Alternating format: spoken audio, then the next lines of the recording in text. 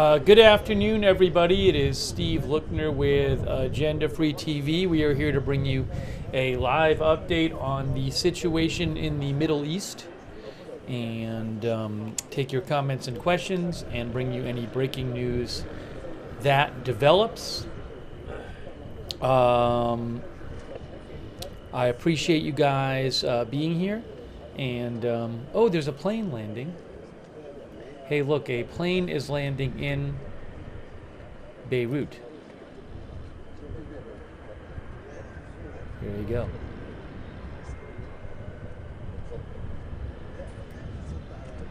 Who's in that one?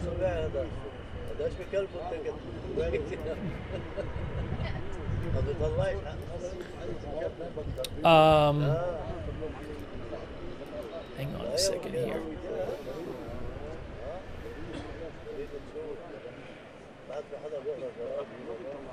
That plane was coming from Riyadh, Saudi Arabia, Middle East Airlines, Lebanese airline. And another one's about to land too, I think. Though a plane from Paris is about to land as well.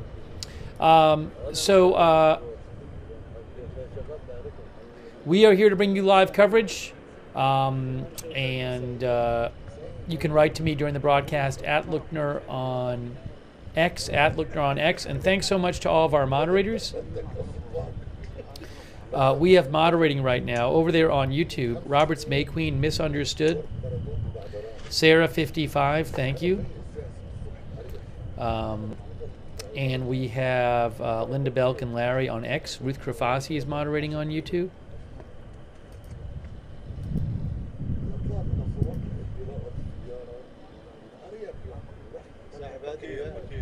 Idaho Star and Surly Dev are moderating over there on Twitch. Thank you. Thanks, Timido1, for your support on Twitch, by the way. Star and Surly Dev are moderating over there on. Thanks so much to Margaret Riley moderating on Facebook. And I really appreciate all of our moderators. And thank you so much to Jellyfish Sinatra for your support. Thanks, Jellyfish. Otis Fats. Thanks, Otis Fats. Thanks so much, DJ, for the gift membership. Super nice of you, DJ. Really appreciate it. Thanks, W. Bester, for your support. Our new member, Travis Grooms. Thank you. Frederick from Sweden. Thanks so much, Frederick. Fred Withrow. Thanks so much, Fred Withrow. Jesus UCSB. So nice of you. Thank you, Jesus. Otis Fats again. Thank you, Otis. And also Martin Gingrich. Thank you so much for your support.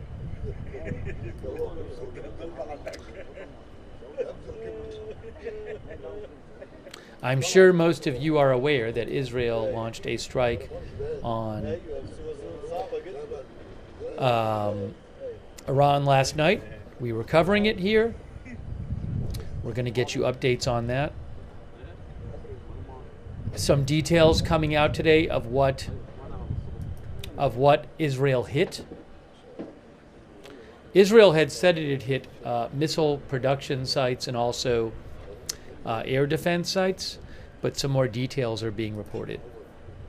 Barak Ravid, for example, who is with Axios, he reported that one of the targets Israel attacked were 12 planetary mixers that are a critical component in Iran's ballistic missile program. He said they are used to produce solid fuel for long-range ballistic missiles, and their destruction, he reports, severely damages Iran's ability to renew its missile stockpile. He reported that the mixtures are highly sophisticated equipment that Iran cannot produce on its own and must purchase in China. Remanufacturing of them could take at least a year. Also, he reported that four S-300 air defense batteries in strategic locations and protecting Iranian nuclear and energy facilities were also attacked, and a production of drones,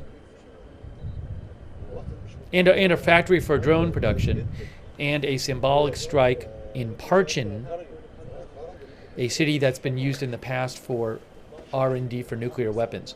So one thing that he is reporting, I can't confirm this, but he is reporting this, is that he's saying that this strike, from what he's hearing, really will hurt Iran's missile attack capability, because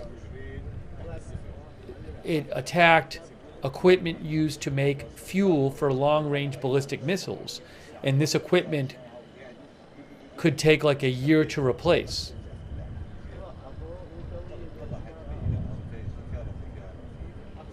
You know, we were talking about this last night. Does the Israeli attack, would it, you know, how much might it hurt the Iran drone or missile capabilities and their ability to strike back at Israel? So, still reporting coming in on this, but I thought that was an interesting report.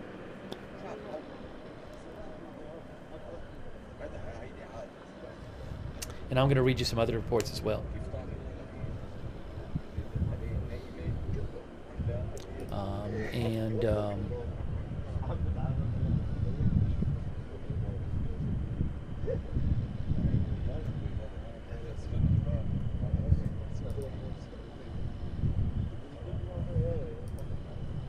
Oh, I'm sorry. You know what? This camera, I literally didn't even notice the label at the bottom. Obviously, this is not the Israel-Lebanon border on the bottom. Thank you, WEFR, for letting me know.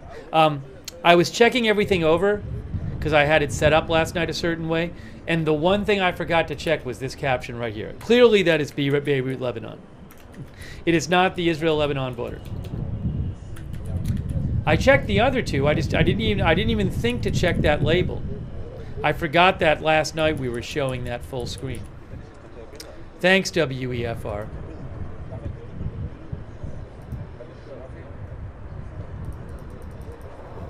Yeah, I'm sorry. That was obviously a mistake.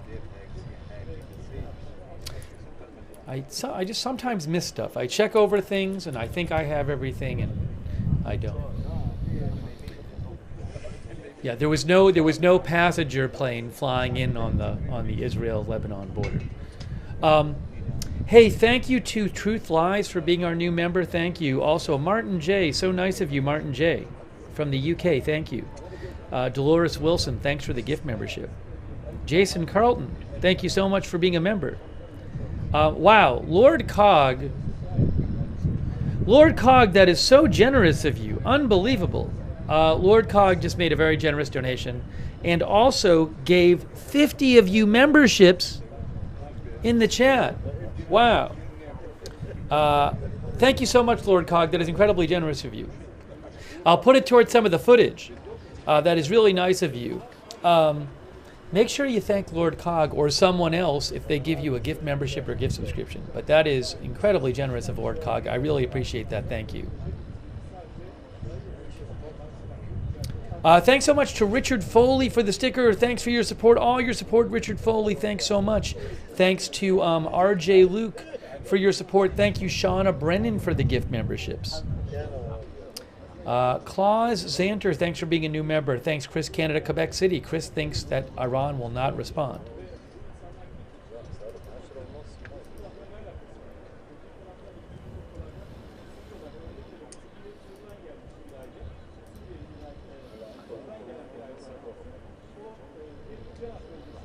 I want to get you some more updates here.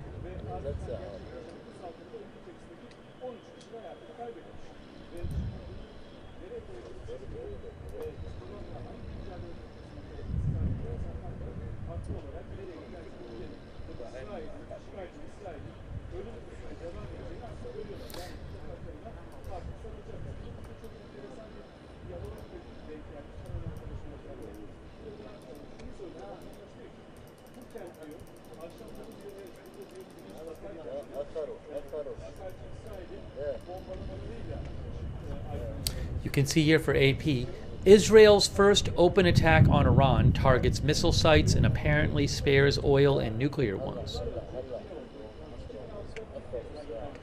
It is the first time Israel has openly attacked Iran. Now you might say, well, what about April? But I don't think Israel ever took credit for that.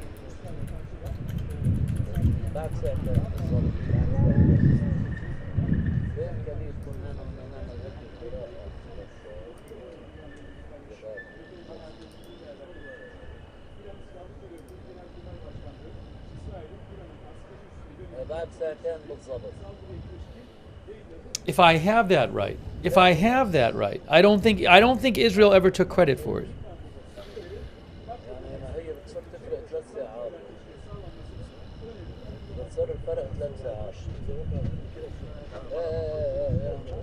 But you can see here, they did not hit oil or nuclear facilities. AP says that Israel attacked military targets in Iran with pre-dawn airstrikes today in retaliation for the barrage of ballistic missiles Iran fired at Israel earlier this month.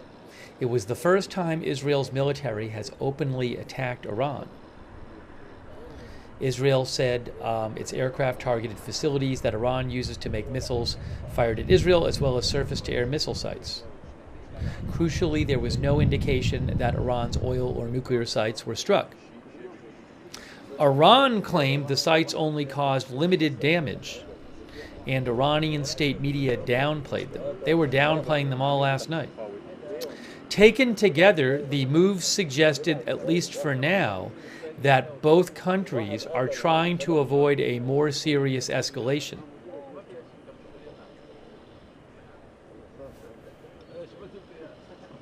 Following the airstrikes, Iran's foreign ministry issued a statement saying it considers itself entitled and obligated to defend against foreign acts of aggression. The foreign minister said Iran has no limits in defending its interests. But late Saturday, Iran's military issued a carefully worded statement suggesting any ceasefire in Israel's ground offensives in Gaza and Lebanon would trump any possible retaliatory strike. Iran's state-run IRNA news agency said 4 people were killed in the Israeli strikes, all people in the military air defense. Iran's military said the strikes targeted military bases in Elam, Khuzestan, and Tehran provinces. But the powerful paramilitary Revolutionary Guard, which oversees Iran's vast ballistic missile arsenal, was silent, raising questions about whether anything had been hit at its bases. President Biden of the U.S. told reporters Israel did give him a heads up before the strikes, and said it looks like they didn't hit anything but military targets. He said, "I hope this is the end." Also, AP says Iran had not faced a sustained barrage of fire from a foreign enemy since the 1980s war with Iraq. Explosions could be heard in Tehran until sunrise.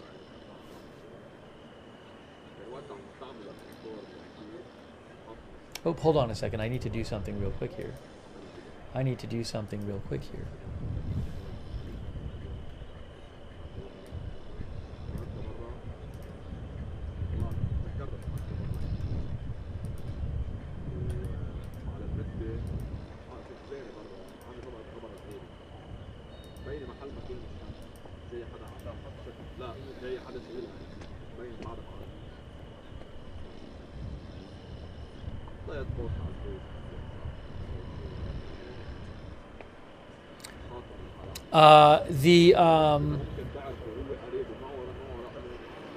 The Israeli military spokesman Daniel Hagari said if the regime in Iran were to make the mistake of beginning a new round of escalation, we will be obligated to respond.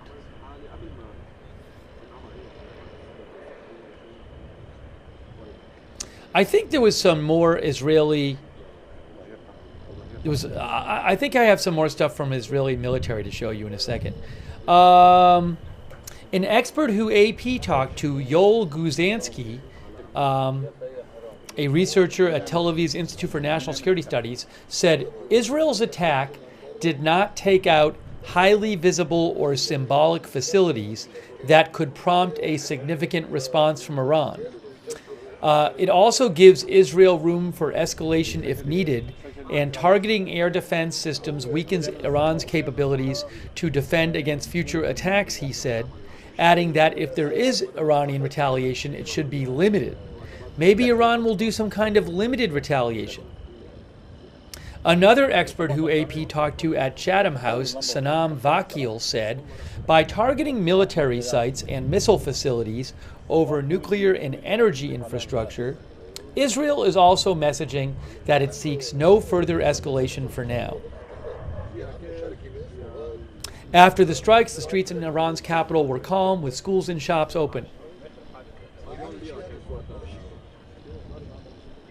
Some residents seemed anxious and avoided conversations with an AP reporter.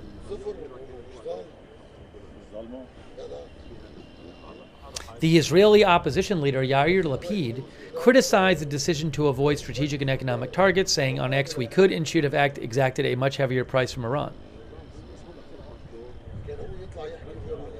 Saudi Arabia was one of multiple countries in the Middle East condemning the strike, calling it a violation of Iran's sovereignty and a violation of international laws and norms.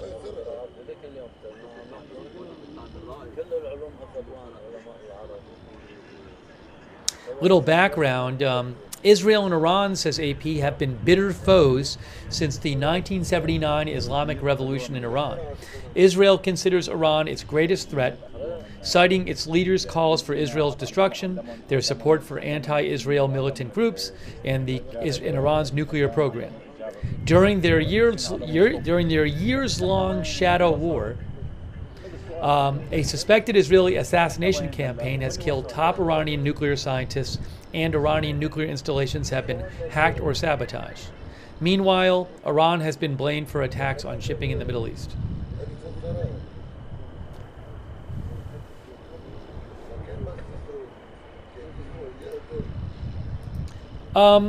This is not a political stream. I would appreciate if you would keep divisive political rhetoric out of the chat. Thank you. I hope that is understandable.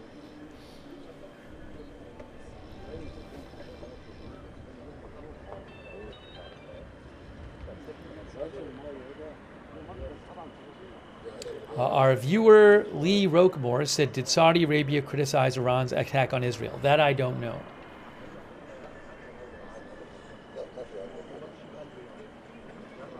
Scott says, I think Iran will respond.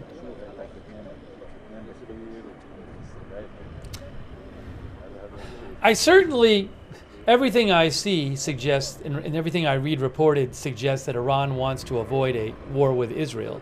But I do wonder, is there a world in which they do some kind of small response?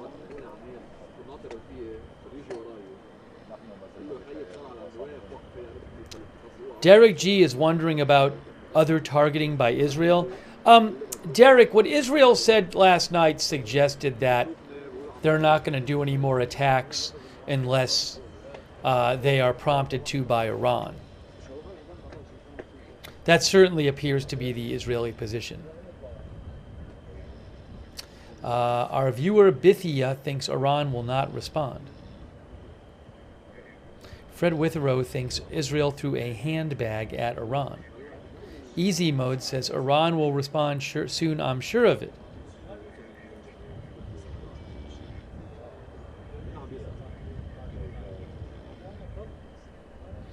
Rodrigo GRM, thanks for your support. Rodrigo thinks after yesterday's pathetic attack, escalation is off the table as U.S. wanted. Nothing more to see here.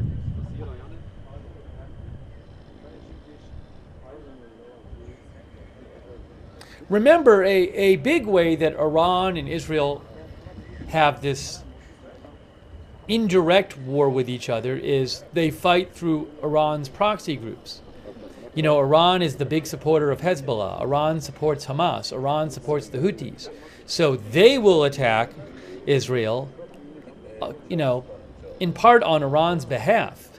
And then Israel can get at Iran through them. So even if Iran and Israel aren't directly attacking each other, their conflict goes on through these proxy groups.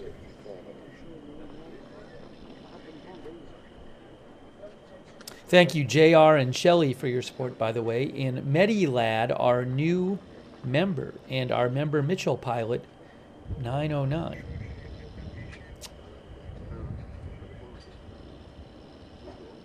And Jason Carlton, for the gift membership. Thank you, Jason Carlton, and also Sebastian Pina from the UAE. Thank you, Sebastian. Much appreciated. Van Holt says, I think Iran knows they can't beat Israel, but they will talk the talk. How DUU says, I think the response depends on how much damage Israel did. If they damage their defenses badly, they may not respond. Yeah, it does sound like somebody is snoring, British Military Journal.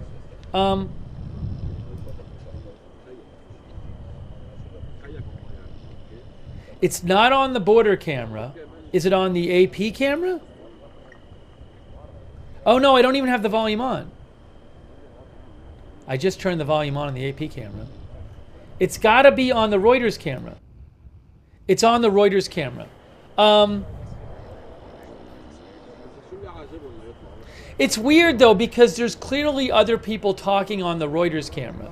So I think I'll let I could let them know over there at Reuters about it. It's a little bit annoying, but I'm gonna let it slide this time. If it happens again, I'll let them know again. But I mean, I don't think the cameraman has literally fallen asleep because there's clearly other people there. I can turn that camera down some. That's what I'll do.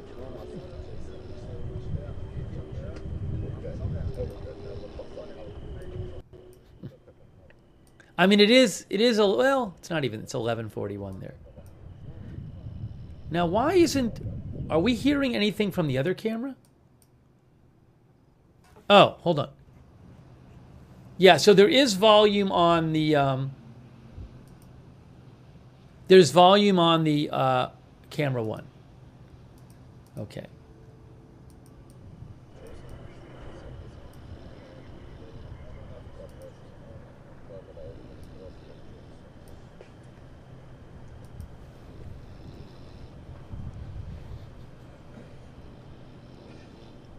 It's hard though. It's a hard sound to have going. It's quite distracting.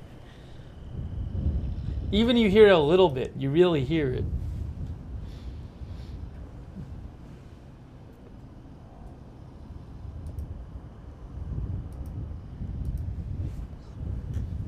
Chris Boyce thinks Iran will not respond. Maybe we can do a poll on whether you think Iran will respond. Let's see. Will Iran respond?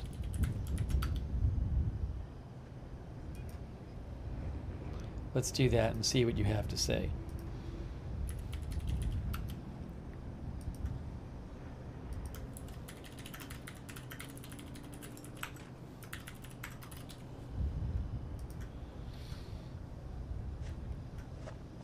No, it's a poll, so you should vote in the poll. Hey, thanks.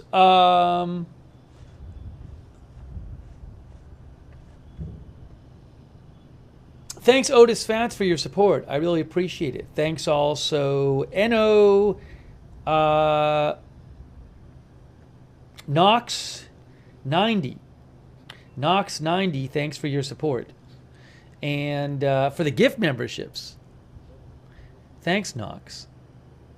And Zachariah Abdurrahman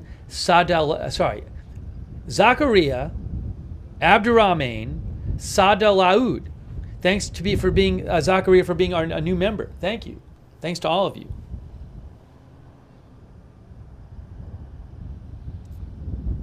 All right, I'm going to show the poll results now.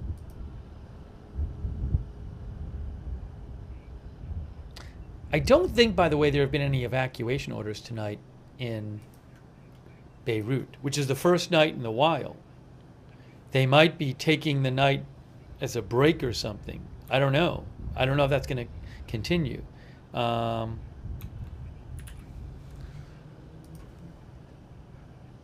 there have not been any evacuation orders for the southern suburbs of Beirut tonight. First night in a number of nights. UK Aussie piece is very quiet tonight. I'm not really hearing many booms on at all on the border camera either. Okay, so in terms of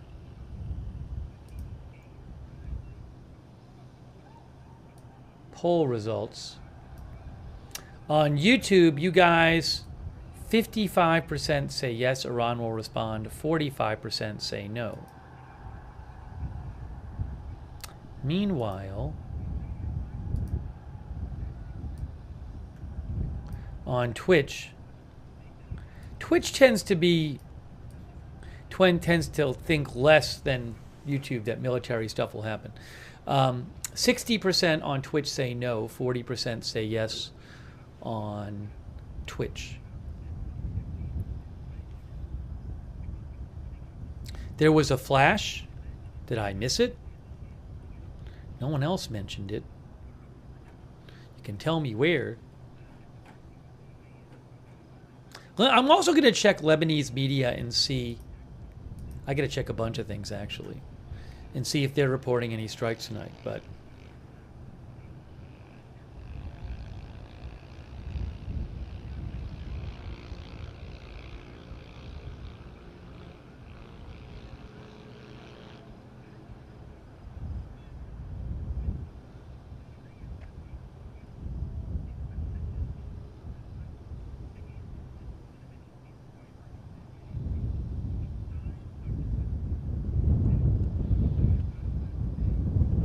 I'm seeing a report that Channel 12 News Israel said that... Oh, sirens! Sirens! Sirens! Interceptor! Interceptor going up right now! There's interceptors going up right now. Two interceptors just went up right now. There's another one right there. Another interceptor.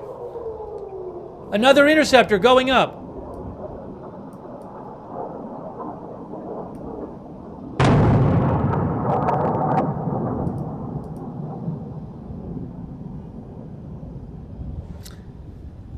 I didn't even know there had been an alert. Rocket alert, multiple interceptors, and now we're hearing a sound.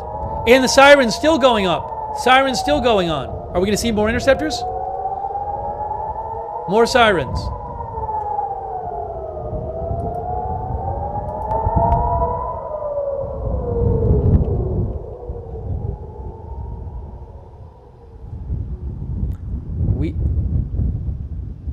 We just saw a couple interceptors and heard what sounded like some interceptions. All of a sudden, there were rocket alerts in the area of Kiryat Shimona, which is where the camera is. I'll replay that for you. I'll get a replay of it and play it for you. I think we saw 2 of them. Well, Hezbollah is still launching rockets.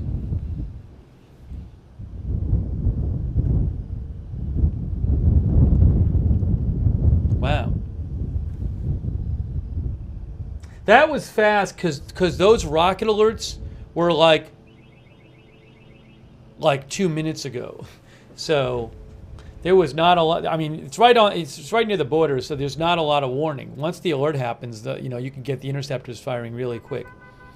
So I'll get a replay of that so you guys can see the interceptors going up there.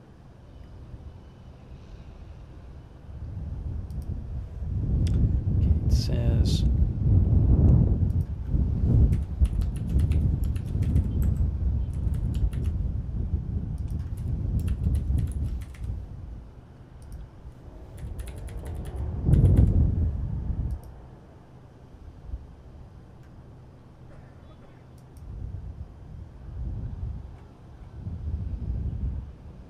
okay, so I'm in the process of getting that replay for you. Wow.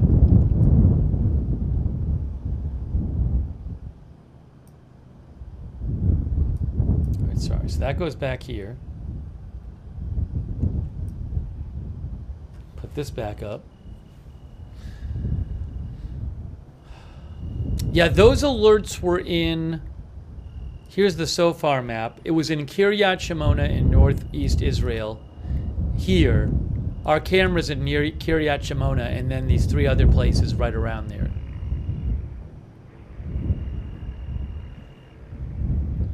All right, let me play for you the intercept that just happened. I think it was an intercept. I'll let you know what I hear. We didn't see any land, at least in our shot.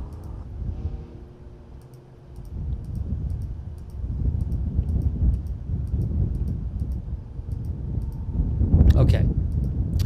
I'm going to play this for you now.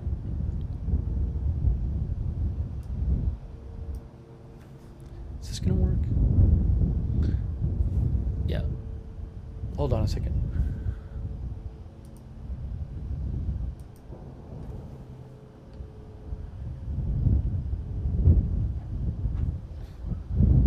Here's the replay. Here is the replay from what we just saw.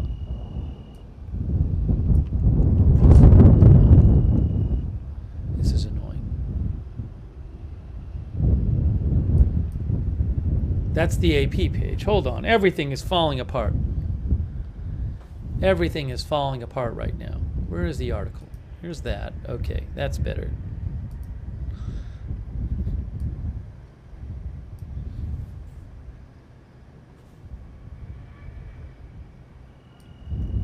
Here.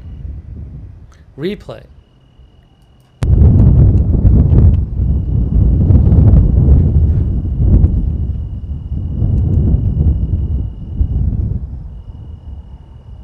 See, there's the interceptor right there. Second one.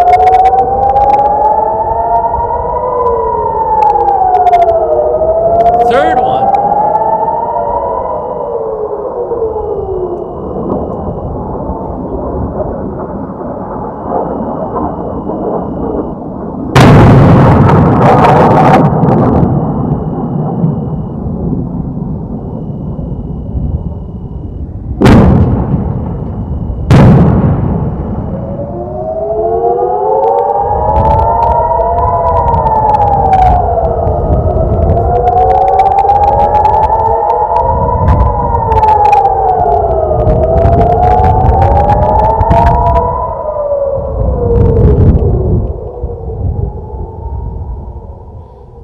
So we saw 3 interceptors get fired.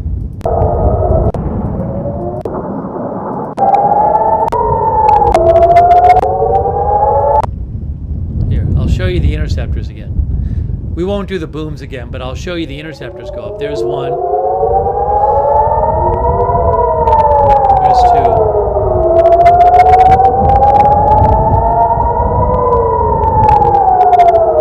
There's the third one.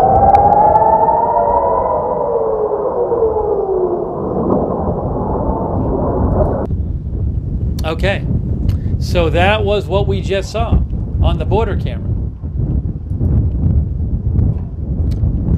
Anyways, thanks for voting in the poll. The poll finished 60-40 on YouTube. 60% thought of you think Iran will respond, 40% said no. When I last looked at Twitch, it was, I think, no. I got to double check it here.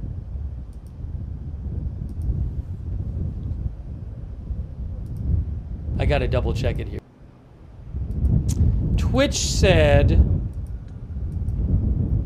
60% no, 40% yes on Twitch. That's what it was over there. Hey, thanks so much. Hold on, that camera's a bit loud now. It's too windy.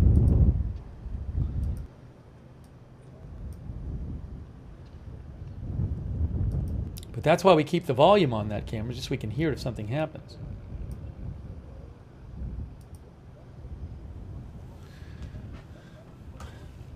Okay, it is playing. Good, good. Oh, we don't need the replay thing up there anymore.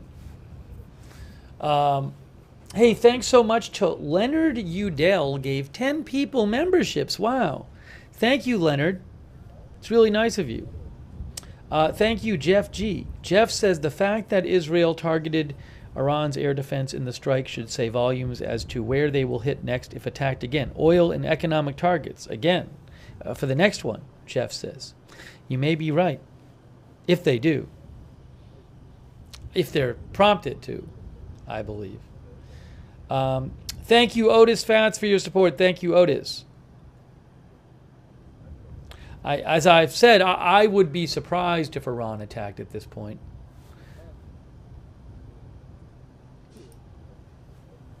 But you never know. Maybe there's some pressure for them to do something. I don't think they'll do anything big. I don't think they'll fire 200 missiles. I'd be surprised if they did. Hey, thanks to JR for your support. And again, Otis Fats, thank you. Also, thanks Psyops on Twitch for your support. Also, thanks Sedated Rooster for subscribing on Twitch. Thank you. And Sweetums, thanks for the bits on Twitch. Also, Moa Leaf. Thank you for Thank you for subscribing on Twitch.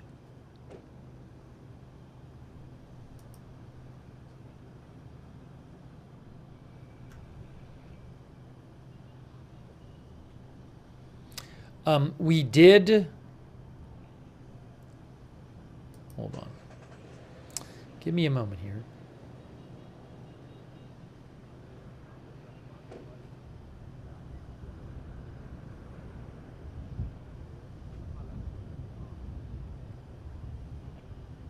John C. says Iran is weak, they will talk big.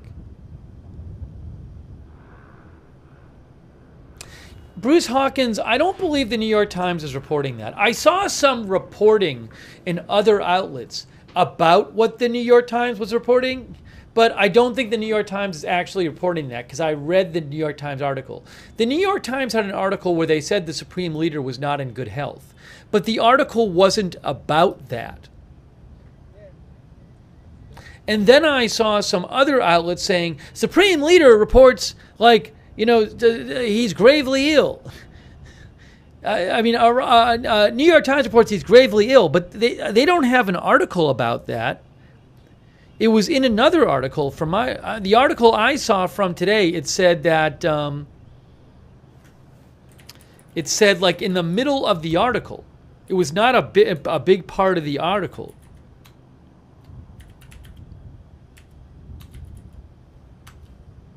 Yeah, it said, it's you know, 10 paragraphs into the article, they say that that Supreme Leader Khamenei is believed to be seriously ill. They're not like big breaking news. They're saying it as like, yeah, this is what's commonly believed. It's not even like being reported as some new news.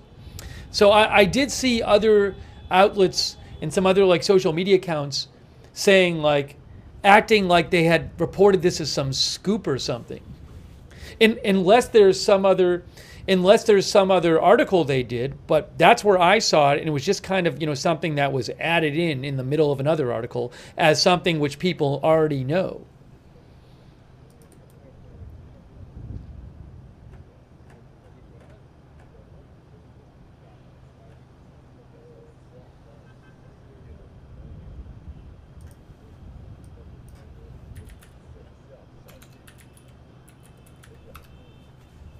He's 85 years old, by the way.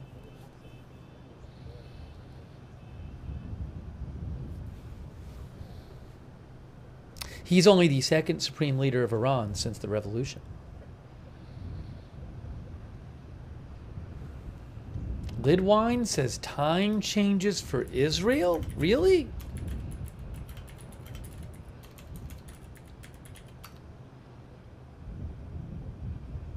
Huh, how about that? They do have a clock change. October 27th at 2 a.m. Uh-oh. That's going to mess up my my clock. Thanks for letting me know.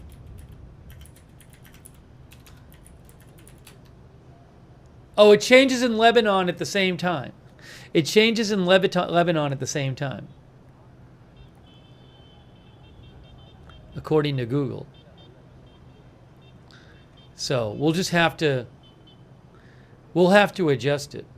Stephen Sykes says Stame is here in the UK. So we'll have to adjust it.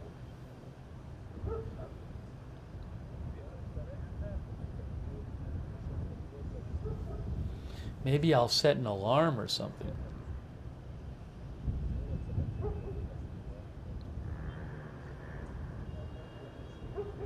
Oh, hang on a moment. Give me 1 second here.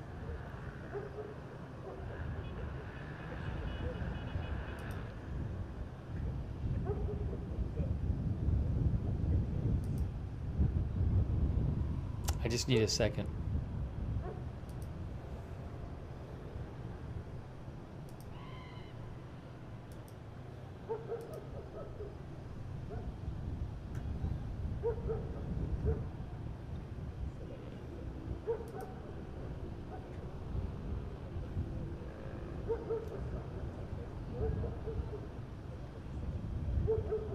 Just a moment. Just a moment. Just need to do one thing real quick. Why can't I find this?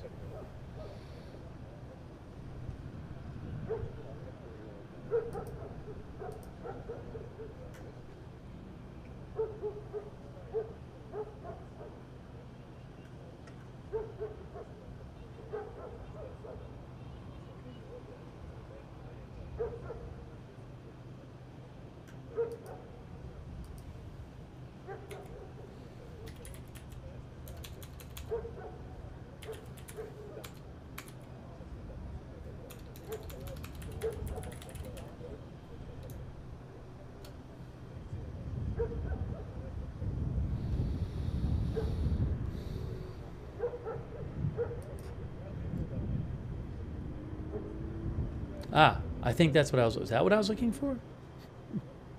Is this what I was looking for?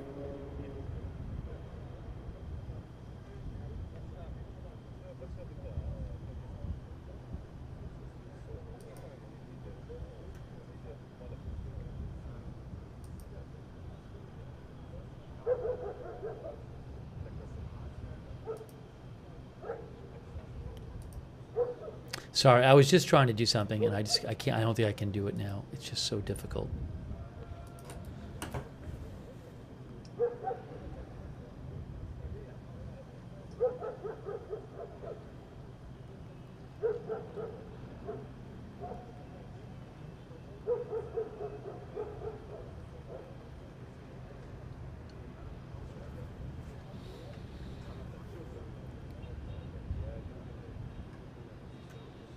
All right, so I'm going to set an alarm for myself for, it's going to be when? In 2 hours? So at 2 a.m., Israel and Beirut time change. Does Iran time change then? Then I have to notice that too. So I'm going to set an alarm for myself for an hour and 50, so 1:55 a.m. their time. So it'll be 6:55 p.m. my time. So I remember to adjust the clock. So my alarm's going to go off then. All right, we'll do that.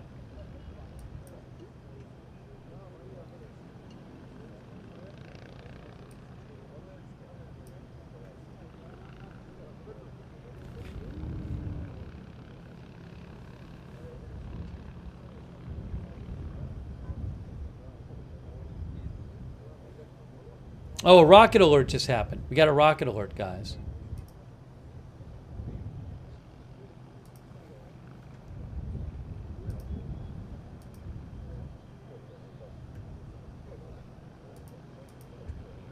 This alert is, where is it?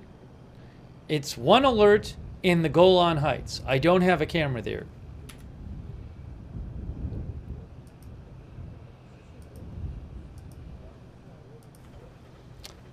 It is a rocket alert in the Golan Heights from the SOFAR interactive map. Next to Syria in the northeast.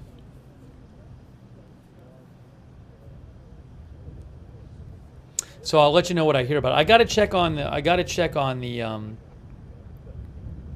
what happened with the rockets, if anything landed from the last alert. Sorry, I'm just catching up on something here.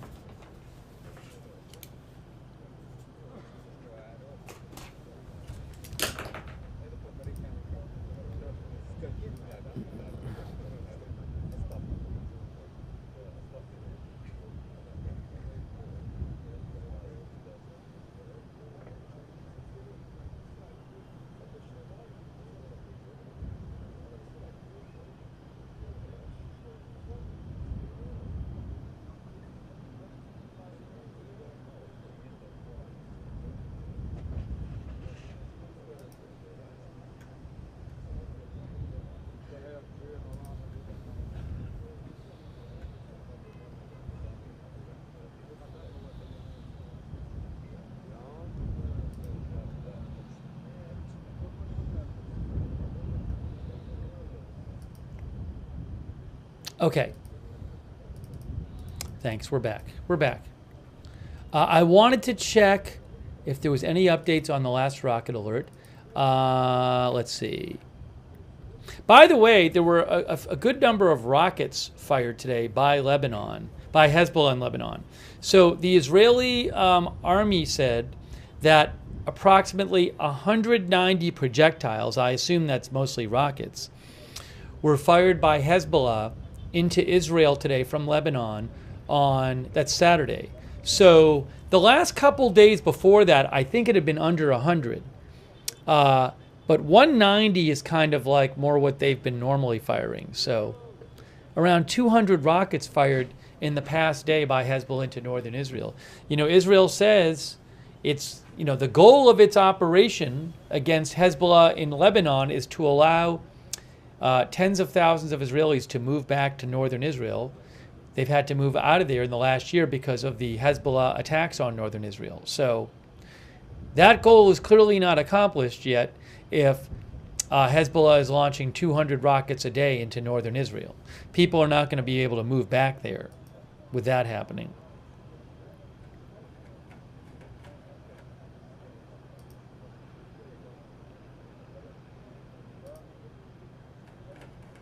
I also will check like what Iranian state media is reporting too,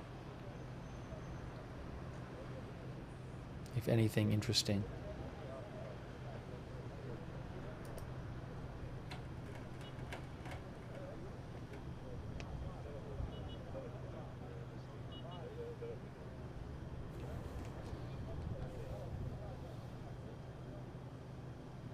Oh, I had read, I want to update you on this, like that, like supposedly 12 News was saying that Iran, well, Israel did this before, that Israel is going to, they're not going to have like their army recruitment centers open tomorrow or something because they have some concerns about a possible, you know, attack maybe by Iran or by the proxies.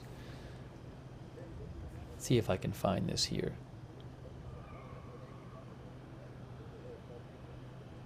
There's this day they have periodically in Israel. I believe it's where like new recruits to the army show up, and it's like their first day of showing up, and it's kind of a big deal. Yeah, so Channel 12 Israel says that the IDF canceled their periodic recruitment day tomorrow for fear of gatherings, even though officially there's no change in the home front command instructions for people in Israel. So no official change on precautions people in Israel are supposed to take. But Channel 12 Israel says that the recruitment day at the recruitment bureaus, which I think is like a big like event, they don't want gatherings there.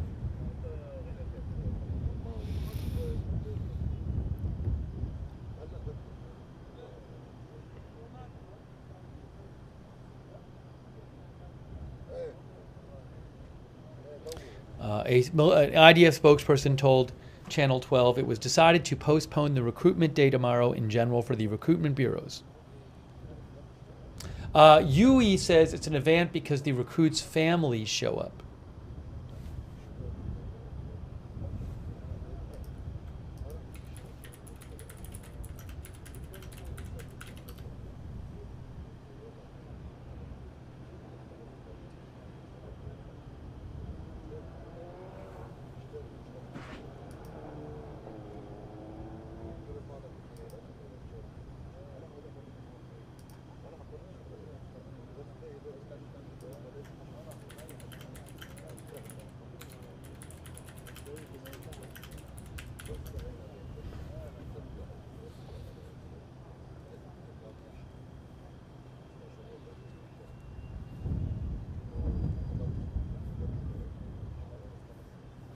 ChatGPT, I asked, said that recruitment day is a rite of passage for many Israelis and is often marked by ceremonies and celebrations with family and friends.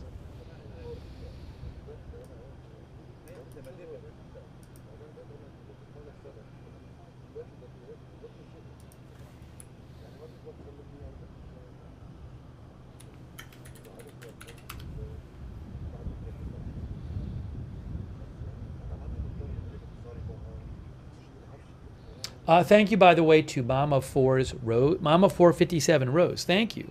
Also, Macro Geek for the gift memberships. Thanks so much. Thank you, Macro Geek. And Fred Withrow. Thanks, Fred, for the gift membership. Thank you.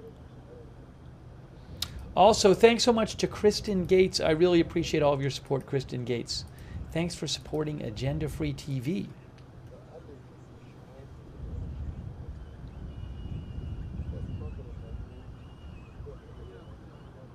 Oh, I was going to check. Does Iran change the clock tonight, too?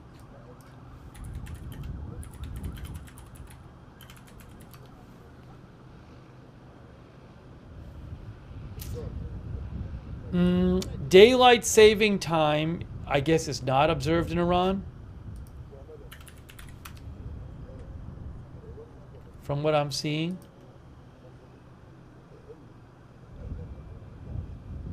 Yes.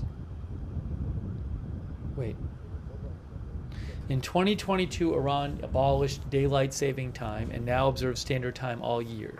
So at 2 a.m., the clock in Israel will move back an hour. And Lebanon.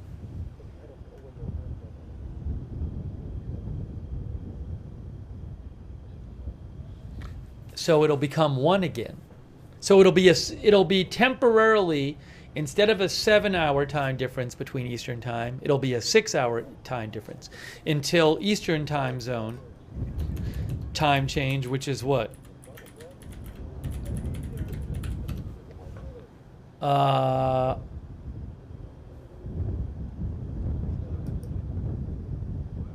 November 3rd. So we got about a week. There'll be a week when it's a 6-hour difference instead of a 7-hour difference between where I am and Israel. Okay.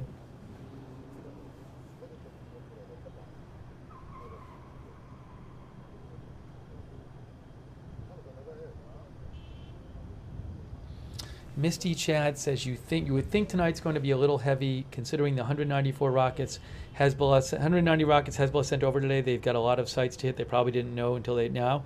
So, I mean, this has just been the norm. Even with all of the Israeli strikes on Hezbollah, they are able to fire hundreds of rockets in. And I don't even know that, I would assume they can do this in a way where it doesn't require like a huge site to do it. Maybe they just fire them from somewhere, like from the back of a truck or something, and drive off. I don't know that maybe Israel can detect it and try to shoot these things real quick. But yeah, I mean, they've just been continually launching rockets.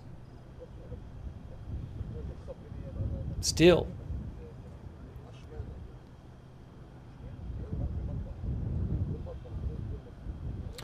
Sam DEA thinks the attack was a fail and Iran doesn't need to respond to a failure. That's what Sam said. Let me show you some other reporting about it.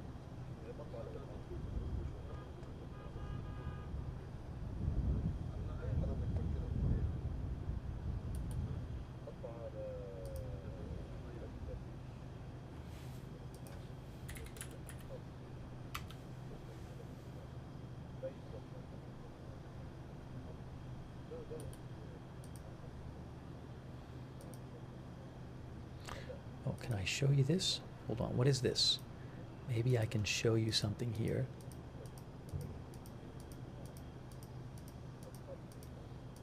I got a little video I can show you about the strikes too. I want to show you that.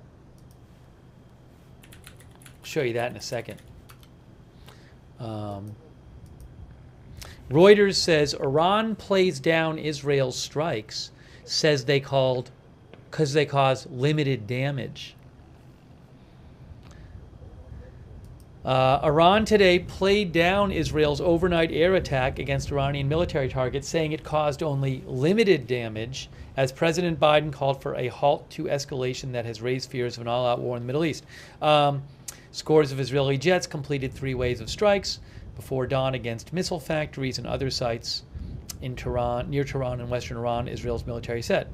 It was retaliation for the Iranian missile strike in on October 1st.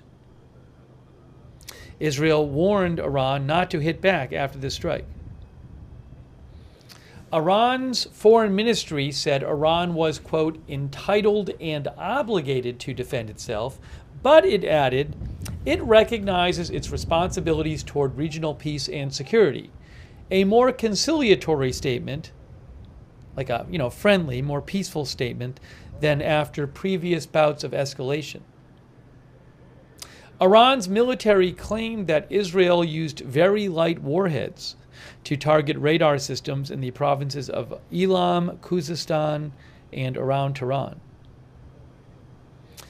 Iran's military joint staff said enemy planes were prevented from entering the country's airspace and the attack caused limited damage.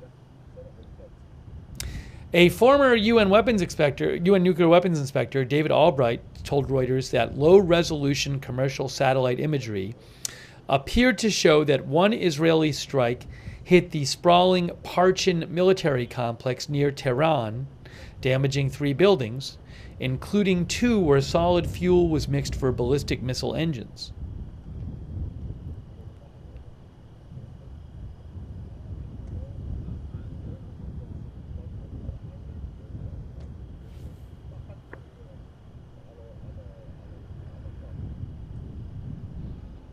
Two regional officials briefed by Iran told Reuters that several high-level meetings were held in Tehran to determine the scope of Iran's response. One official said the damage was very minimal, but added that several Revolutionary Guards bases in and around Tehran were also hit. I don't know if that's true.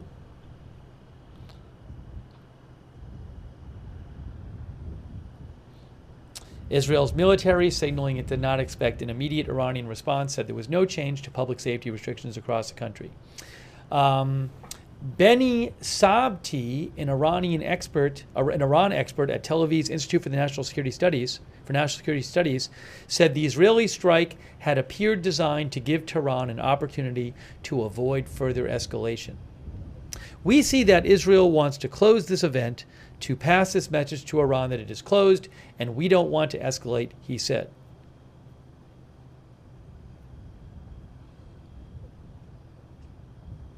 Israel notified the U.S. before striking, but Washington was not involved in the operation, a U.S. official told Reuters.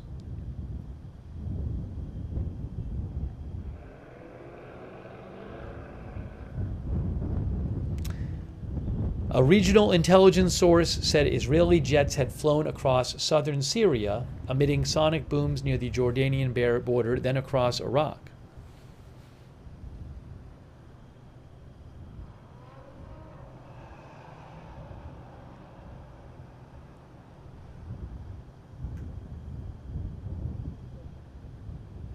Efforts to secure a ceasefire and hostage release deal in Gaza, which would help cool the wider conflict, are expected to resume in Qatar when negotiators fly there on Sunday. I'm going to take some more comments from you guys in a second. I'm going to show you a little video in a second, too.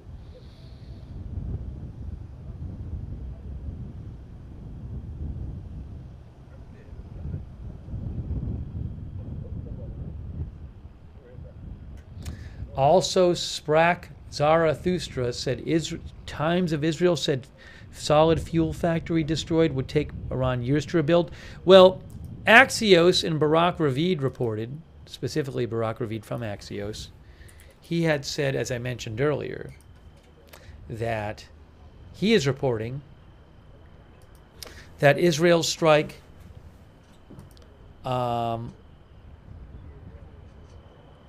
it took out a critical component in Iran's ballistic missile program, and it severely damaged Iran's ability to renew its missile stockpile, which could deter Iran from future missile strikes against Israel.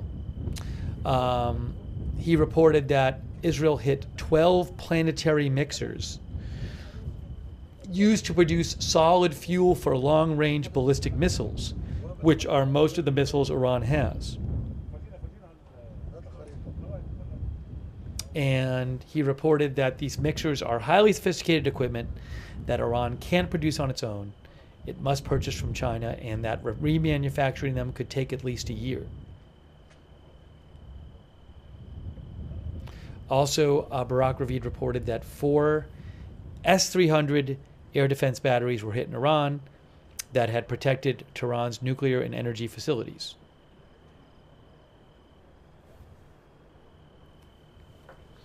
So just because there weren't oil and nuclear facilities hit or leadership doesn't mean it wasn't a significant strike.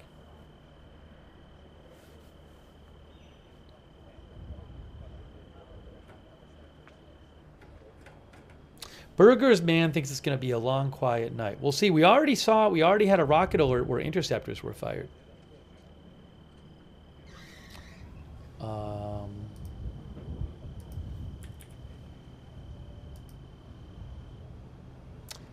New evacuation order for the southern suburbs of Beirut. How about that? One of the viewers just messaged this. Look at this.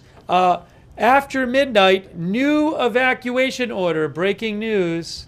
There are going to be more airstrikes in the southern suburbs of Beirut. This just came out. 3 new ones in 3 different buildings, it looks like, in these pictures here, where if you're near these buildings, you need to get away. The buildings in red.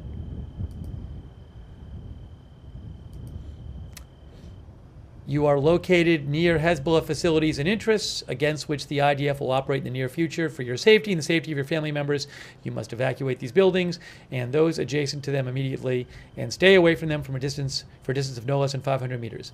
So, wow, I actually am surprised to see this.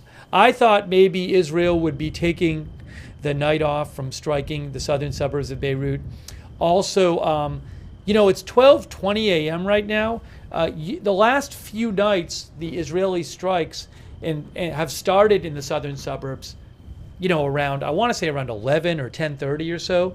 So we're going to see more strikes, more airstrikes coming in Beirut, the southern suburbs of Beirut.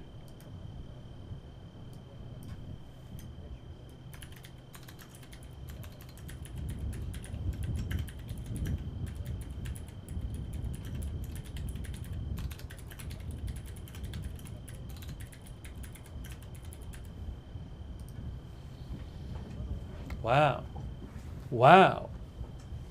I'm surprised. I was with the person who said he thought it was going to be kind of quiet in that sense. But Israel is continuing the strikes. Now, normally it takes a little while after the alerts, after the evacuation orders. It's not 5 minutes later. Could be an hour later or a half an hour later, so we'll have to see. But again, new evacuation orders. Burj al-Barajneh, and I think is Hadath the other one? Hang on. I'll show you on a map.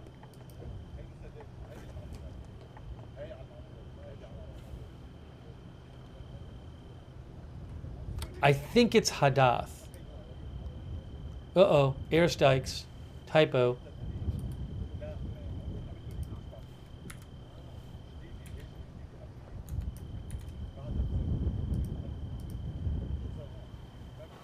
Thanks. Let me show you on the map what we're talking about. So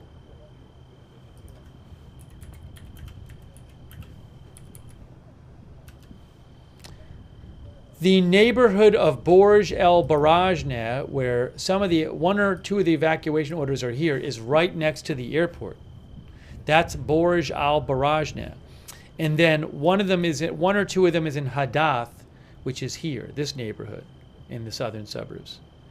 Southern suburbs is an area where there's a lot of Hezbollah supporters. Israel has been launching a lot of strikes there. They say there's a lot of Hezbollah facilities there that they have been attacking. So, but Hadath is here and Burj al-Barajneh is here, and there's the airport. So if we go back to our cameras, you can see the airport there is on the right in the back. And then on the other camera, on Beirut View 2, I believe that is looking at the airport, but maybe from the opposite direction. I think camera view 2 might even be in the hills in the middle of the screen. But anyways, it looks like we're going to be seeing some airstrikes in the next hour. And there could be other airstrikes. Sometimes Israel will launch strikes at targets that are not under evacuation order.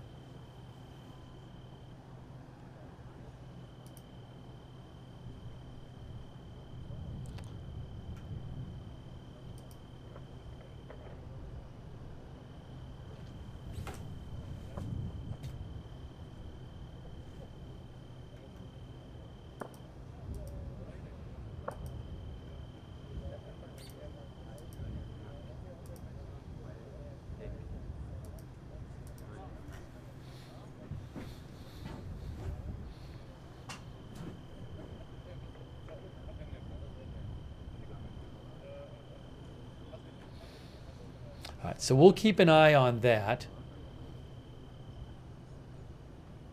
A red light went up. A red light went up on cam 1.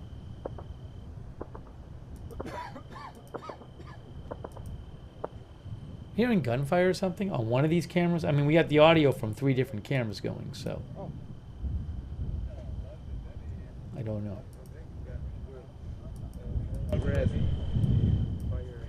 And camera 1 is moving around too. I wonder if camera 1 just moved because they're like, oh, there's an evacuation order.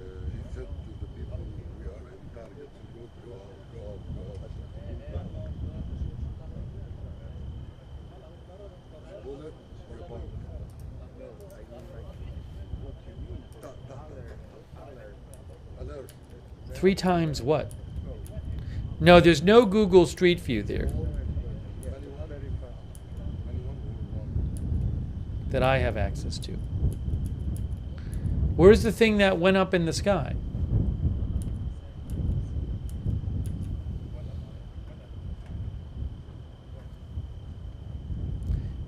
A light went up? Well, if you can tell me the time code, I can look it up.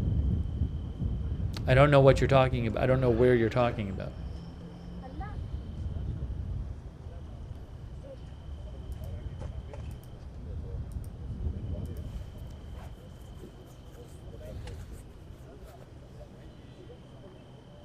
(12:25:03).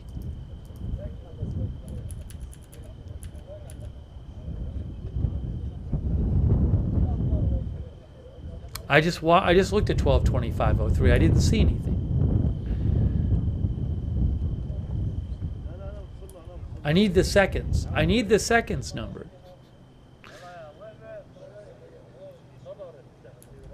12:25:05. I don't know what you're talking about.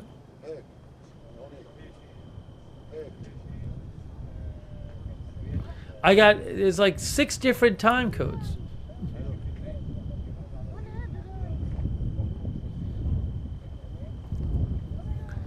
There's a red light. Yeah, the red light, don't worry about the red light. The red light is just there. Look, there's a red light. I don't even know what it is. It's somebody's light. I think it's just somebody's light.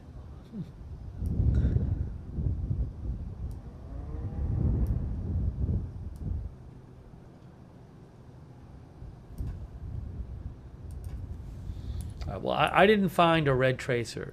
I got a bunch of different time codes, and I couldn't see it on any of them.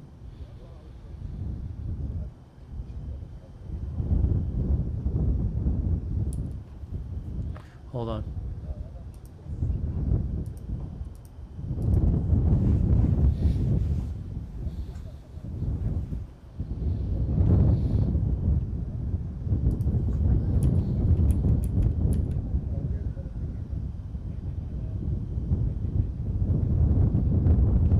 Well, I didn't see it. Oh, I did see it. I see it. I think it might be this thing that happens on the cameras once in a while. Yeah, so guys, the cameras just do this thing once in a while. I don't actually. I think it's just something with the cameras. I don't think it's anything fired. I'll show you what it is, but it's like this happens all the time. Look up here. Watch this. You'll see a little thing fly up here. Right there. I don't know. Maybe that's red, so maybe it's different. But I do feel like this happens a lot. See the little. I mean, that, I don't know what, normally they're not red. A lot of times we see like white lights just go up like this really small. So I don't know if that's actually something that was fired or just some weird thing with the camera, because that does happen a bunch. We do see that happen a bunch.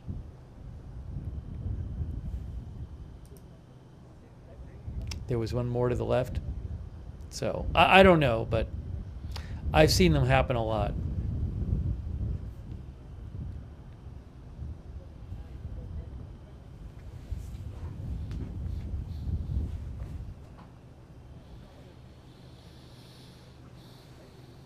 There were no rocket alerts, so.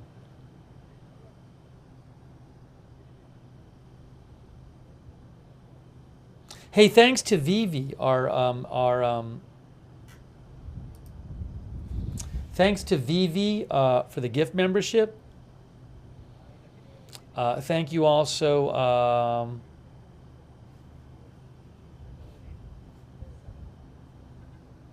Martin Gingrich, thank you, Martin. Martin, I didn't see any flash. And Martin, I have no update, new update on hostages stuff. I mean, the negotiations are supposed to start resuming soon over ceasefire stuff for Hamas in Gaza and Israel. But I haven't heard any significant updates on hostages. Thank you, Martin. Thank you, 207 Genfa, for being a member, and Deb N.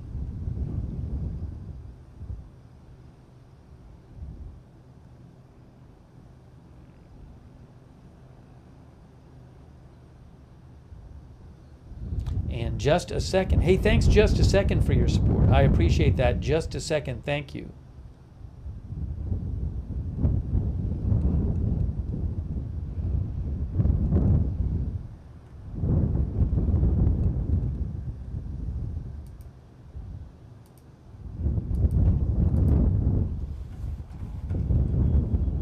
So in case you missed it, there actually has been an evacuation order put out for the southern suburbs of Beirut. It was put out about 15 minutes ago.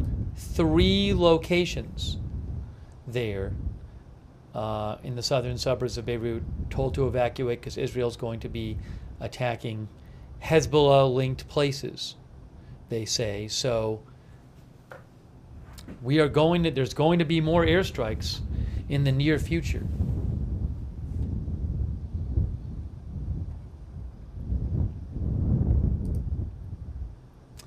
Hey, by the way, thanks so much, Ronald Egnor, for your support on Patreon. That's really nice of you, Ronald. Thank you. Ronald's also one of our moderators, too. Thanks for moderating. Thanks to all of our moderators.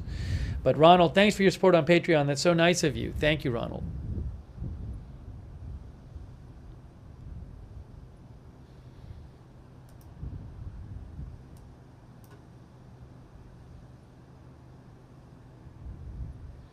Give me a moment here, guys. Hang on a second.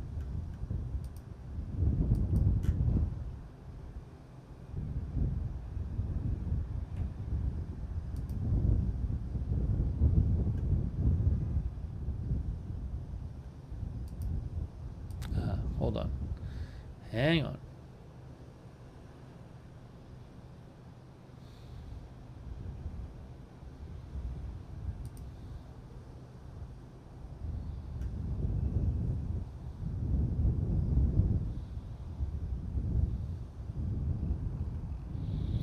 Hang on. Where is this?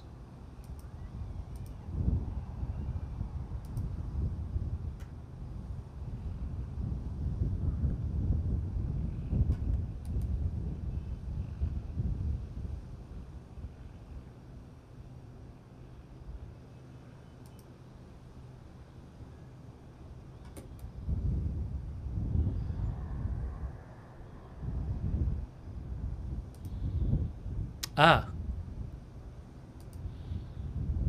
Okay, this is what I was looking for.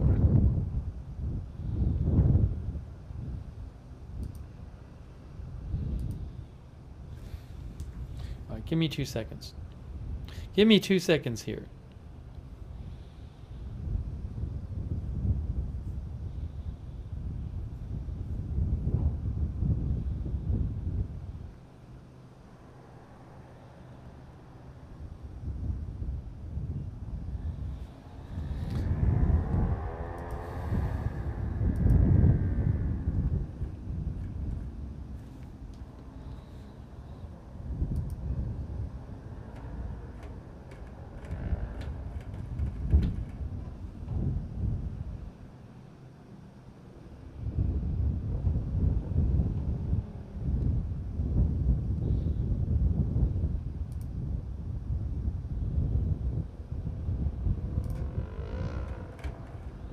Just making sure I haven't missed any big updates for you.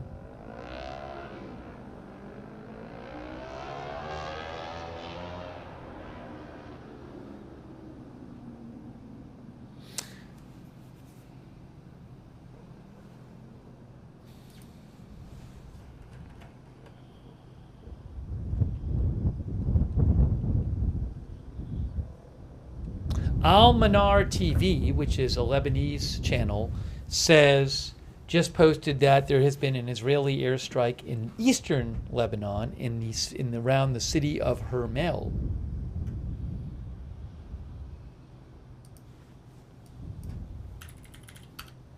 Hermel, Lebanon, which is in the east.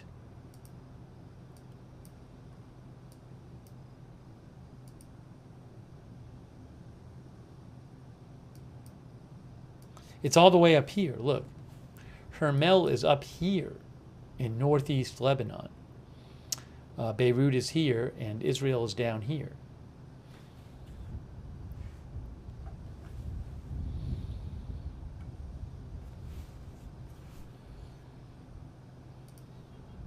The Iranian leader's message.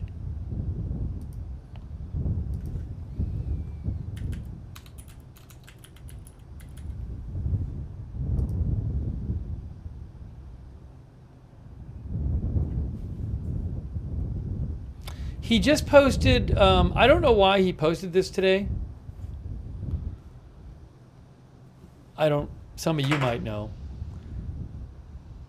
I know KEFR sent this to me too. The Supreme Leader posted, "In the name of Allah, the Merciful and the Merciful." I mean, it might be a bad translation, but it was originally posted in I assume in Persian. But I don't know what the significance is of posting that today.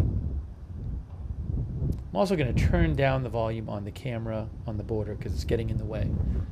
It's so windy there.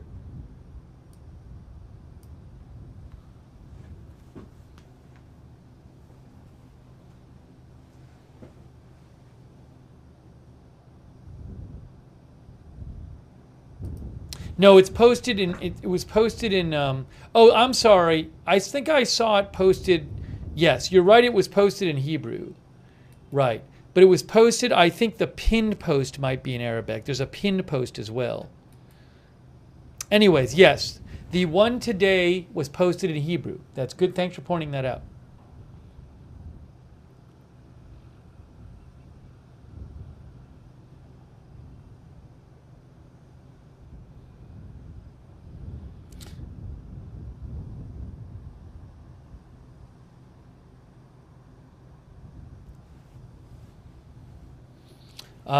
Sylvia S. thinks now that Iran is done, Israel can fully go on in Lebanon.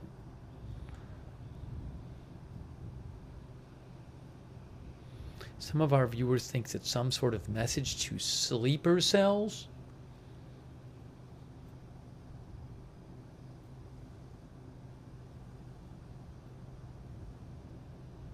Did Lebanon time change yet? I thought it changed at 2 in the morning. Oh, Lebanon time already changed?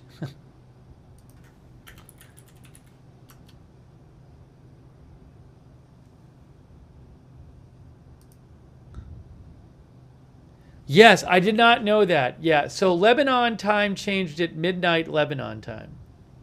Thanks, Lisa Sutz. So I have to change my... right now, I'll just put Israel here. For now, I'll just put Israel time. Oh, it's so confusing now. I'll put Lebanon time.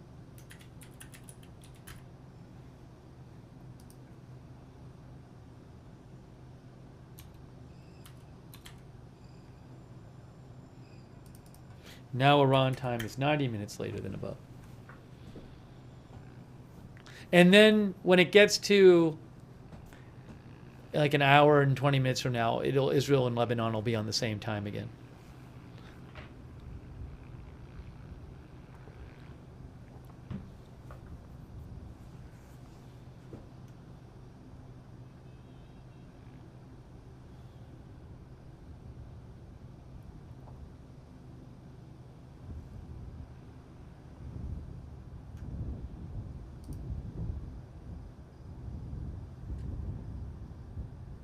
Oh, something weird is going... I'm sorry. There's a spinning circle. I didn't see it. People saw it. Camera 2, I think there's a problem with the source camera. Oh, unless they... No, I think it's the source. Let's see. I think it's not me. I think it's Reuters. Let's see. Is it working again? Why is it doing this? Or did they restart it? It's weird. Don't know what's going on with it.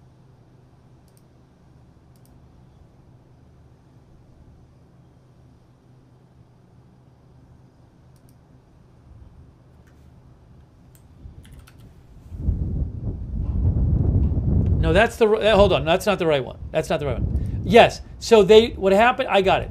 Thank you. They restarted the Beirut camera on top was restarted. So now it's fine. Thank you for letting me know. Reuters restarted the camera about 10 minutes ago. I had no idea. And I couldn't really see the spinning circle because it had frozen on my... It was dark on my screen. I was like, why do people keep talking about camera 2? Now it's live again. Hey, thanks to Jay Nix. Jay Nix just gave a membership. Thank you so much, Jay Nix. Thank you also, Osher, watching from Israel. Stay safe in Israel. Thank you, Osher. I really appreciate that. Thanks to Tippy Tappy Tutar. Thanks for your support. And Who Knows. Thank you, Who Knows, for your support.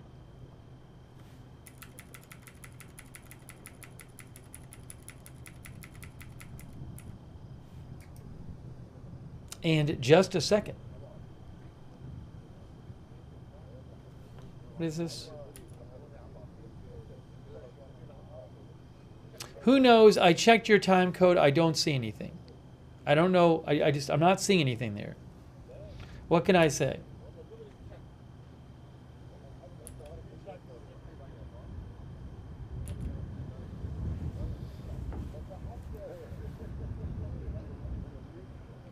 Was it another one of those small things? Oh yeah, same thing. It was another one of those small things that flies up. Yeah, again, I don't think these are rockets. I think it just happens. It's on different cameras. It happens all the time. I don't know what it is. It's one of those little fast little things that flies up in the air. This used to happen when we covered Gaza. The same thing. I'll show you. I honestly think it's not anything. Watch right down here. Where is it? See, there was two of them there. I don't think anything's getting fired. I mean, maybe somebody fired a gun or something, but we're not hearing anything being reported. See that right there? That was actually two things. That looked a little different than some of them. Normally, it's just one thing. Right here. I don't know. Is it fireworks? There's no reporting about gunfire or anti-aircraft fire or anything. There must be an explanation.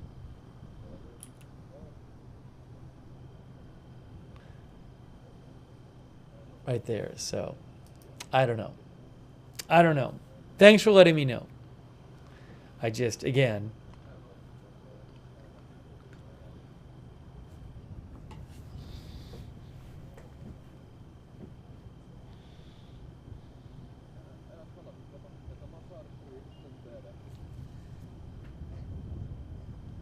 hold on a second.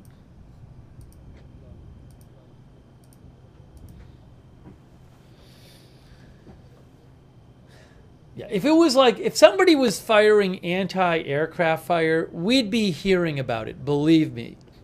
We would be hearing about it.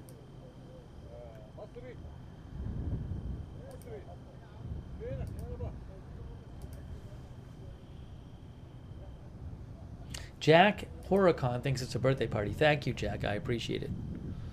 All right. So again, there are more airstrikes coming tonight in the Beirut area, probably soon, because Israel has issued 3 new evacuation warnings for the southern suburbs of Beirut. We've also been talking about the Israel strike on Iran and what we're hearing about it and whether Iran might respond at all. And hold on a second here.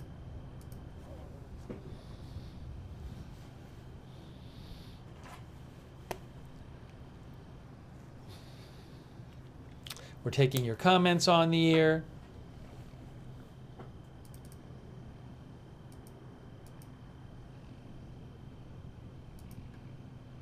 Sorry, people have been writing in. There's a lot of comments. Got to catch up. James Dameron thinks it's tracer fire. Again, I haven't heard anything reported about it. Nothing reported in Lebanese media. I don't know, but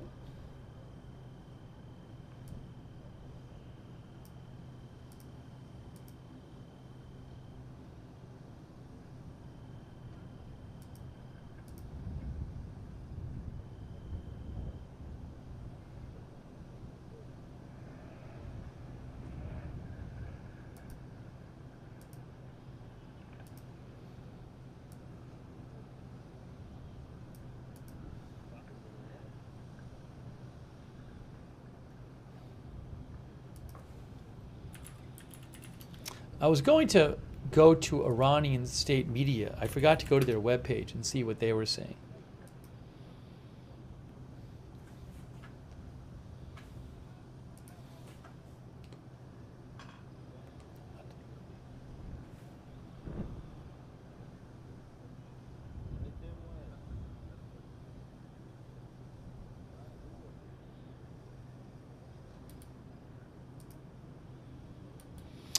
So here is something I'm gonna. I have a little. I have. I'm gonna just talk a little bit about something being reported by Iranian state media, IRNA. The Mohammad Reza Aref is the current first vice president of Iran. And IRNA, Iranian state media, reports that the vice president says, "We will respond according to the mischief and of the aggressor at the appropriate time and conditions."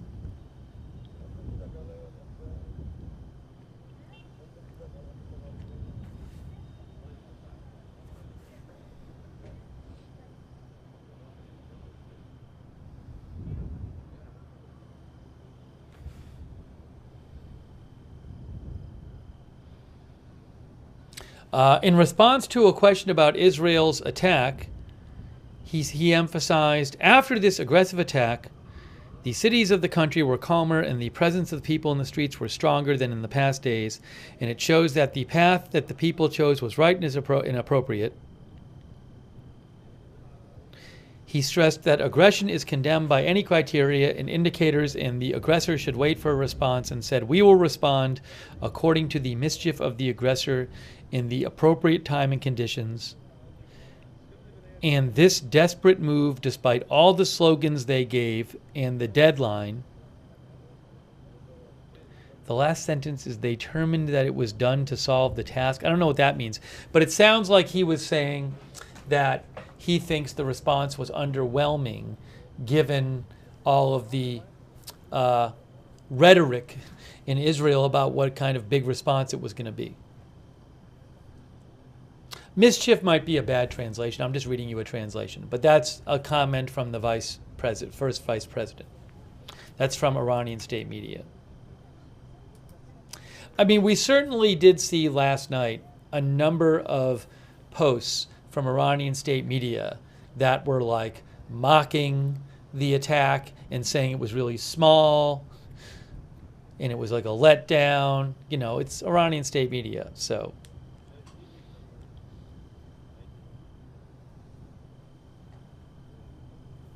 Thanks, DJ. DJ gave 5 more memberships. DJ gave a bunch of memberships before. Thank you, DJ. I really appreciate that. By the way, thanks to all of our moderators. We have moderating right now Big Ball of Yarn, Idaho Star, McBritches, and Surly Dev over there on Twitch. Thank you so much. And we have, one moment.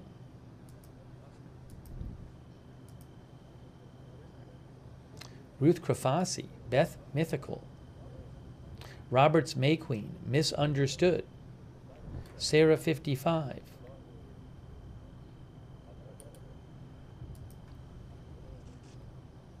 Linda Belk and Larry moderate for us on X, thank you. Charlotte Webb, Ronald Egnor, K. Lowry Body, Margaret Riley on Facebook, thank you. Thanks also to Jared Sparks for subscribing on Facebook, Diane Allworth, K. Lowry Body, Margaret Riley. Also, I'm missing somebody over there who I just scrolled by. Ivelyn Berry Speedell, thank you for subscribing there. Shout out to our Twitch subscribers too, like I Rule All, Moist Tea, Whoopsley, Wall Street Shaggy, Big Ball of Yarn.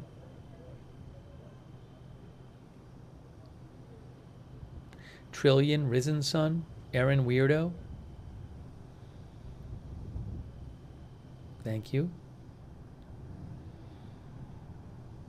Mr. Bigley Uncredible. Sweetums.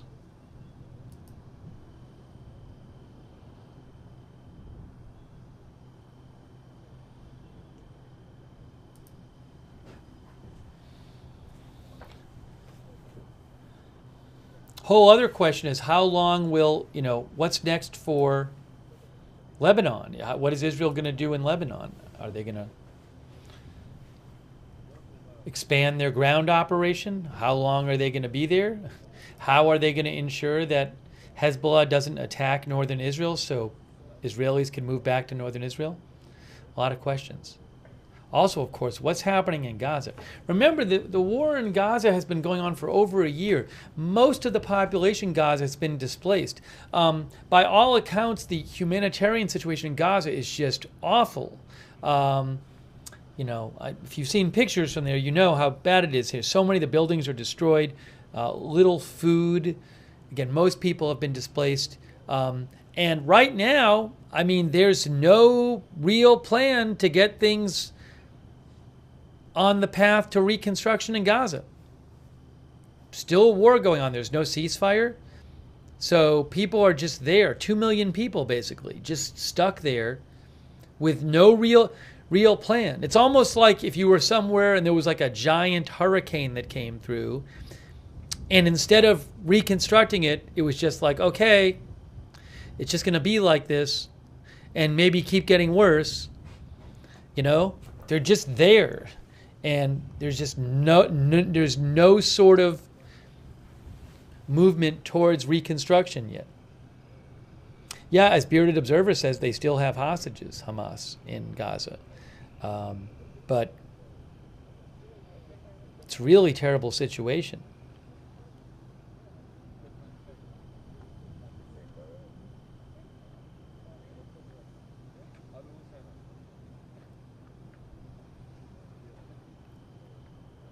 But to be clear,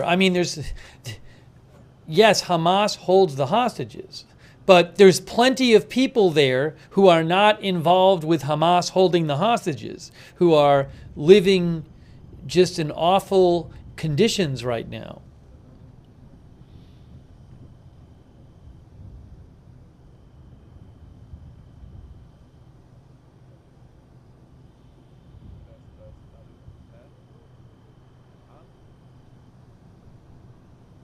My point is, it's with everything else going on, you can sometimes forget about the situation there.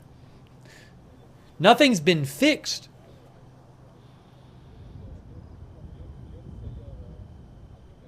So that's still going on.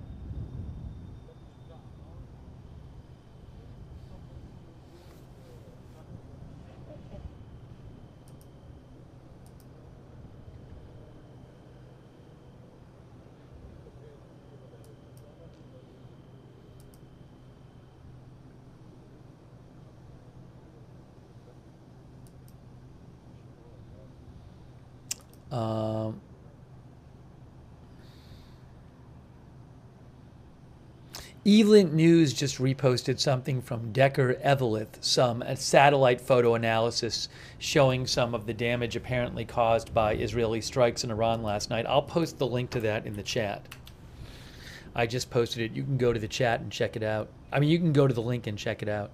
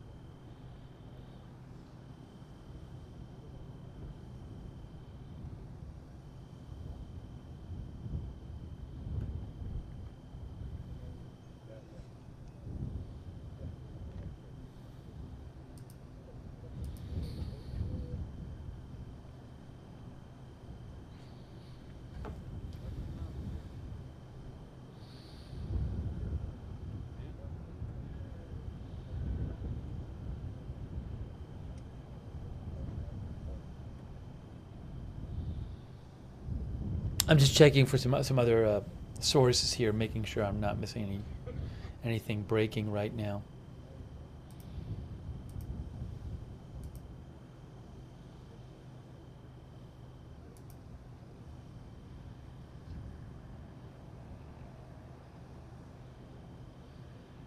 Let me give you a little analysis here that I saw.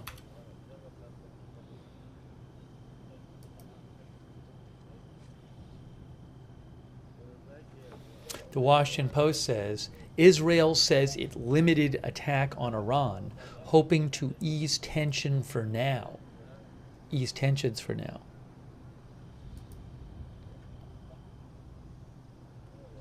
Oh, and there's a little graphic here in the story. Look.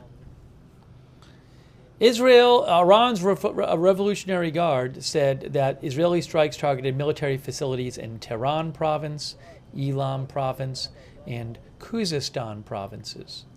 There you go. All right. The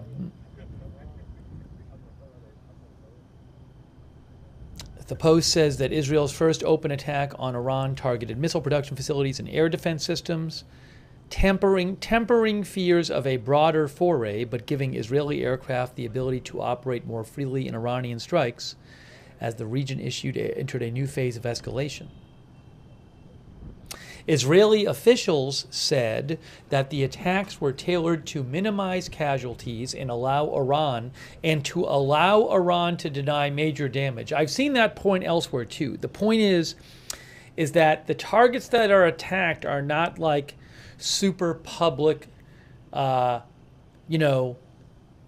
that are well known and by people throughout the country. Like if they attacked some like that big tower, and we were looking at it last night, there's a huge tower in Tehran, which is like a famous landmark. There's certain targets that they might attack, or civilian targets, or just, or a leader, where there would be such public awareness and outcry about it that Iran might feel forced to respond. So the idea is that Israel picked targets that were not going to would allow Iran to deny to deny major damage. It's not even so much. I'm sorry. The point is not even so much that there would be an outcry. It's that if there was something in the middle of Tehran that was destroyed, and it's hard for the leadership to say, "Oh, nothing really bad happened. It was a nothing burger. Nothing. There wasn't much damage." But if these are out of the way targets, they're military facilities that might be important, but somewhere where very few people live, and no one's going by there, and maybe places that no one is even allowed, then there's not going to be general awareness of huge damage. And remember, the internet is highly controlled in Iran, so media is highly controlled. So it's an interesting point of tailoring the attack to allow Iran to claim there has not been major damage.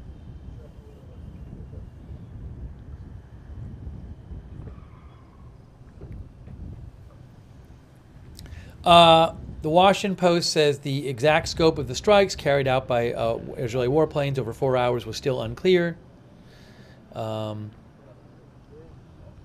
Around 20 targets were hit, according to an Israeli official who spoke on the condition of anonymity.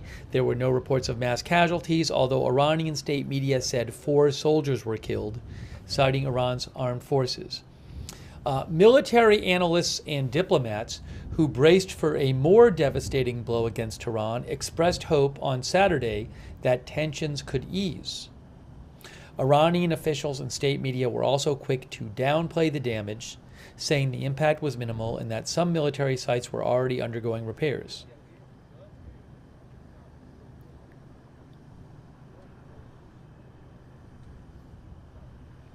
But, however, the Israeli military has already opened the way for more direct action against Iran, including by eliminating much of the senior leadership of Hezbollah in Lebanon, Iran's ally.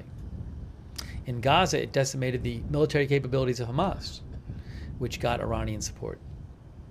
The two conflicts have challenged Iran's deterrence capabilities. So the point is that a point they're making is, with all the damage that Israel has done to Iran's proxy forces, like Hezbollah and Hamas, which previously they would have been a deterrent to Israel attacking Iran, because there'd be this threat that Hezbollah will launch some big strike on us.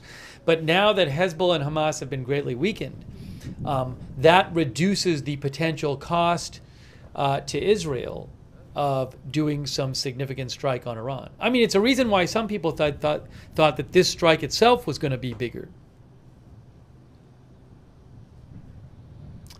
Jonathan Conricus, who you might remember as Lieutenant Jonathan, I think it was, who used to be the an Israeli spokesperson, Israeli military spokesperson last October. He now is with the Foundation for Defense of Democracies. He says, it appears that the Israeli strike achieved a few goals. The most important components of Iran's air defenses were taken out, and storage facilities for hundreds of missiles were struck, he said.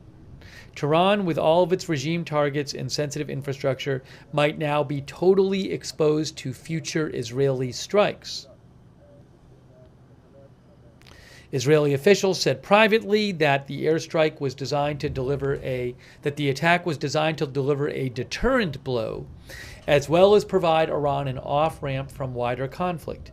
We wanted to give the Iranians a chance to not escalate any further, said a person briefed on Iran's plans. But some Israeli military experts said the attack was probably more constrained because of U.S. political pressure ahead of the election, after which Israel could act more decisively. That's also an interesting point, is how much of the U.S. pressure on Israel to not escalate was because there's an election coming up. For example, if Israel had attacked Iranian oil facilities and the price of gas went way up before the election, that probably would not be something that the Biden administration wants. But after the election, Could we see at some point another strike by Israel that's less restrained? I don't know.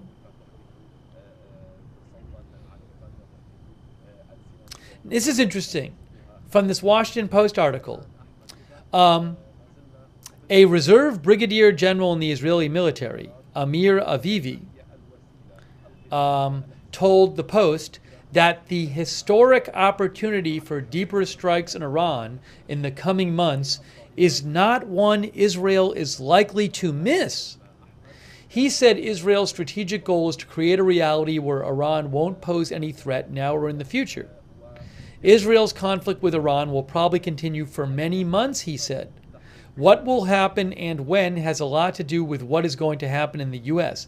I guess that's also a question of maybe who wins the election and what their policy on Iran is. It's a very interesting quote from, it says he's a reserve brigadier general in the Israeli military. Interesting.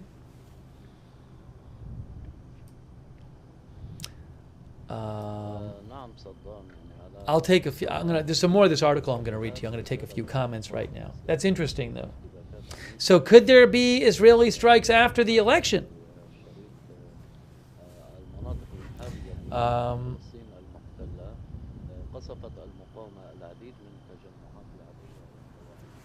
Shell says feels like calm before the storm.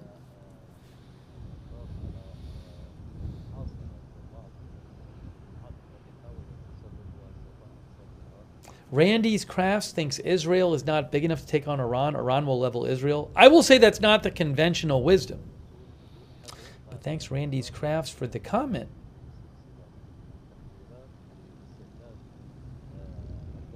Sonny Whited thinks Israel has been restrained this whole time.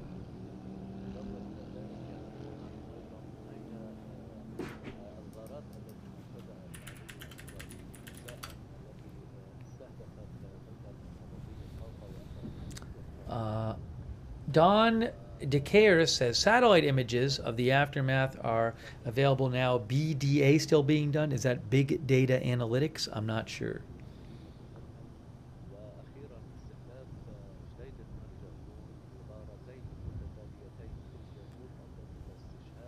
Excuse me.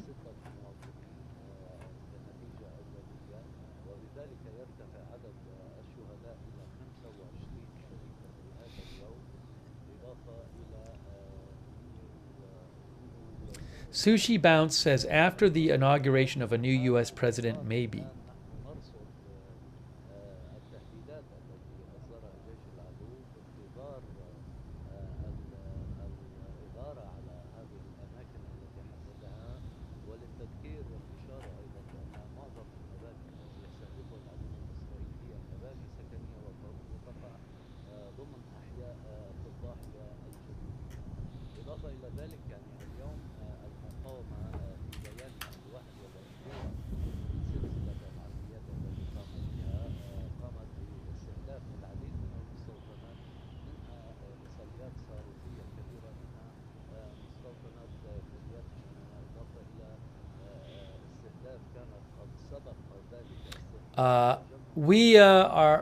How long ago was that evacuation alert given?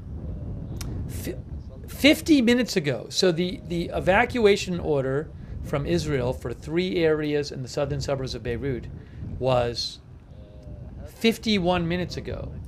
So I would think that sometime soon you're going to see airstrikes in the southern suburbs of Beirut.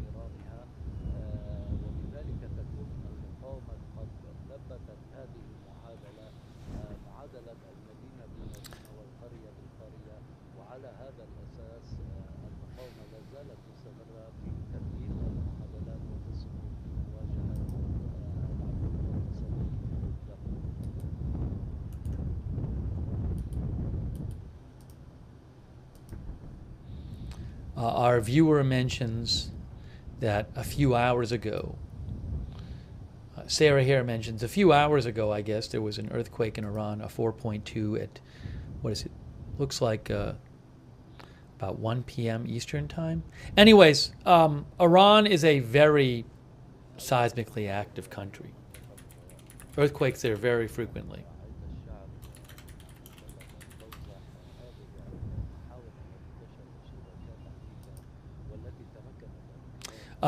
Wikipedia says Iran is one of the most seismically active countries in the world, being crossed by several major faults that cover at least 90% of the country. As a result, earthquakes in Iran occur often and are destructive.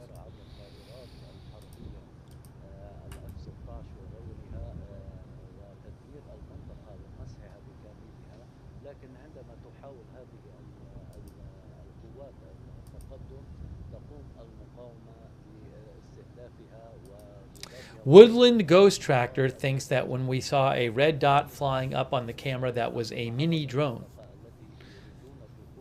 Woodland Ghost Tracker says, I have one that makes a light like that.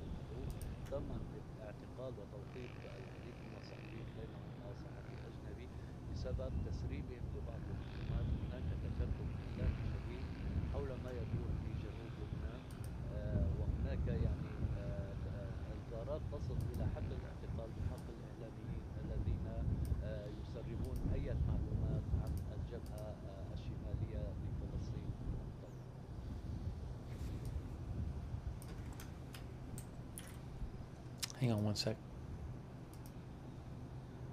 I had a video I was going to show you guys too. I'll have to show you later.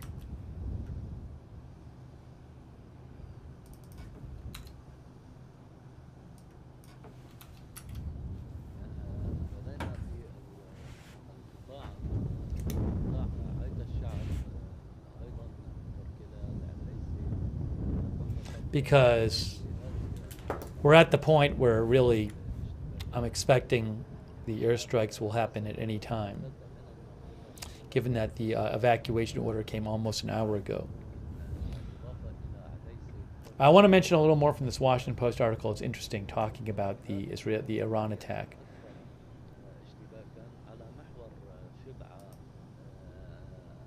مزارع شبعة وفرشوبة أيضا تقوم المقاومة باستهداف هذه القوات ومنذ أسبوع تقريبا قامت فرقتين من الفرقتين 210 بالانسحاب من المنطقة لإخفاقهما في التقدم بعدما حاولوا عدة مرات.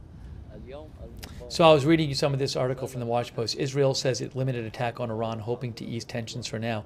There's that really interesting quote from this Israeli Reserve Brigadier General, who said the historic opportunity for deeper strikes in Iran in the coming months is not one Israel is likely to miss. He said Israel's strategic goal is to create a reality where Iran won't pose any threat now or in the future. Israel's conflict with Iran will probably continue for many months, he said. What will happen and when has a lot to do with what's going to happen in the U.S. That's interesting.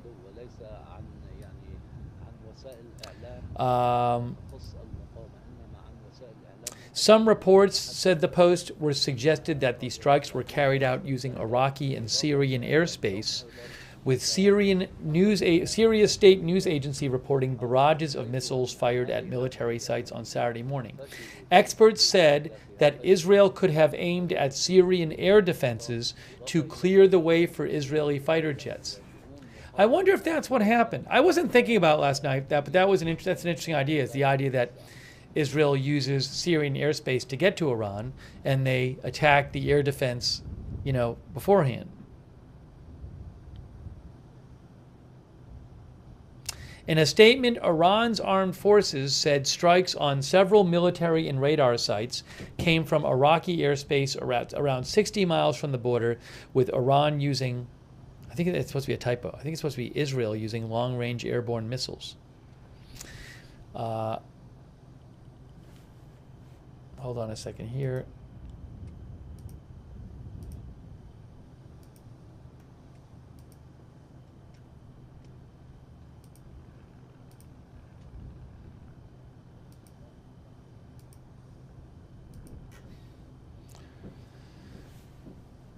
The attacks present a complex dilemma for Tehran, which has vowed to respond to any substantial attack, according to expert Danny Citrinowicz at the Tel Aviv-based Institute for National Security Studies. He says the ball is now in the Iranian leadership's court. While Israel did not target nuclear or oil facilities, it carried out a broad, significant strike that challenges the image of Iran's leadership. It's a fair point. I mean, even though Israel didn't hit nuclear or oil sites, they did attack reportedly around 20 targets affiliated with Iran's military on Iranian soil. Remember, this is the first time Israel has ever openly attacked Iranian soil, and the first significant strike on Iran militarily since of this level since the 80s. So you certainly could understand this idea that they might want to respond and not completely let it go. But it was a retaliation strike for Iran launching roughly 200 missiles at Israel.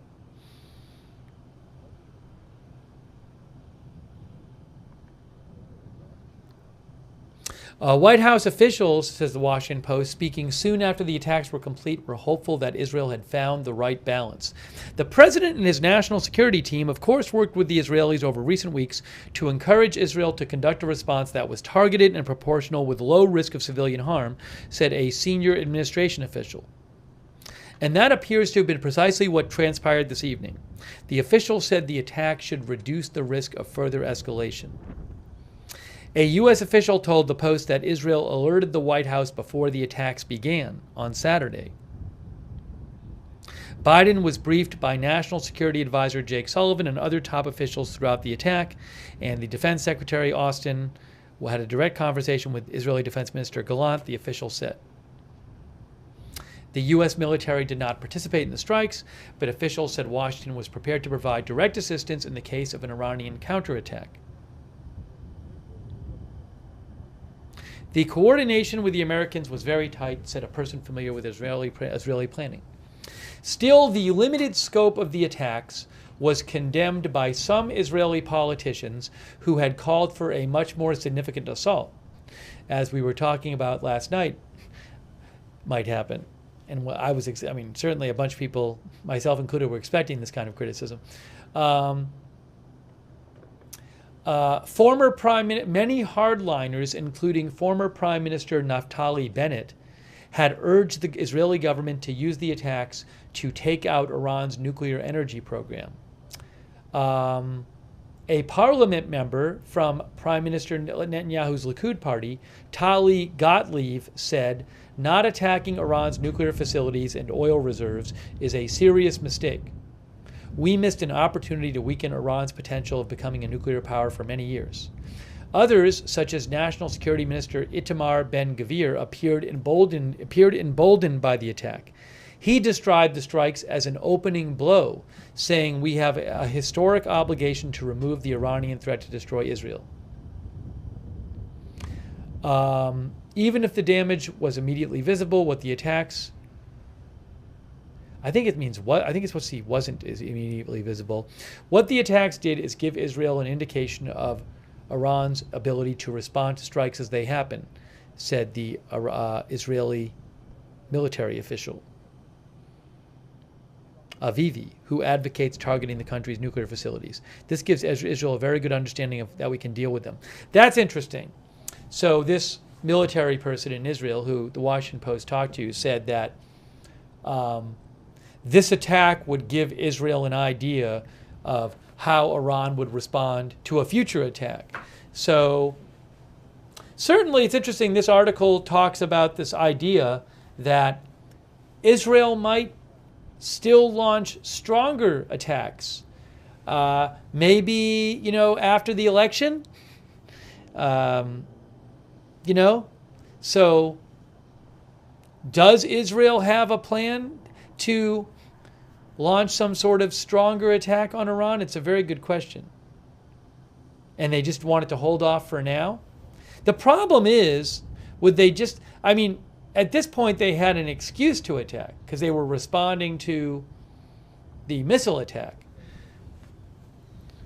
So I don't know that they'll have an excuse like that again.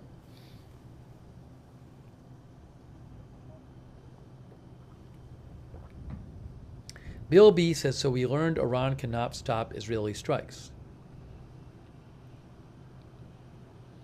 Creepy Sheepy thinks Israel is too scared to do something significant.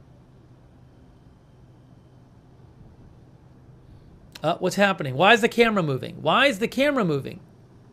Did something happen? You guys didn't see anything, did you? Why is the camera moving? Nobody said they saw anything. What's happening, guys? Was there a strike? Is there smoke?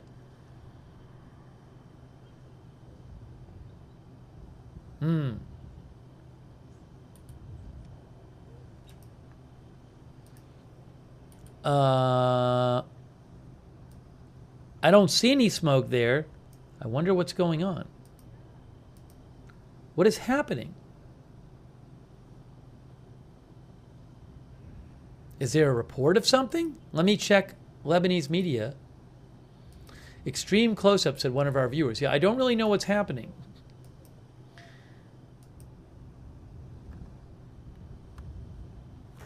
Was there a strike? No. What's interesting? Al Jadid News Lebanon just posted cautious anticipation in the southern suburbs of Beirut after Israel's threat to bomb residential buildings. Israel ordered several buildings to people to evacuate from the area of several buildings. I don't know what that was about.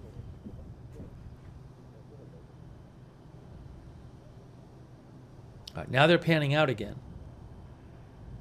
Well, at least the camera is manned.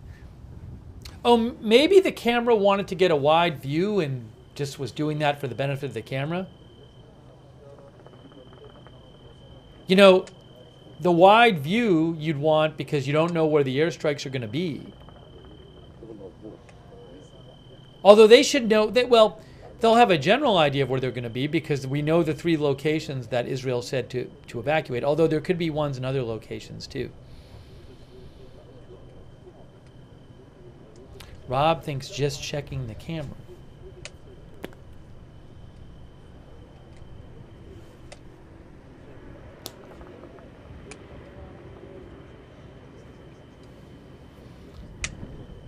So at any moment we are expecting new strikes from Israel.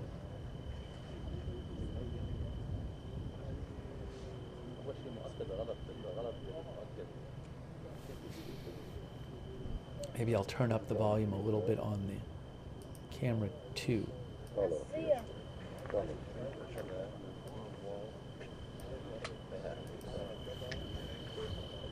Hey, thanks so much to Desi Dez for your support. Thank you. Also, Gaza Croy says, let's all please live in peace. Thanks, Gaza Croy. I appreciate that. Also, Meow Meow. Thank you so much, Meow Meow, who mentions the horrors that Palestinians in Gaza are suffering. Thank you, Meow Meow. Also, hang on a second here.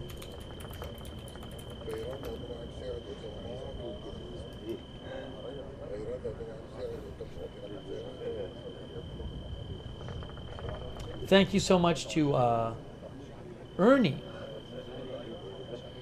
Ernie, there have not been any strikes in the southern suburbs of Beirut tonight. I've heard a bit of reporting about other Israeli strikes. I talked about one like an hour ago in eastern Lebanon. But there are going to be, because they've issued evacuation warnings about an hour ago. So really at any moment, there's probably going to be some strikes in the southern. There's a boom right there, but where was that from though? Where was that? Was that? I think that was actually in Beirut. I don't think that was the border camera. That was, I'm going to turn off the volume on the border camera for a second. I think that was in Beirut, guys. I don't think that was in the border camera. I really think that was in Beirut somewhere. Did you guys see a flash? I did not see a flash.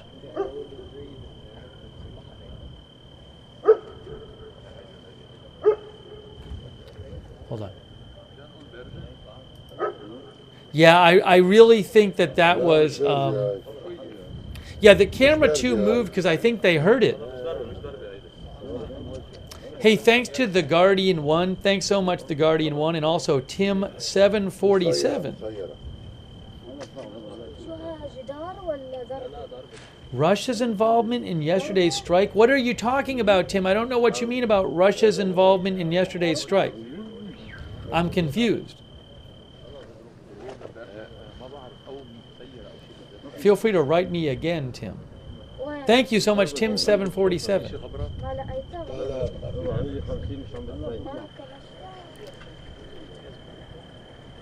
People are saying they did not see a flash. I did not see a flash. I heard that boom. Let me see if Lebanese media say anything.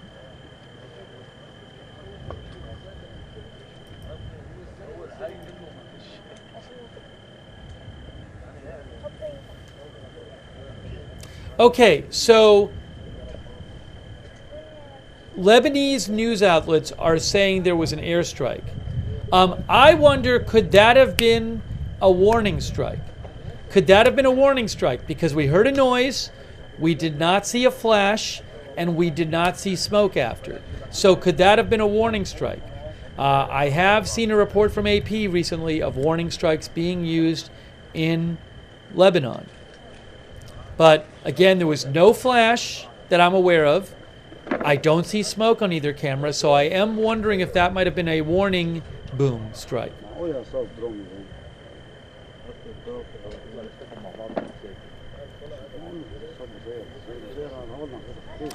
You know, Gary, I had not heard of warning strikes in Lebanon, but about a week ago, I read a report from AP where they had a reporter at a building where there was a warning strike.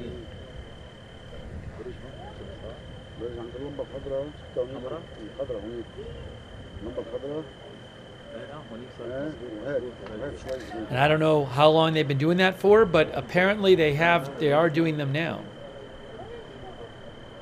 At least, I mean, in Lebanon. I mean, they've done them in Gaza.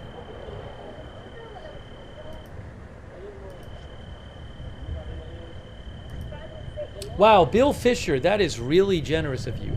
Bill Fisher just gave 50 people memberships. Oh my gosh. Hey, make sure you thank Bill Fisher if you got a gift membership from Bill. Thank you.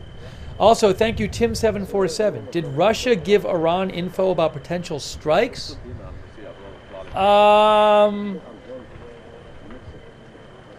What story did we talk about?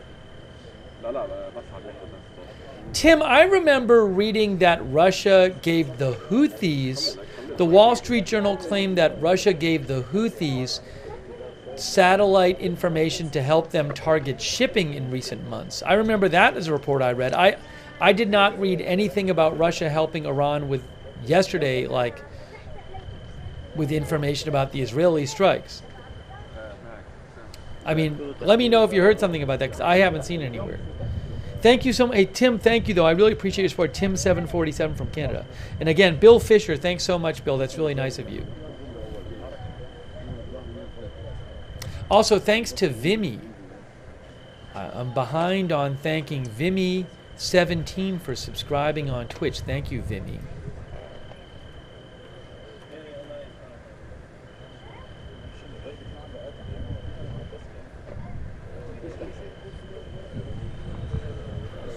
So we heard a boom about 5 minutes ago. I saw it was reported as an airstrike in some Lebanese media, but I do wonder if it was a warning strike. Either a day or two ago, we appeared to see some warning strikes before other strikes in the southern suburbs of Beirut. And I remember on that day, a bunch of the Lebanese media were just calling them all airstrikes, but some of them certainly seemed to be warning strikes. Again, that one we heard a sound, but no flash. I'm not aware of any smoke from it.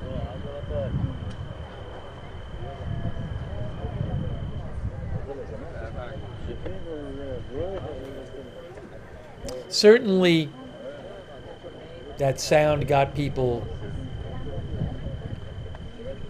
There's some commotion on camera too. Hey, thanks so much in Canada, Amir Safdari. Thank you so much, Amir Safdari. It's really nice of you.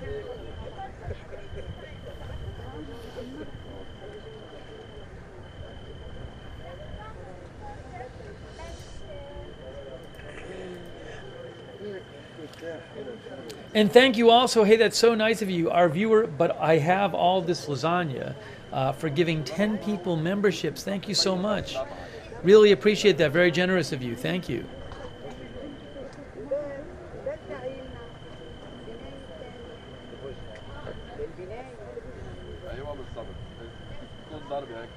So really anticipating after that loud sound, possible warning strike, really anticipating soon more strikes. I thought maybe tonight they wouldn't do any because they just had the strikes on Iran, but that is not the case.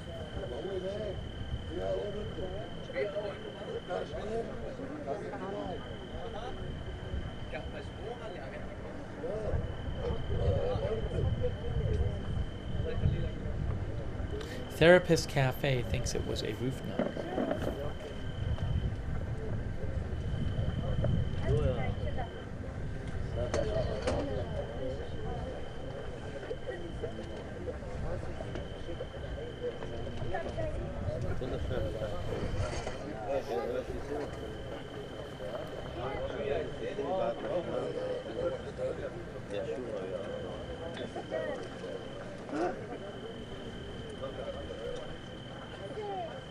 We'll be talking more about the Iran attack as well. We've been talking about it a bunch.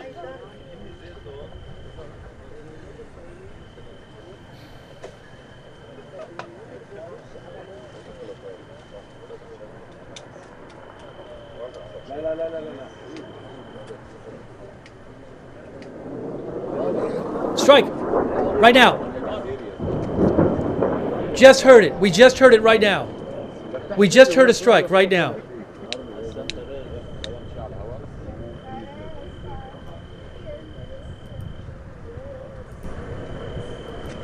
We just heard it. We just heard it something flying and explode. I don't know where that happened, but we just heard it. Yup, you could hear it coming in, as Messi said, definitely. But where is it? Where did it explode? Another one! Another one! Right now! Wow! We just heard another one. شفته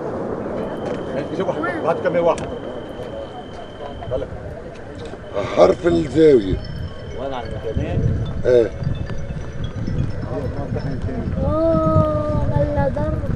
Where? Oh, there it is right there. There it is. There it is. There it is right there. There it is. Should I switch these? I'll just make it a little bigger here. You can see it on camera too. Wow, we really heard those two. We really heard those two. Why it's not on camera one, I don't know. Did camera one stop operating?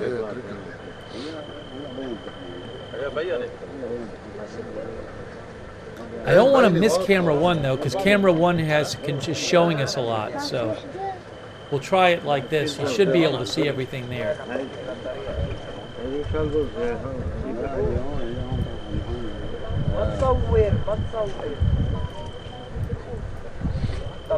So new airstrikes. You could really hear those coming in.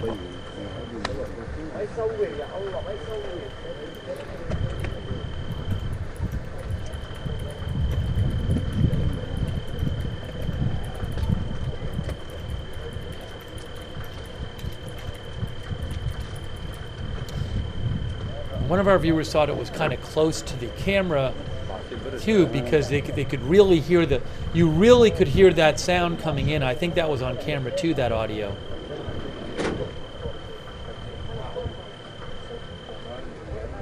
Oh, camera one is panning in. Now camera one is moving. Camera one is moving now. Okay. Looks like camera one just was alerted. So somebody is operating camera one. Are they seeing anything on camera one? See, I think that was closer to camera two. I'm not seeing it on camera one. Maybe close to those hills there.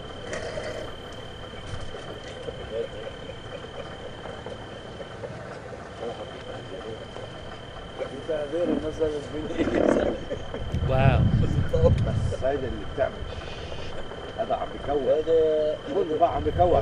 One of the viewers said it was on AP. Did they show the flash on AP?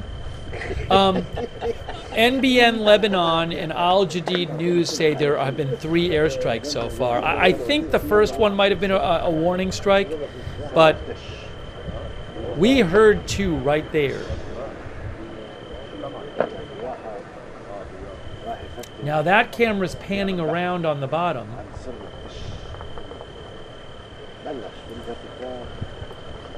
Still can't really make anything out there.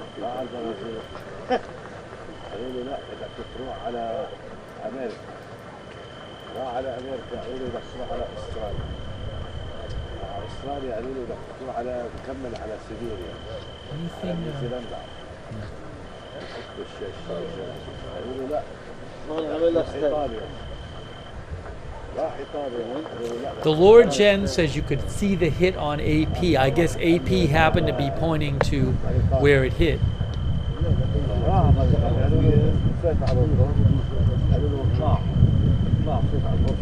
Thank you so much to Chandra. Chandra thinks that the Israeli government is not prone to over-speaking. And when the Prime Minister said, in essence, they won't know what hit them, I tend to believe him. So it sounds like Chandra, our moderator, thank you, Chandra, thinks that Israel maybe will have another attack coming on Iran. Thank you, Chandra. Also, thank you to Rick D. Hey, Rick, thanks so much for all of your support, Rick D. I really appreciate it. Thank you, Rick D. And Shadows, thank you for the gift membership, Shadows. So we just saw and heard, we heard 2, sounded like 2 missiles or bombs coming in from the air and hitting, and 2 explosions. See the smoke there on Beirut View 2. Another one! Another one! Wow! Wow! Huge! Huge! Just heard it. Yeah, I just heard it. We just heard another one. Whoa! Whoa! Where is that one?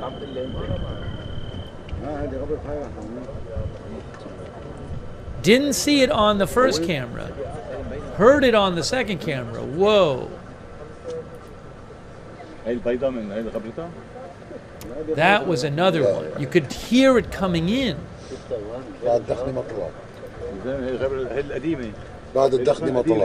That's scary.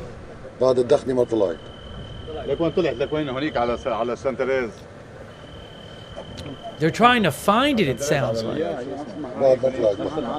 it is. Oh, whoa, wow, there it is. Whoa, look at that. Look at that. Whoa. Whoa. And is it on the bottom too?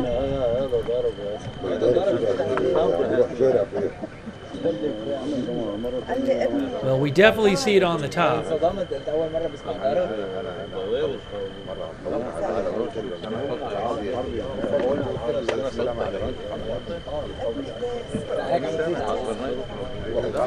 Joe Blog says they are discussing if it's safe where they are. I mean, you really could hear those on that camera too.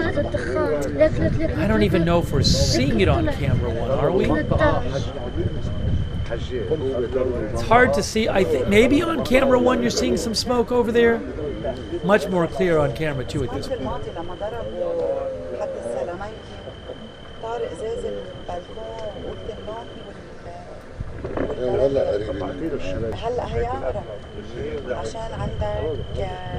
Wow, that's really scary. Anna said they seem much louder tonight. I think maybe just because because the missiles or bombs came in close to them, but you could really every time hear the whooshing of them. Seconds early, you could just tell. Canadian media says they're saying glass hit their building. Is that true?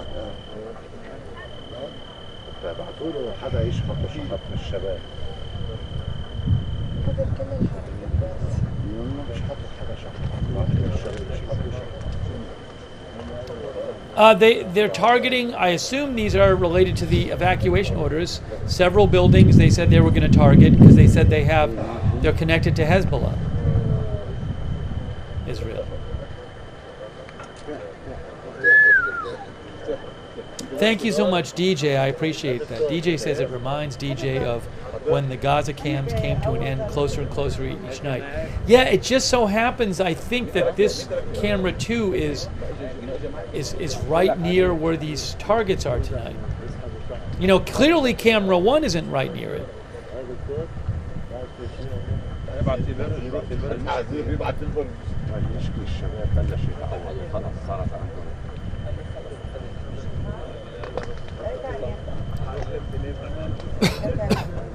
Wow.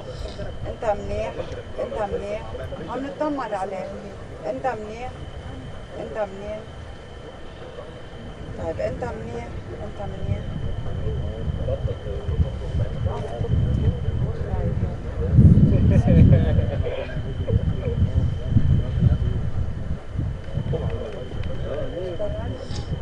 Right, Fearless Ones say they should know where the strikes are from the evacuations. That is, if the not all of the strikes are for targets under evacuation. I can't confirm that these strikes were for the targets under evacuation.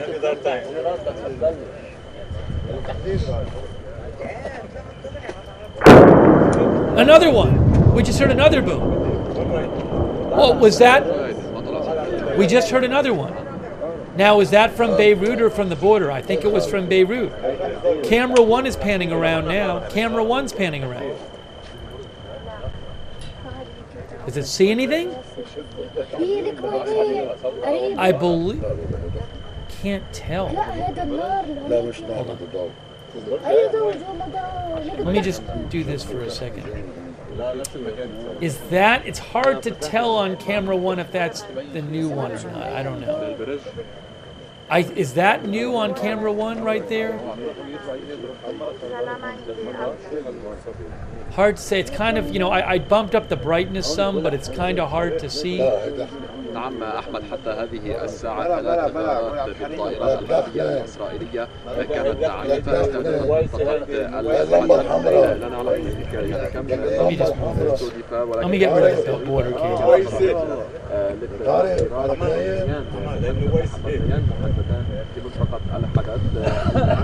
I'm getting rid of the border camera for the moment, and I'm just going to have these two cameras up.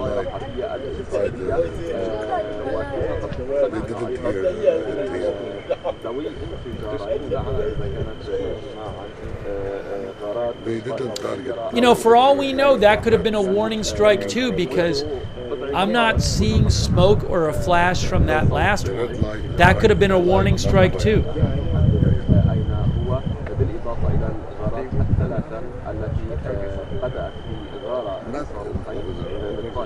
يتبعها بعد. All right, I'm going to put this back in the middle There's here. two stations have the same name. We don't know. One here, one You know, here. I just don't know from one strike to the other what camera it will be on. So, I didn't you know, recognize it 100%. I have them like this now, but I just don't know. You know, a lot of times they'll be on camera 1 first and not on camera 2. مطار بيروت الدولي بشكل العالم الآن نعم لا ليس هناك أي إدارة. إذا حتى هذه الساعة نحن ننقل لكم الصورة من الضاحية الجنوبية لبيروت التي تتعرض يوميا لغارات إسرائيلية عنيفة تهدم أحياءها ومبانيها السكنية. يعني وبطبيعة الحال لا نستطيع حتى الآن أن نحدد ما إذا كانت الاستهدافات أدت إلى تدمير المباني بشكل كامل أو تدمير جزء منها. يعني ننتظر إلى ساعات النهار لتتضح الصورة أكثر. حتى هذه الساعة إذا هذا هو المسار. That's the airport. On the bottom, that is the airport. On the bottom, you're looking at the airport on the bottom. See the control tower on the bottom right and all the lights?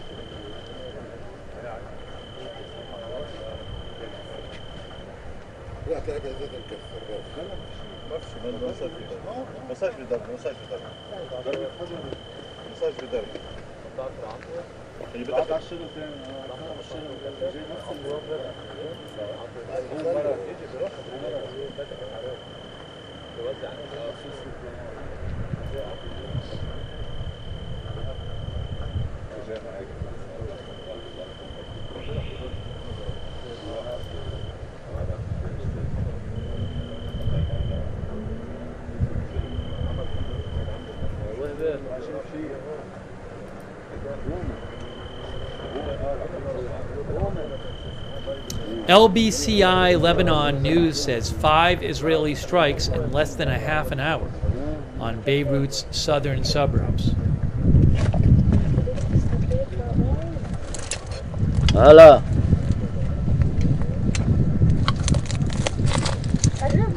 يلا يلا قرب لا مليحة هيك.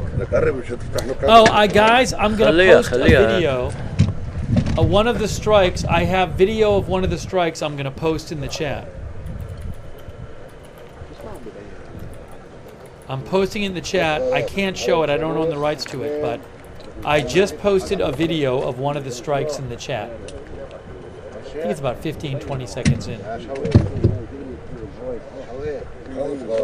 LBCI Lebanon English News says loud explosions were heard across the Lebanese capital due to the Israeli strikes as smoke could be seen rising from targeted areas. What's going on in the bottom camera now? It's just hard on that bottom camera. It looks like it's smoky over there. I think back there is more where the camera 2 is. Camera 2 is just closer to... Camera 2 is just closer to where the strikes were.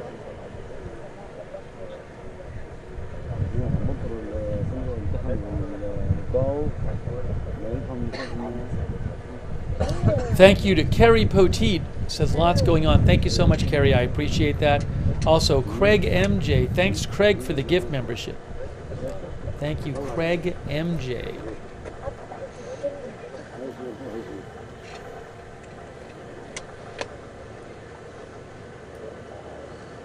Oh, did the post not post on YouTube? I'll post it again on YouTube. Another one now. Another one. Just heard another one. Wow. We just heard another one. Where is it though? Cameras are moving around. Cameras are moving around. That was another one.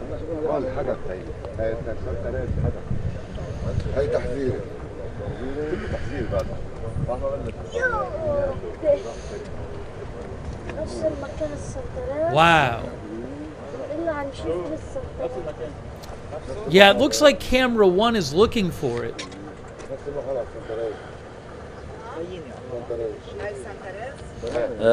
نعم صدام، يعني بعد إصدار جيش العدو الإسرائيلي تهديدات وتحديد 3 أهداف و3 مباني في الضاحية الجنوبية في منطقتي برج البراجني والحدث، لغاية الآن تم تنفيذ 6 غارات استهدف فيها العدو منطقة السنتريز الجاموس المعروفة بمنطقة الميكانيك. لغاية الآن كل الأهداف يعني التي حددها هي مباني سكنية في أحياء سكنية. قبل دقيقة وقعت الغارة السادسة، يعني لغاية الآن 6 غارات استهدفت هذه المنطقة، ولا زال يعني كل وسائل الإعلام ترصد هذا العدوان على الضاحية الجنوبية. يعني من عادة العدو الإسرائيلي أن يصدر تهديدات محددة بالعدد، لكنه لا يلتزم بهذه التهديدات. قد يعني كما حصل اليوم أصدر 3 تهديدات. لغاية الآن نفذ العدو الإسرائيلي 6 غارات على الضاحية الجنوبية، وعلى ما يبدو بأنه على قدر ما يكون رد المقاومة قاسيا ومؤلما لهذا العدو، يستنفذ هذا العدو ويعني يجير كل قوته لاستهداف المباني وتدمير المؤسسات التجارية والأحياء السكنية، ممارسا إرهابه على المدنيين. لغاية الآن لم نبلغ بسقوط شهداء، كون هذه المباني أو المنطقة التي تقع فيها المباني يتم إخلاءها قبل وقت، لذلك لم تفد لا وزارة الصحة ولا أي هيئة أو جمعية عن وقوع إصابات أو جرحى.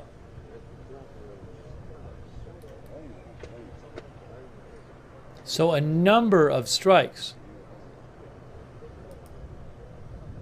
in the southern suburbs of Beirut.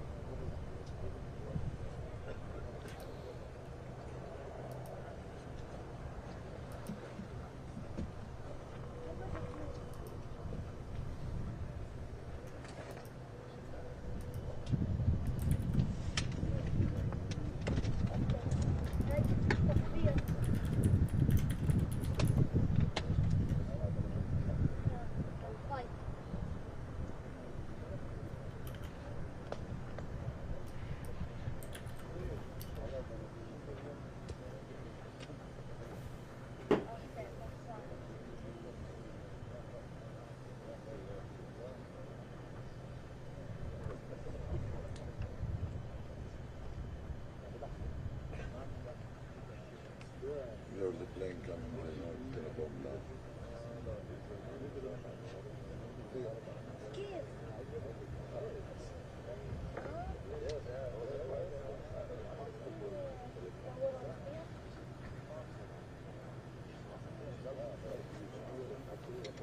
All right, let me try to get you some updates here.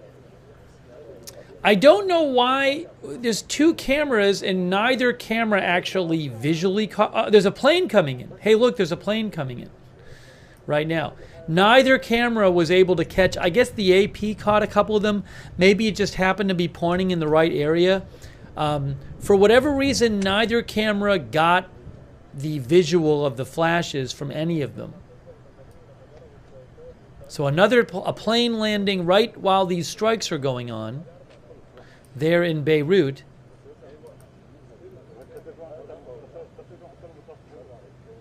As we've seen happen before. That plane is coming from Istanbul. Plane from Istanbul on Lebanese airline MEA. I saw that information on Flight Radar 24.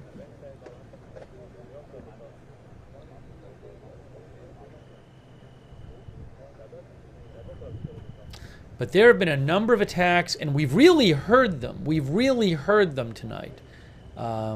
We may not have seen the flashes, but we've definitely heard the incoming and the explosion. It's scary. You can hear it several seconds before.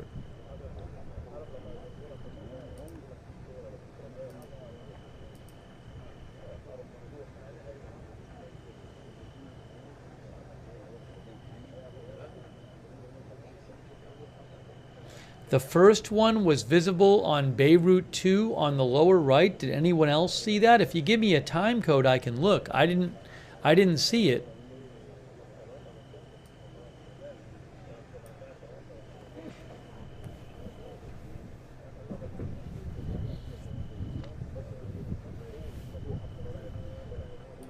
I have the brightness bumped up a bit on view 2, so you can see a little more.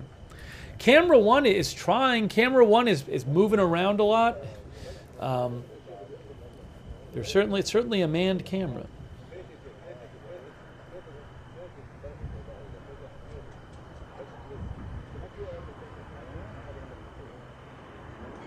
DJ says hearing a plane from Haifa. Our viewer DG.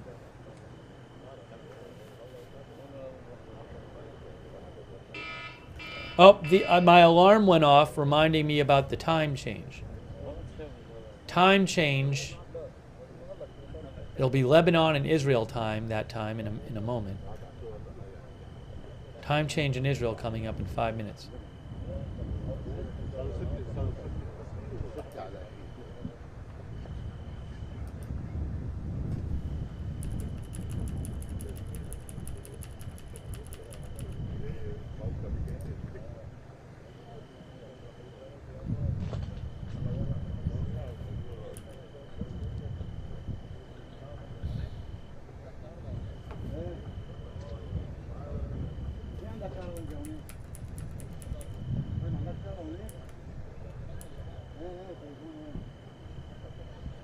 Some people gave me some time codes, but I'm not really seeing anything when I look.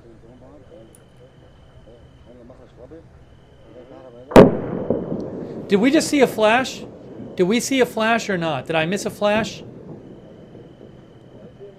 I just heard something. There was a flash, right?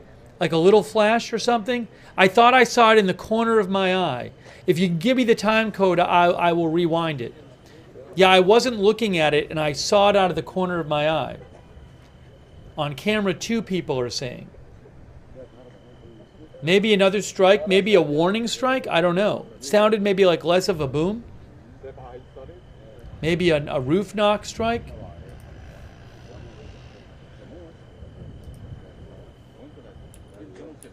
Firecracker, somebody thought? Maybe a warning strike? 12:55:53. Yes, it was. It was.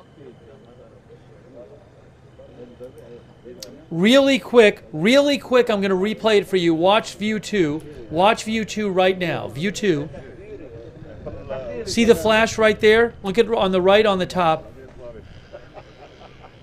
That was it. So now we're back at live. So I do wonder if that was a warning strike right there. Hey, thank you to Just Me for your support. Just Me, I'll have to check it. I checked that code. I didn't see anything. I'll have to look again if I get a chance. Thank you, Just Me. So I think we might have just had another, a warning strike, possibly.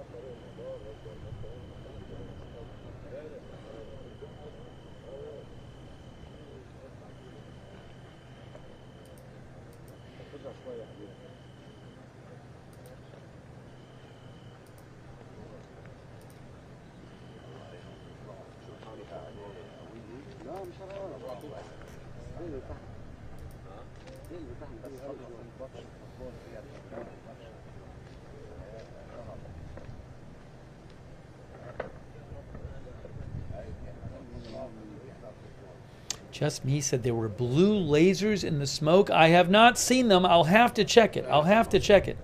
Just Me, thank you. I appreciate that.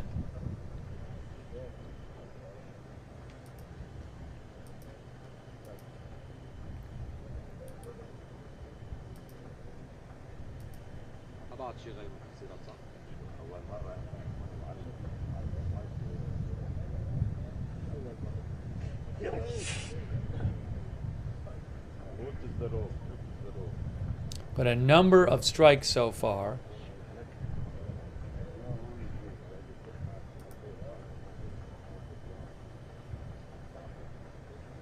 In the southern suburbs of Beirut.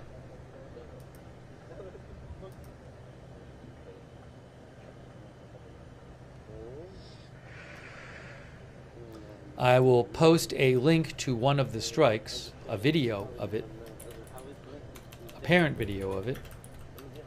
Can't show it on the air, but you can check it out if you want.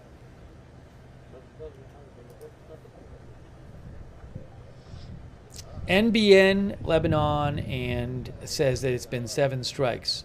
So does MTV Lebanon News. Some of them appeared to me to be maybe warnings because they didn't have smoke and flashes, or they didn't have both. They didn't have smoke and they either had noise or flash, but not both. But yeah, AP said about a week ago they were aware that Israel was sometimes using warning strikes. It does sound different when it seems like when they do the big strikes, you hear it coming in, and also you just you'll see the smoke and after, and it just looks and sounds different. At least it seems to.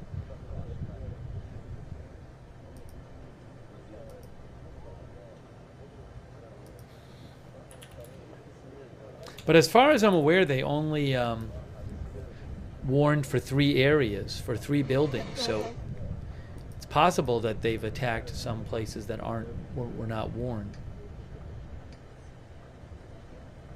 Oh yes, 2 a.m. So no, it's not 2 a.m. It is 1 a.m. in Israel and 1 a.m. in Lebanon. So I have to make it like this: Lebanon, Israel time. There you go. For a week, Lebanon and Israel are 6 hours from the Eastern time zone rather than 7.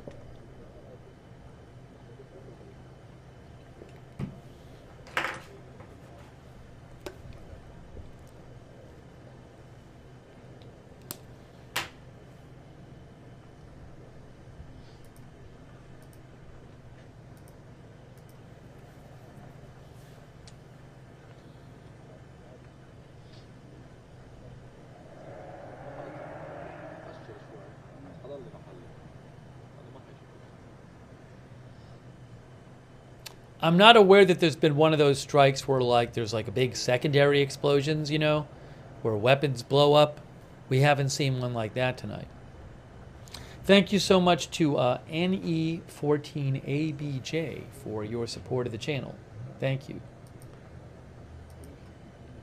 And Rensfeet, thanks for the gift membership. Appreciate it. Thank you.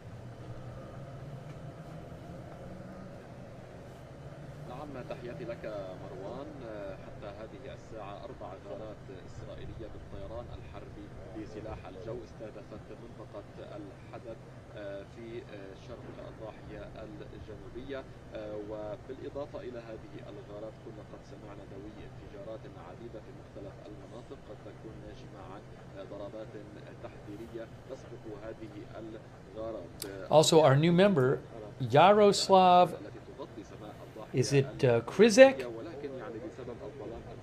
Hopefully I'm not mispronouncing that too bad. Thank you, Yaroslav, for becoming a member. Thank you, Patrick Yapel, for becoming a member.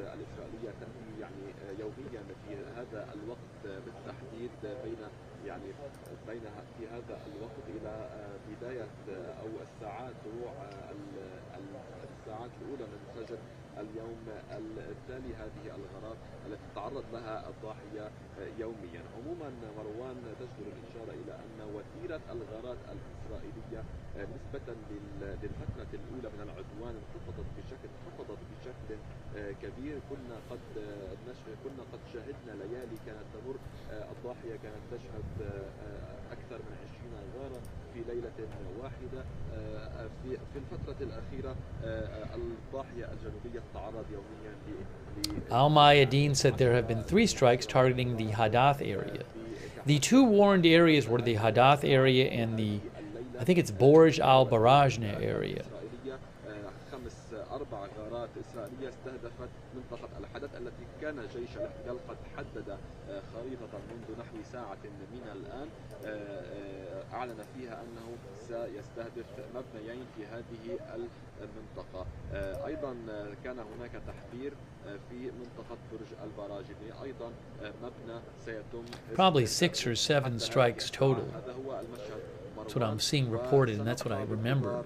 أي جديد قد يجري على هذه الساحة من هنا من مشارق الضاحية الجنوبية.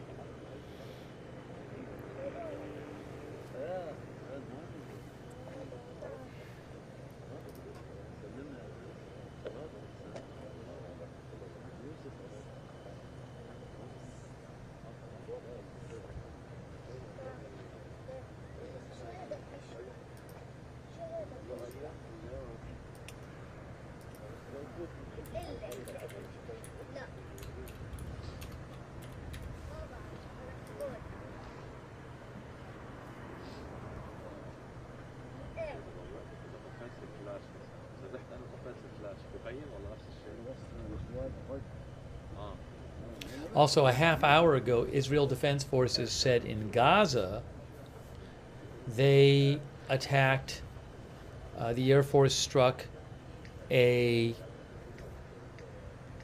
Hamas command and control complex that was established in the area that was previously used as the Saleh. Boom! Big strike! Whoa! Big strike! We just saw a big strike right there, guys. Wow! Big strike on camera 1.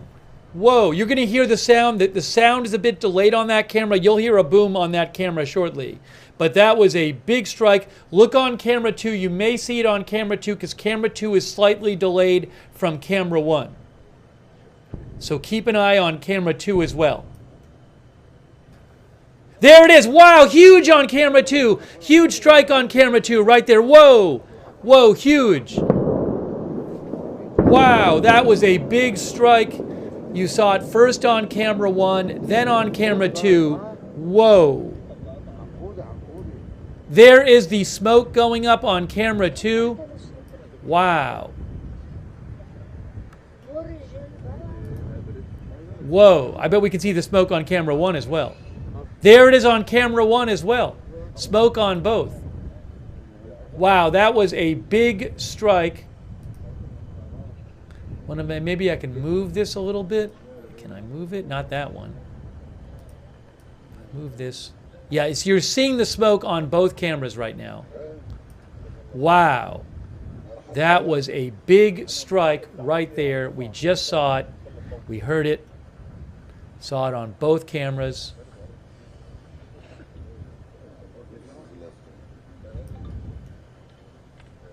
I will certainly get a replay of that strike for you from, I can get it from camera 2.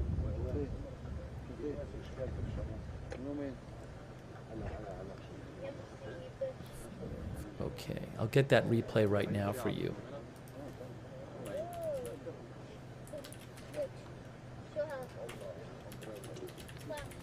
Actually, I'll replay it on camera 1 too. Wow, that was a big strike.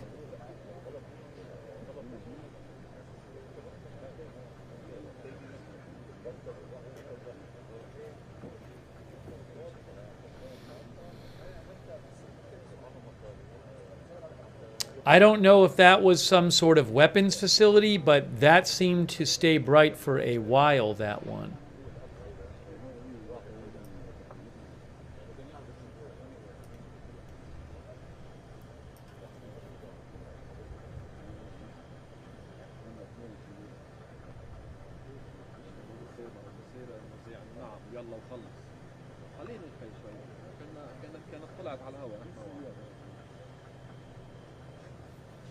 Miss Annie says, I wonder what the target was. I do have a replay of that I can show you in a second. I can show you a couple replays of it. Wow. That was certainly the biggest one. Oh, let me just fix the brightness on the bottom there. You can see it in the back there a bit. Look at it in the back, right in the back.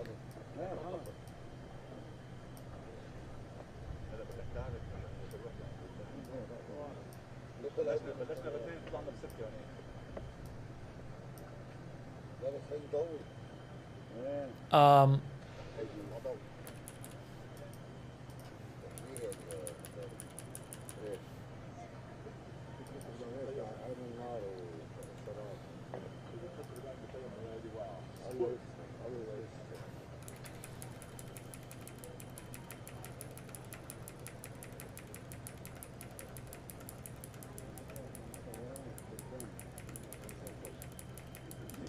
all right, I found the replay for you. I found the replay for you.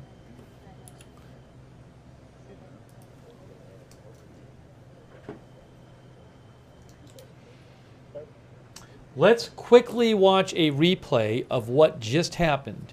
Here is a replay of what just happened. Ready? Watch in the left of your screen here. There it is. Wow, look at that. Crazy.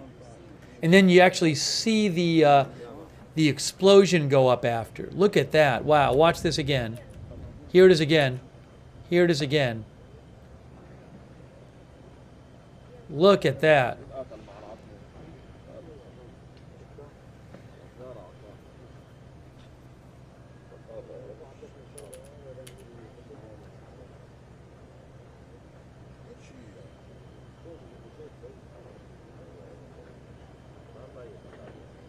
Someone said you could see the shock wave?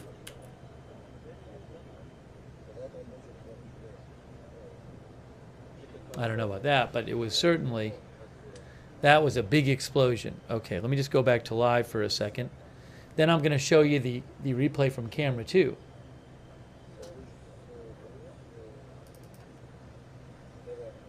That was quite a big strike, it looked like. I don't know if it was weapons there blowing up or something, but that stayed bright for a while.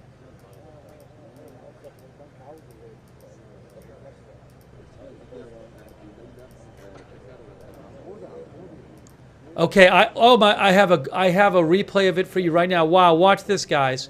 I'm going to show you the replay from camera 2. Here is another replay coming up. Check this out. Watch the right side of your screen right now. Oh, hold on, you can't see it.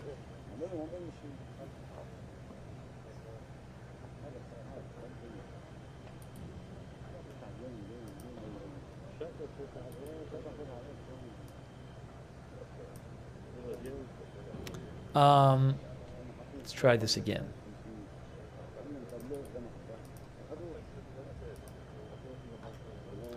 Why can't you see this?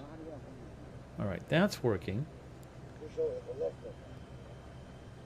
What is going on with that? Why is that showing you that? Oh, I know. I'm sorry. Here it is. Watch.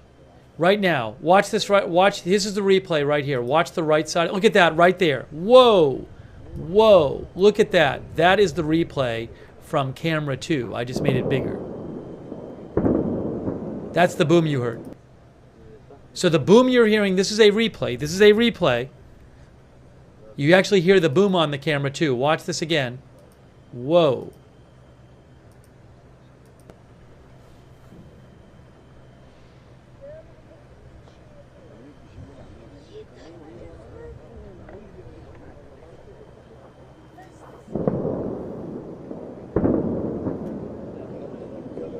Crazy. I'll show it one more time.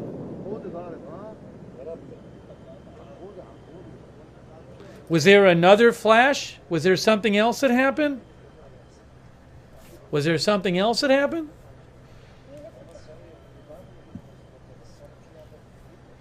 I'm not seeing anything on the cameras.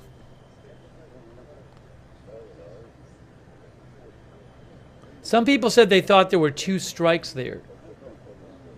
I'll show it one more time.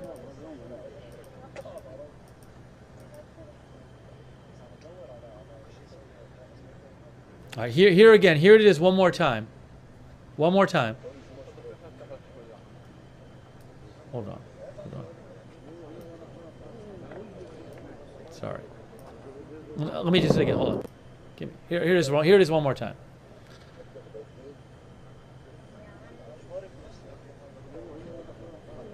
Wow.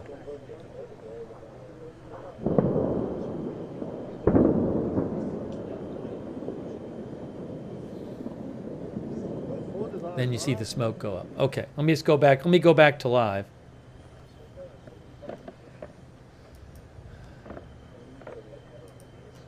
Crazy.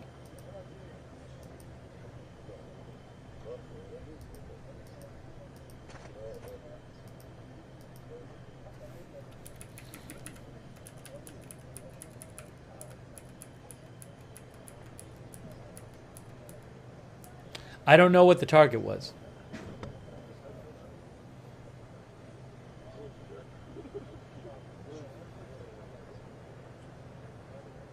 Let me see if I can find anything more for you on reporting about that, but that was massive.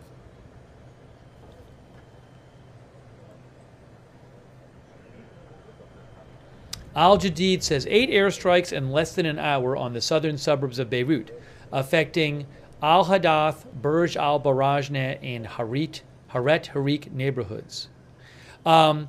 Here is Lebanon, which is an account I follow, says an eighth very violent airstrike, that's the one we saw, targeted Burj Al Barajneh, the sound of which was heard throughout the vicinity of Beirut.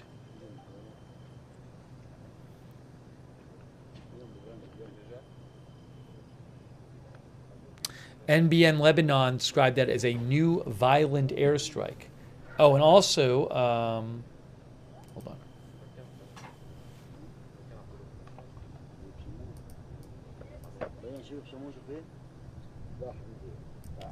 I'll put it in the chat. Oh, rocket alert. Hold on. I guess there's a rocket alert going on.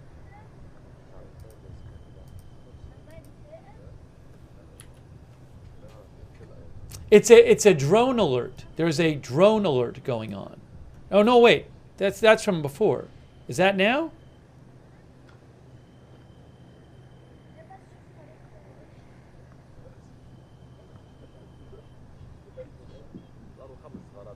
Hold on. Hostile aircraft alert. That is for northwest of Israel. Northwest of Israel near the Lebanon border, according to so far red alert. Although I think their clock might be off by an hour or something like that because of the time change.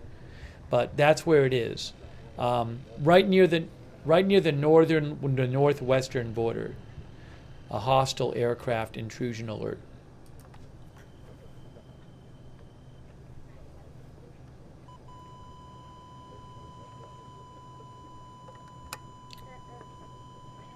That beeping is from camera 1. They had that happen yesterday. Hopefully they can fix it. Nope, they did fix it.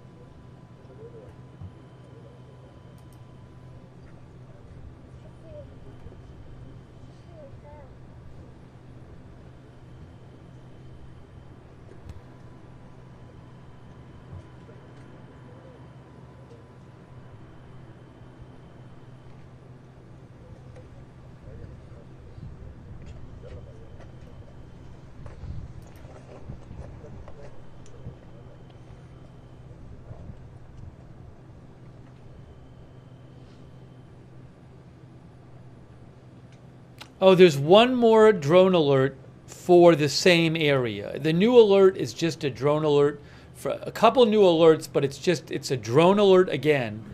Similar drone alert for the same area. I don't know if it's for the same drone, but there's some new alerts right now, but they're all, again, these drone alerts for northwestern Israel right near the Lebanon border.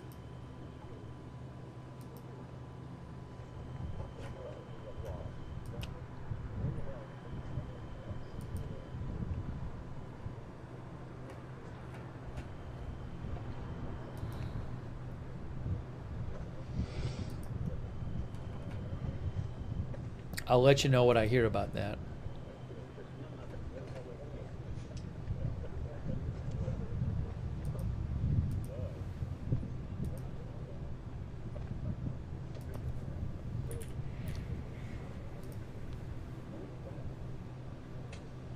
Yeah, so I mean, there were more strikes than evacuation warnings tonight because there were 3 evacuation warnings. And I think we've seen more than 3 locations hit. I might be wrong, but it certainly seems like that to me.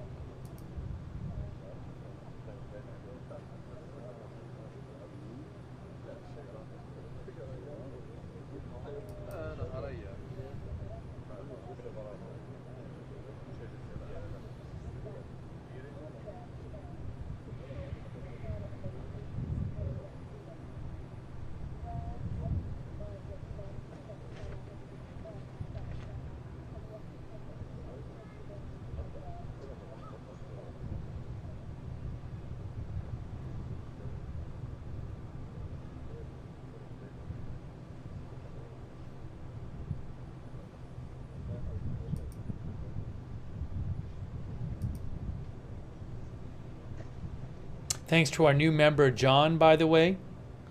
Also, Shelly CYA, our new member. Thank you, Shelly. Also, thank you, SC, for the gift memberships. Appreciate that, SC. Also, Alexandra, our new member. Thank you, Alexandra, so much. And Space Fraggle.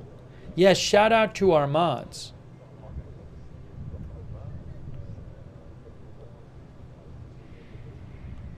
Shout out to our mods. Like Beth Mythical and Ruth Krafasi on YouTube. Thank you so much. Linda Belk and Larry on X. Big Ball of Yarn, Bashing Girl, Idaho Star, McBritches.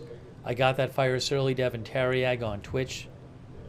And also on Twitch, thank you to Ascertainment for the bits. Thank you so much. And on Facebook, our moderators over there. Margaret Riley, Kay Larry Body, Ronald Egnor, thank you. Charlotte Webb. Camera 2 is moving.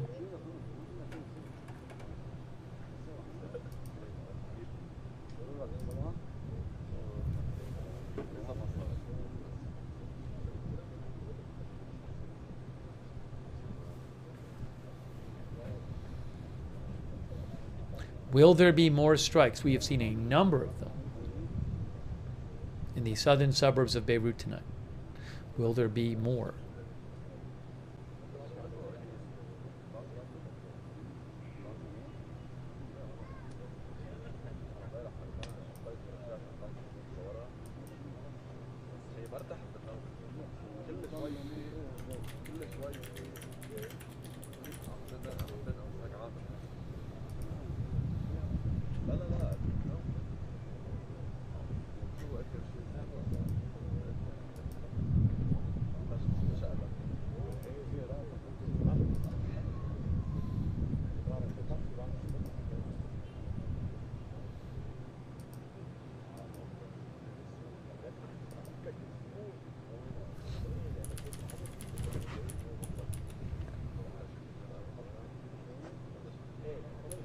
You know what? I didn't even see this.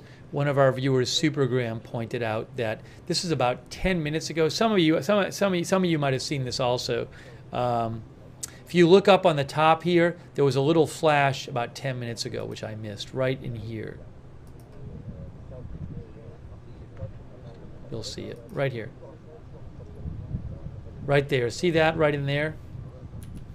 Right there. So that was about 10 minutes ago. Sorry, I missed that one.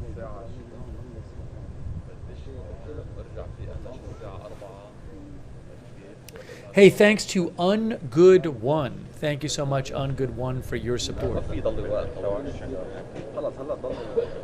Sounds like they went outside on the camera too, or something. Like they're inside and they opened the balcony door or something. I don't know. Thank you also, Rick D. Rick, thank you so much, Rick D, for all your support. Rick D, thank you.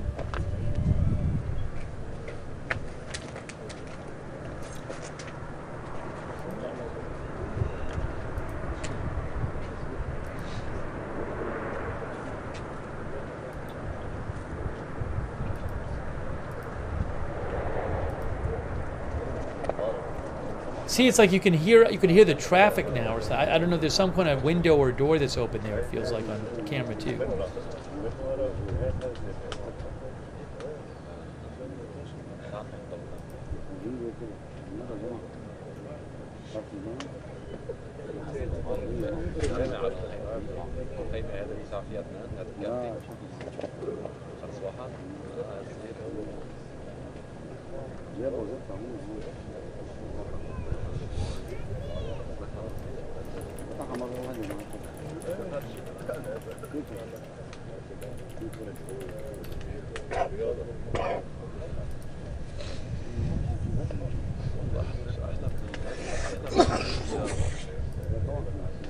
ولا يوافقوا قصة الروايح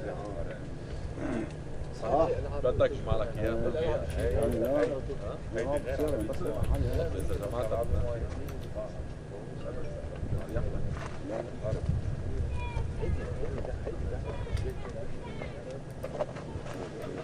Tim747 mentioned that Sky News Arabia claimed that Sky News Arabia said an unnamed source told them that Russia warned Iran ahead of the Israeli airstrikes.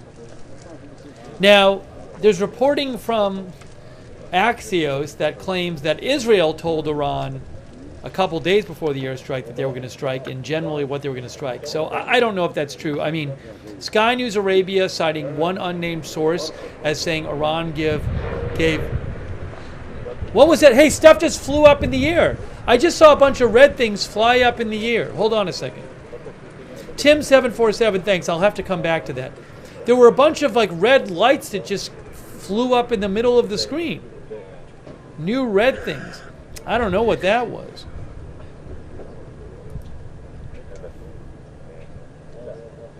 I don't know what that. I don't know what that is at all.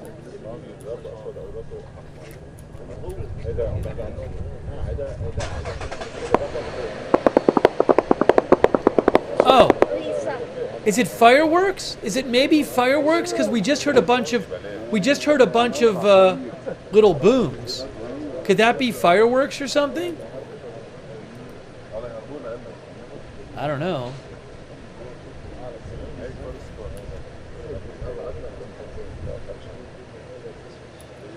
I'll show it to you again. It was weird.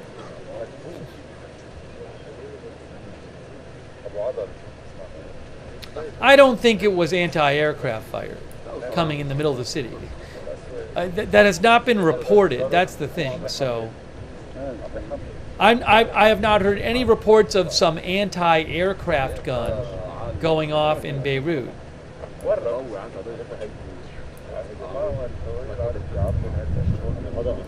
I'll show you again. Let me show you again. Hold on. Watch right in the middle of your screen. Right in here. Right there. Look at that. Right there. Right there. Is there any chance it's like birds, that they're just lit up weirdly and they look like that on camera? Is there any chance it's like a flock of birds or something?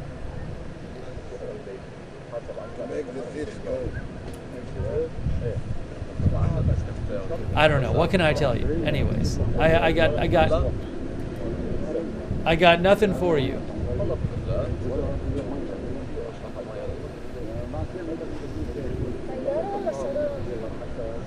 Look at view 2. What about, oh, it was on view 2 later? Oh yeah, you could see it on view 2 as well. You could see it on view 2 as well. But it's not red on view 2. I gotta go get a close-up on view 2. I'll go get a repeat close-up. What if it is birds? What is that? Hold on. What is this showing up? Hold on.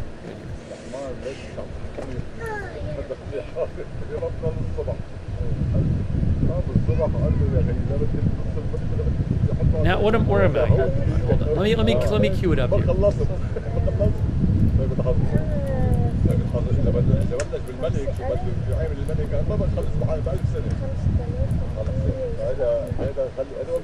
You could see it fly by on the second camera, but it wasn't red.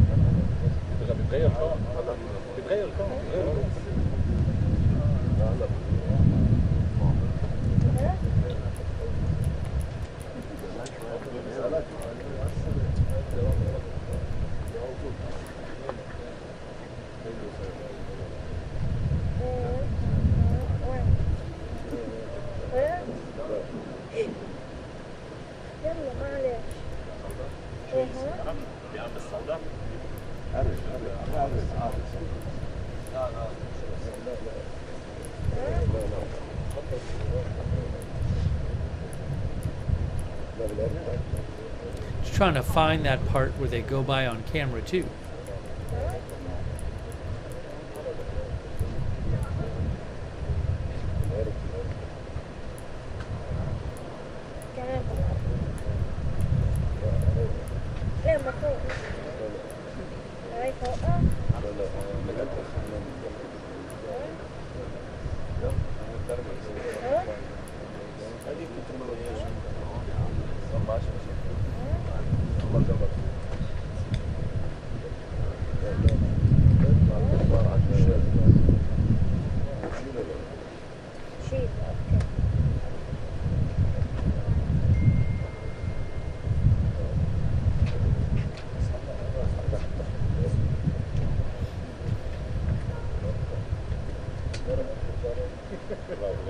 I'll get a replay of camera 2 for you.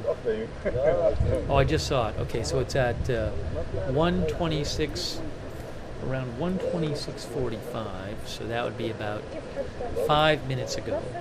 That's when it happened on camera 2. Okay. So.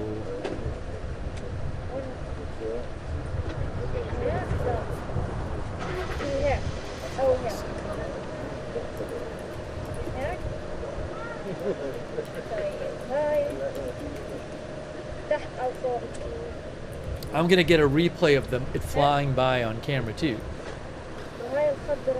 And we'll look at it bigger.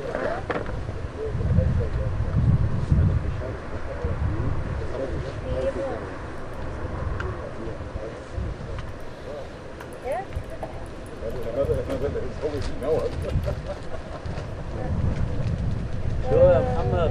ناوي تضل الصبح؟ يلا فيك خلصت؟ وين وكاز؟ All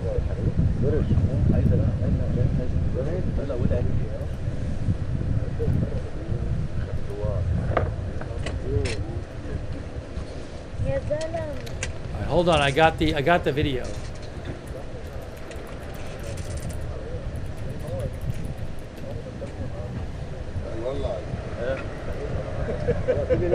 فيها ماما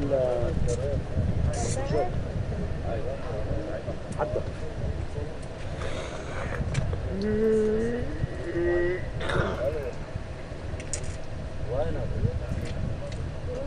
يلا اشوف الدخان التحذيري. Okay, so I need to figure out where on this replay those things go by.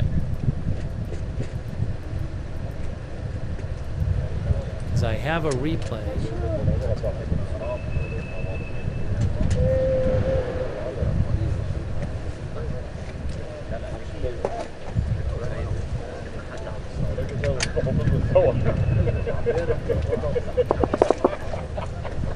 Heard a few more pop. We keep hearing, once in a while we hear little pops.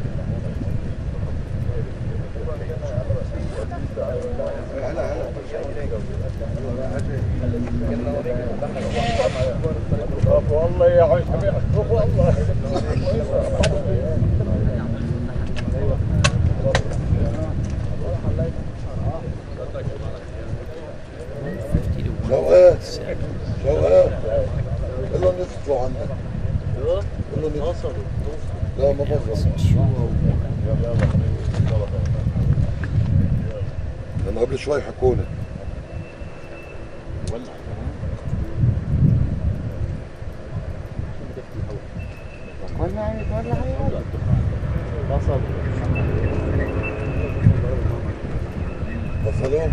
I'm trying to find it on I got a replay, but I'm trying to find the exact part of the replay where the things flew by.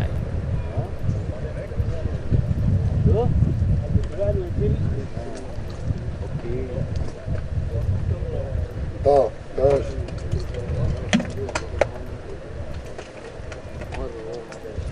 طارق انت باقي مش هيك؟ I found it. I found it.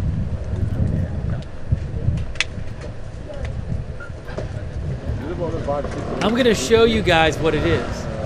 والله كل شيء ابعد من حرام ابي اخاف اجي بعد شوي.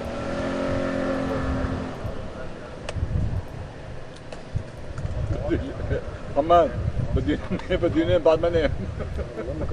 Hey guys, here's a replay from before. قدامي حي مش ضيق. Here's a replay. Watch the top left.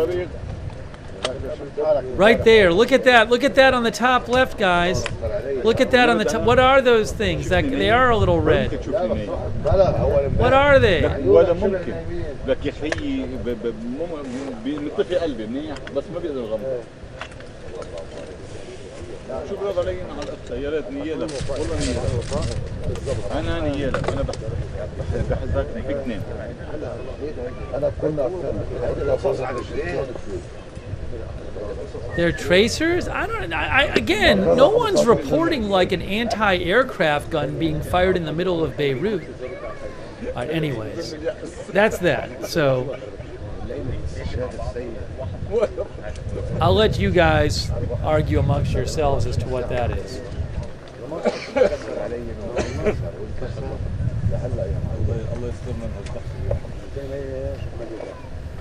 Trying to shoot at drones?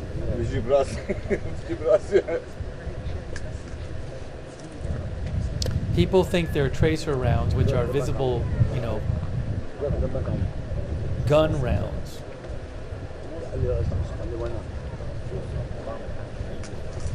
Hey, thanks to Todd USA, our new member. Thank you. Thanks to Obi Canoli. Obi Canoli gave 20 people memberships. That's really nice of you, Obi Canoli. Thank you. And Rick D gave 20 people memberships. Wow. Thanks, Rick D. And John Gates gave 5 people memberships. Hey, make sure you thank somebody if they gave you a gift membership or a gift subscription. That's really nice of you. The mods can also tell you over on YouTube how to enable receiving a gift membership if you're interested. Thank you also to Adaptive Migration Solutions for your support. Has the IDF found Iran has kept its assets underground in Lebanon, and that's why the strike in Iran was minimal? No, I think the strike in Iran was minimal because Israel did not want an Iranian response, and the possibility of this thing escalating. Whether they would be okay with that later. And that's kind of the conventional take. I mean, that's not very insightful by me. But whether maybe after the U.S. election or something, they might in the future consider something more ramped up. But it just really seems like Israel did not want to put Iran in a situation where they were going to feel that they had to escalate. That's what it seems like.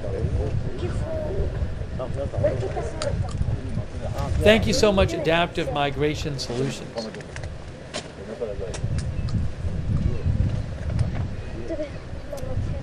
What are we seeing here? Is that more smoke on this?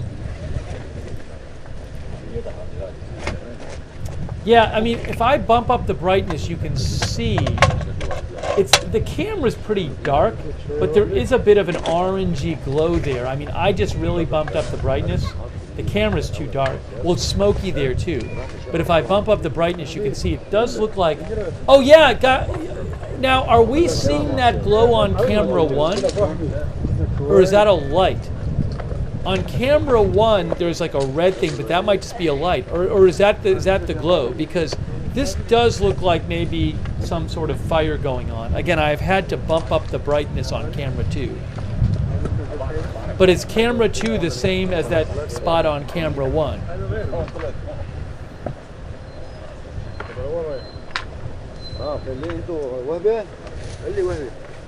Some of our viewers think the two things are the same.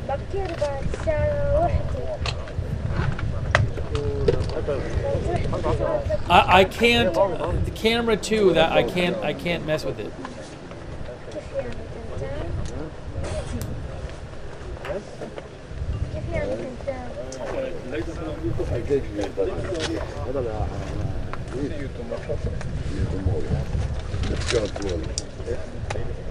Paul thinks it's not the same. I don't know. Maybe it's just the light on camera one. But, I mean, this thing.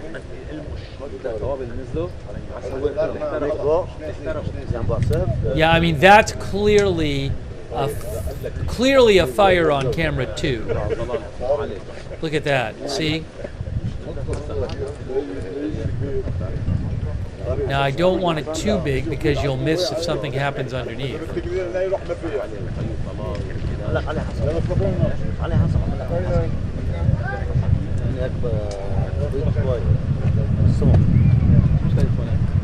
Thank you so much to Adrian R., who thought the red lights were drones. Thank you very much, Adrian R. and Hope Gambill, our new member. Hope, thank you. Todd USA, thank you for being a member. DJ, thank you so much, DJ. DJ said flights seem to be diverted away from Tel Aviv. Now, I haven't heard anything reported about that. I'll look. I mean, I don't read stuff off the flight radar because I don't know what stuff normally looks like, so I'm going to defer to any kind of news reporting about Tel Aviv Airport, but I'm not seeing anything about Tel Aviv Airport being reported. I haven't, at least. Homefront Command says that there's no, that the drone alert event has ended. Whatever that was about. I don't know yet, but the drone alert has ended.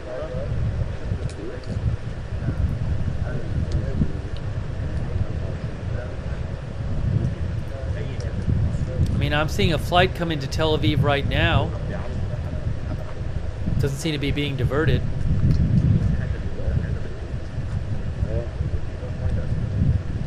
I mean, there's a flight coming into Tel Aviv right now.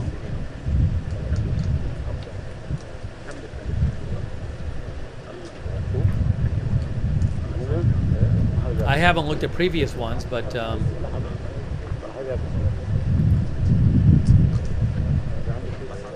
there's one flight I'm looking at. There's one flight which I guess was supposed to land in Tel Aviv, and it's now swinging around, supposedly. Do you mean this one? Sophia to Tel Aviv, that seems to have flown by? I don't know. Again, I don't know enough about what normally happens on flight radar to draw any kind of conclusions from it. So I will defer to people who know what they're talking about. And I have not seen any kind of reporting that anything is going on with the Tel Aviv airport. One of our viewers said that plane is following a normal arrival path. Maybe it is. So I don't know. But again, I see no reporting of any kind of issue at the airport.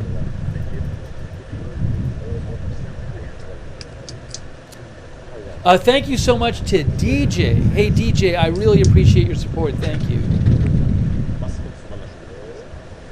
Wow, look at all that smoke. Look at all that smoke on Beirut View 2.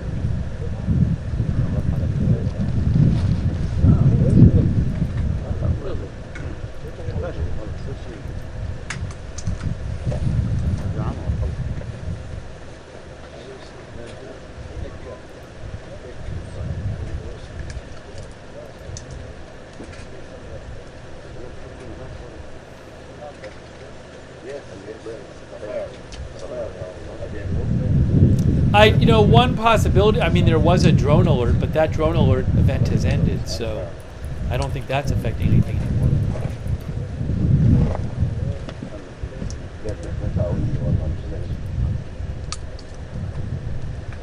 But I'm not seeing anything reported about the airport in Israel.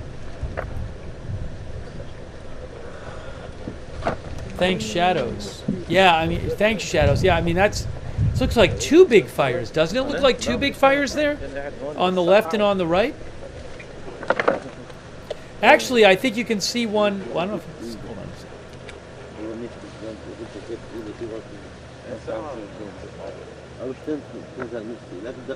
At this point, I'm going to make this the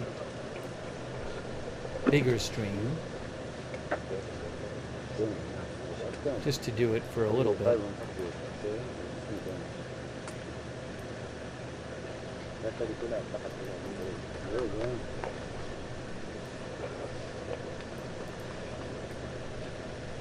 Why is this not doing this? Why?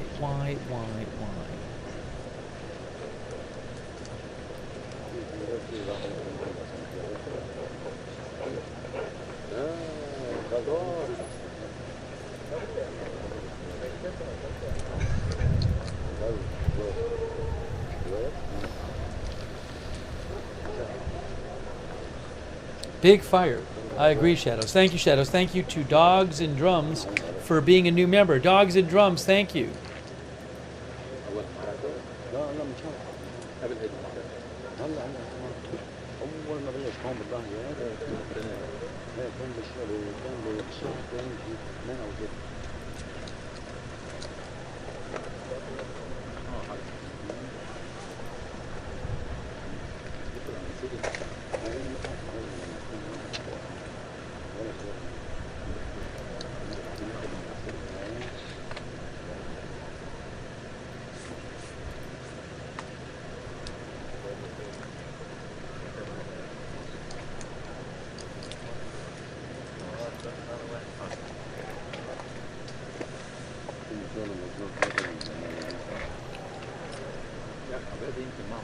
So it looks like two significant fires. That's what it looks like going on in the southern suburbs of Israel.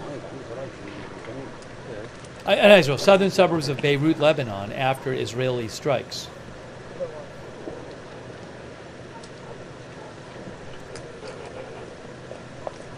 Certainly looks like it.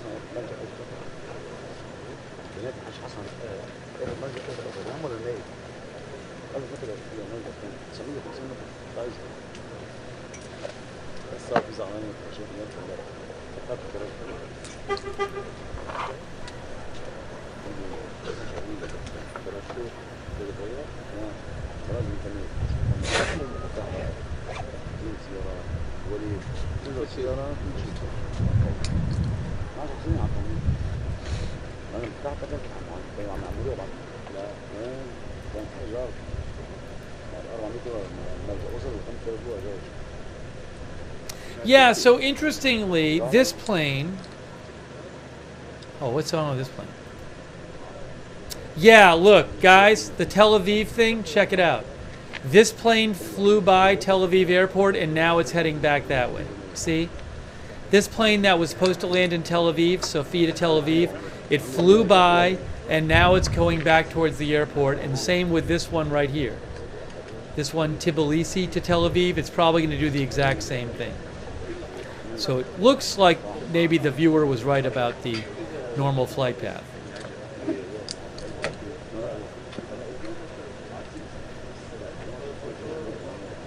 Mr. Juan Dover says it's normal approach.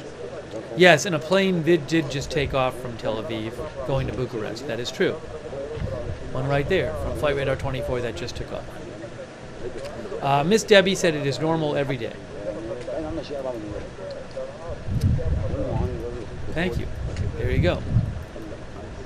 Look at these big fires, guys, in the southern suburbs of Beirut. Wow. It looks like there's two smoke columns on the left.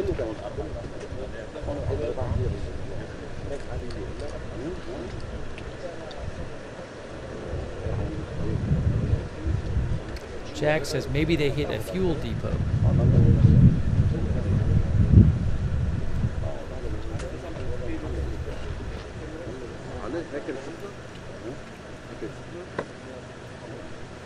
Wow.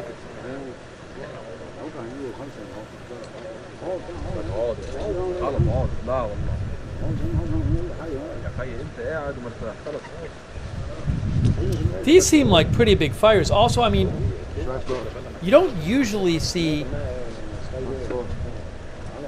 this size fire go on for this long. I mean, we've certainly seen fires go on, but I wonder, like on the right, what somebody asked about fuel. I don't know, but that one on the right is especially big.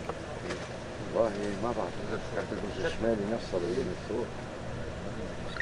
اذا يعني طلعت لو قلت براسي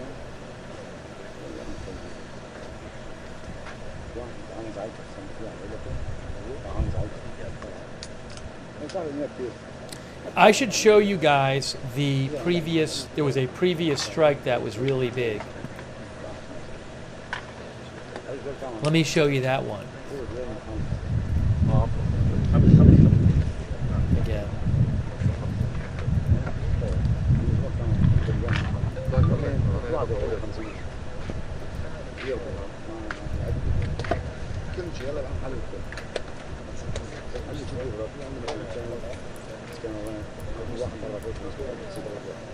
Okay, check this out. This was earlier, about a half hour ago. This is from about a half hour ago. Watch this on the left. This was another strike that happened. Right there. Right there. Look at that one.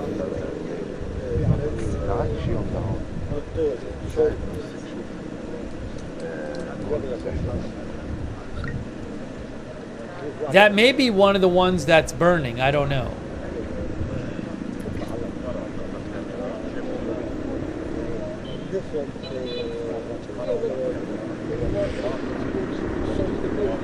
So there was that one, and then I have another angle of it for you, right here. Right here. Oops, hold on. You'll see it in a second. You'll see it in a second.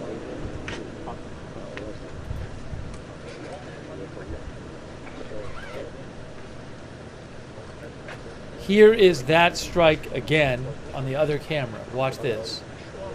Right there. Wow.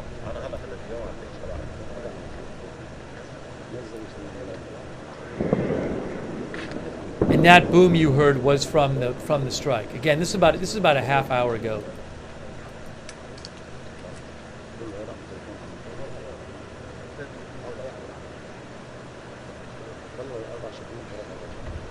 Wow.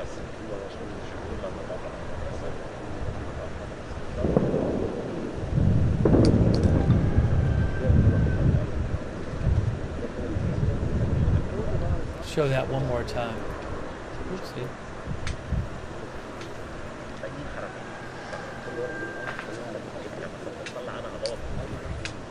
That's the same one as the previous angle, just a different camera. That's the biggest one we saw tonight. Huge.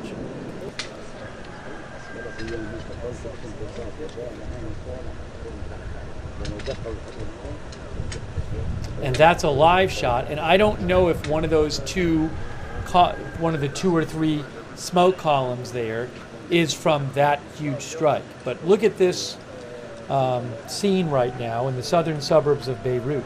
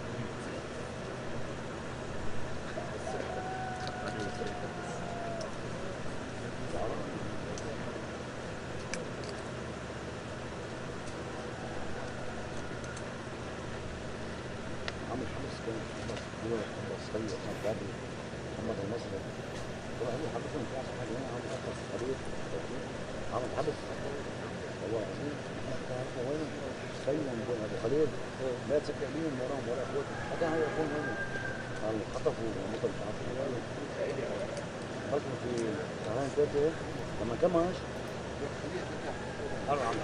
خلاص عم تصير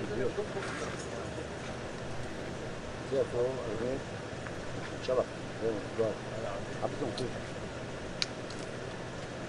Well, let me see. I'll see if I can find any information about these fires. I don't know if Lebanese media is reporting on them. I mean, these are big.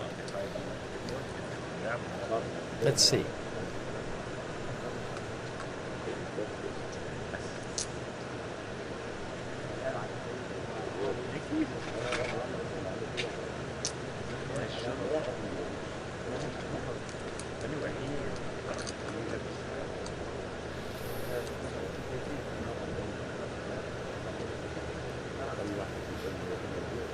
You are watching our live coverage of the situation in the Middle East. New Israeli airstrikes, number of them. I don't know if it was around 7, 8, 9 in the southern suburbs of Beirut. You're seeing some large columns of smoke there.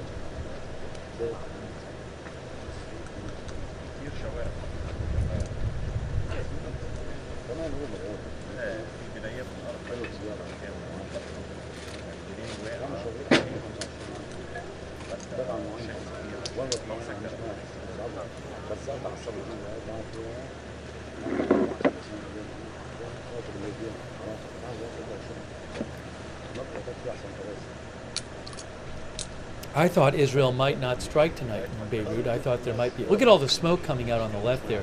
I thought there might be like a night off, but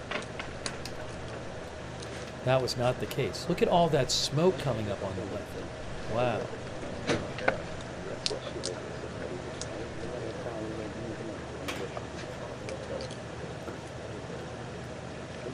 And on the right. I do not know what is on fire. I just need 1 minute here. Give me 1 minute.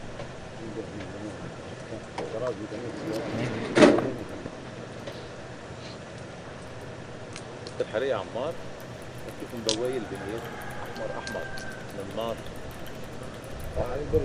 عليه برج والله احمر على الحيطان Guys, just give me 1 minute. I'm coming right back. Thanks for your patience. I'll be right back in 1 minute.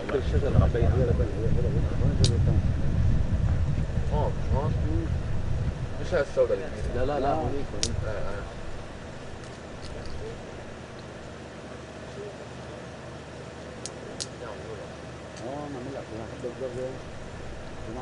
هيك كثير عم تحس يعني في قماش وفي خشب وفي تمر في باتكس هاي دخلهم هاي سوداء هاي فعلا معين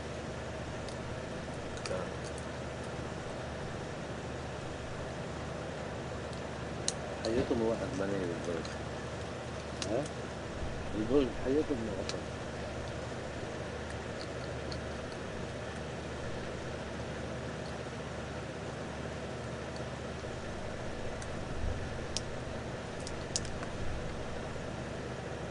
سبعة أقمار من الأحياء الداخلية أحياء داخلية وأكبر قديمة عم يأسوا شو عم يعملوا يعني حتى بالبقى أول ضربات توقع بالمنصة. Thanks. We're back. Wow, quite a scene in the southern suburbs of Beirut. Some large fires after Israeli airstrikes. Looks like large fires to me.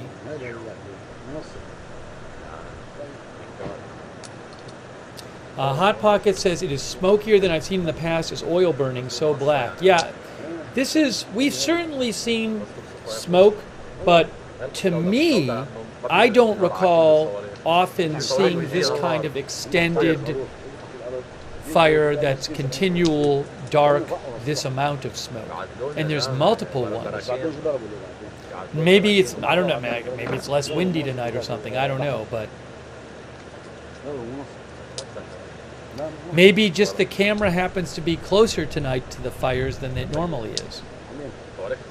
Some of our viewers think it's fuel of some sort.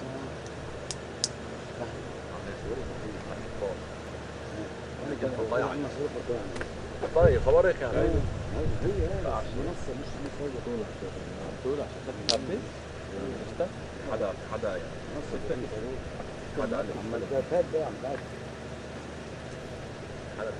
Hey, was there just a flash? Oh, there was, out of the corner of my eye, there was a flash and I missed it. Let me replay that for you guys. I think there might have been a secondary explosion. Yeah, give me a second. I saw it out of the corner of my eye and I was like, did I just see something? Yeah, I'll check that out now. Somebody posted a time code. Yeah, I'll replay that for you guys. I thought I saw it, and I looked over there. By the time I looked over, it was like, did I see something? في عندك مستودعات في عندك المستودعات اللي هي طوارئ هو مش كل ما بيستخدم يطلع صاروخ. Yes, I just saw it. Oh, wow, that was a big flare up. Let me show you this flare up. Well, let me after the camera zooms in, I'm going to show you the flare up because I'll show you the replay of the flare up. But the camera's actually zooming in now. So let's wait to see what the camera does. Wow. Look at this thing. Look at all that smoke. Hey guys, check out. Here is a replay. Here is a replay of that flare up. Watch this. Whoa. What was that? Weapons?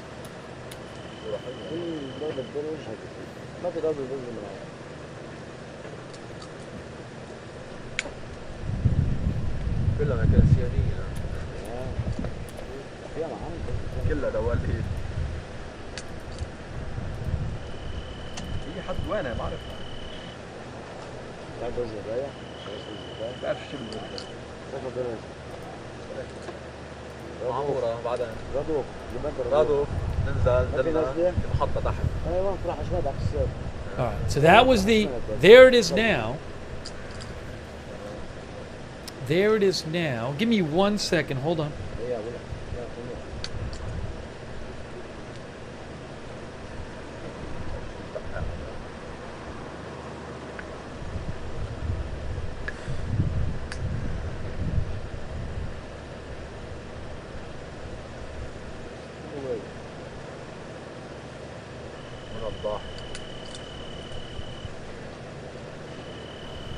Wow. There's this whole other big fire off to the right. They're not even showing it, this one at that point. Look at this. Look at this.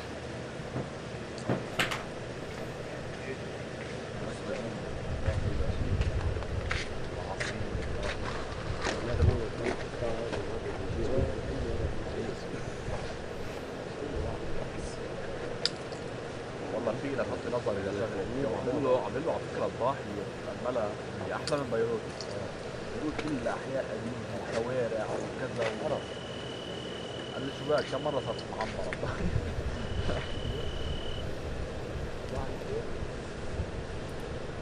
انا الساعه 9 انا بيروت دي هيبدا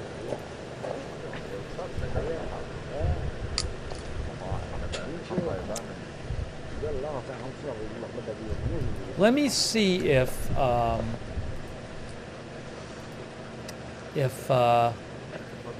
by the way, I just want to show you guys again, there was a flare-up. There was a flare-up.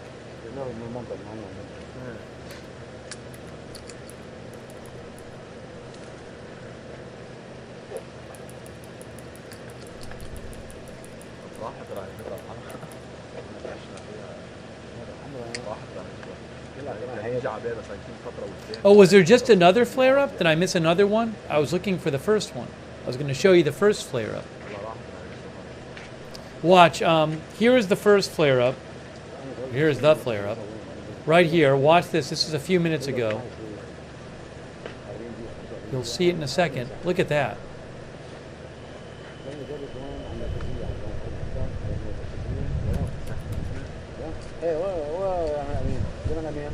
ورا في ناس ونفذيه فين عيننا من المسألة هنا بقى تحت. That was that one. Back to live. And it's hard to see it kind of look, actually what you can do is you can, if you're watching on YouTube, you can actually make it, you can pinch, on the YouTube app, you can pinch with your fingers and make the picture bigger, but I mean, there's definitely buildings around there.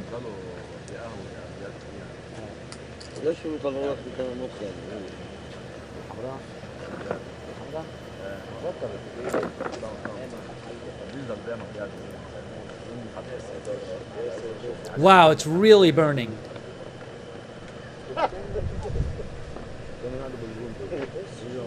Look at that smoke.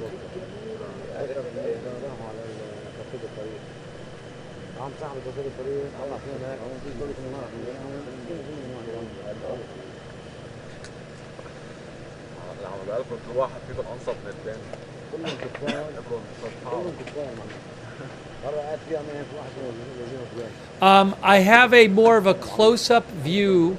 I'll post it in the chat. It's a purported close-up video from one of the strikes tonight, one of the big strikes. From this, I'll just post a link to it on in the chat.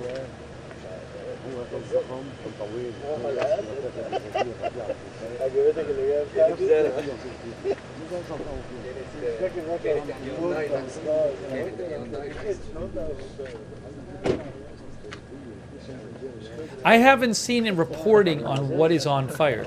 I do not know.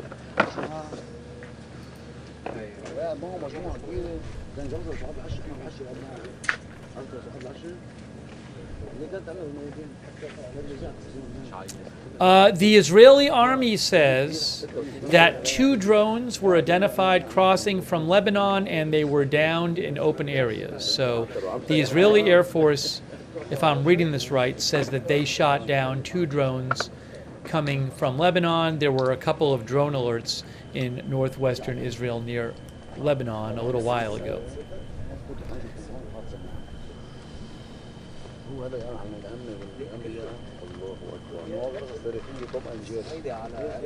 Now, I don't know that you can really see this much on camera 2. If I make, for a second, if I just make camera 2 a little big for a second, can we even see anything on there?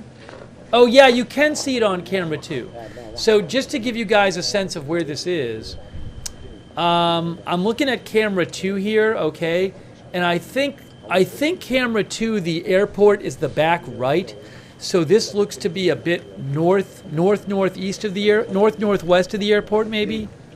It's hard to say with the angle, but the airport's to the back right. But I think what you're seeing, well, I think there's a couple different fires, but if I'm right, I think this. Well, I don't even know. I don't know if which. I think there's a couple different ones on camera 2 on the left there, and this is one of the 2 of them. But this camera's in a different place than camera 2. So it may be the reverse. So maybe it's the middle one. I'm not sure. Anyways, I'm going to keep the focus on camera 1, but you can see it on camera 2 if I bump up the brightness some. Maybe I'll put it like that so you can kind of see it a little bit. But you certainly can see it there. It's just it's farther away.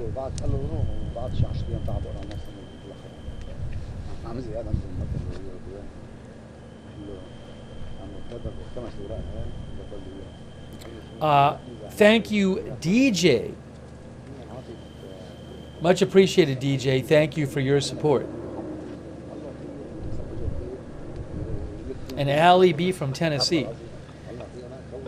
Thank you, Allie B. Also, Deshark, thanks for the gift memberships. Thanks so much, Deshark. Yeah, this was one of the strikes caused this fire, which is still burning. And before the camera zoomed in, there was another big fire. And this looks like it's really going. And this has been going for a while now.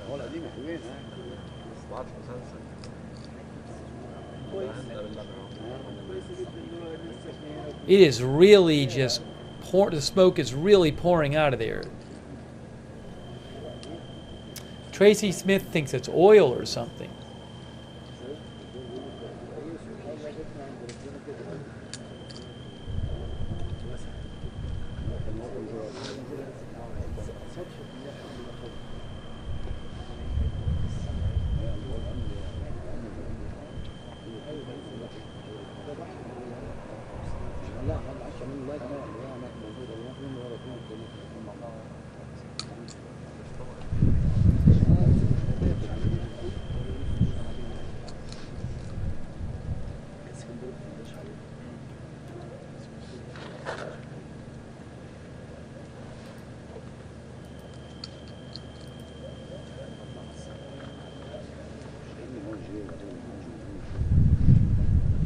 And to repeat, I have not seen reporting about what's on fire.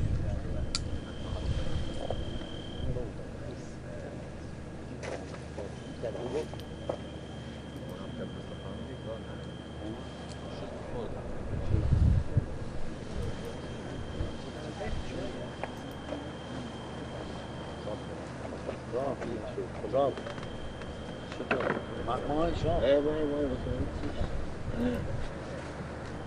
ساعة وماي ووجبة جيبوا لنا أكل. طلعت الوجبة مي والله مسكرة. Oh wow, it's heating. Look at that. Look at it's heating up again.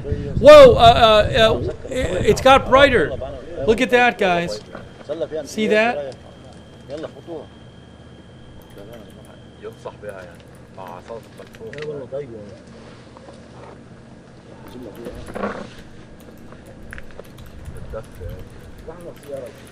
Wow. والله انتم ميادين معكم مصاري. سيارات. Hang on a second here. Now it's covering it a little bit. Look at this. Wow. افتحوا بعد.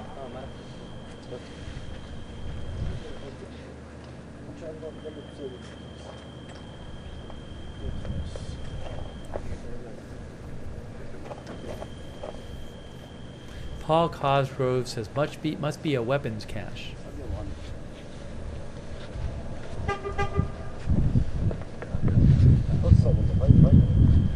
Arrowlock thinks it's more likely a weapons stash or ammo. Man, that is raging.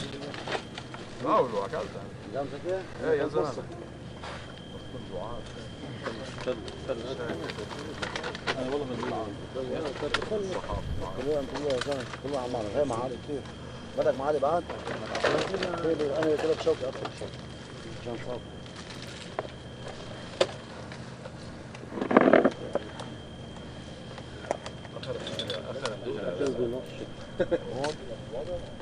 One of our viewers had said a couple weeks ago, talked about with all these fires that can't be great for the air quality. I know nothing about it, but certainly I would think that'd be a concern. I mean, there's been a bunch of airstrikes and stuff, but this is just a lot of, who knows what's coming out of there. Look at this. They're really zooming in now. Really zooming in. هي طيبة والله مش طيبة غطيك شيء. طيبة على فكرة. طيبة كثير. هي هيك اجت. خلاص خلص أكل ورجع خدها. هون. هون بس.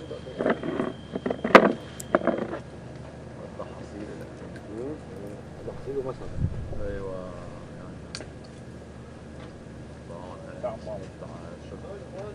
يعني. هي. أول ما جوازها تمام دول هذا هو نفسه.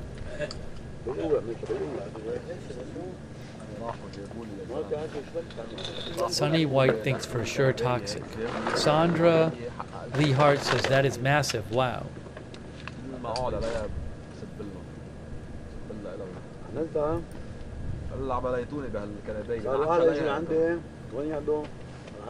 Nancy Elizabeth says fires are never good for air quality. Integrity Farmer Bob thinks it's maybe a gas line.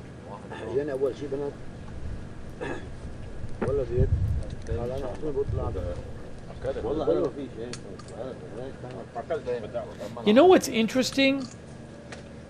Yeah, I mean, look at the left. I mean, that's a tall fire. I mean, look on the left at the size of those buildings.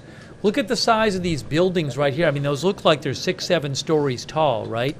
So that gives you a little perspective on the size of the fire. Oh, what did they do? Did they switch their lens or something? What's going on? They're getting like the extreme close-up going. I may have to move this over here. They did some kind of close-up thing, which I actually prefer a little less close-up because that's a little more blurry or whatever. But let's see how they do it. بيروح معك بس انه بضلوا مثلا انه يلا بسرعه. I don't know why they're so close up. I preferred the other view. But it's not up to me. Oh, there we go. See, isn't that better? That looks better to me. I think they think it looks better too. Gives you more of a perspective on things. Yeah, you definitely lose some resolution on the close-up. But, yeah, I mean, look at those buildings on the left. You can really, this is a sizable fire. عتبت الدنيا برضه بده يروح على الاوتيل، انا خلص عتبت الدنيا صار في خطر.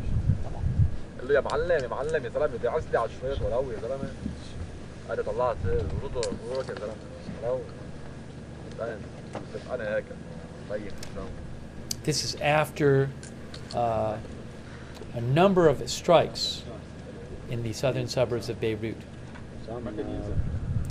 The last 3-4 nights, the strikes have started earlier, you know, around like 10, I feel like around 10:30, 11, 11:30 local time. These strikes were after midnight local time.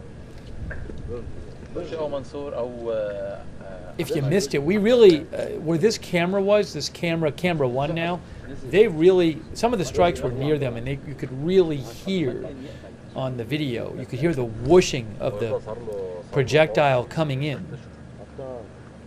The missile or bomb, and then the explosions. We heard a number of them.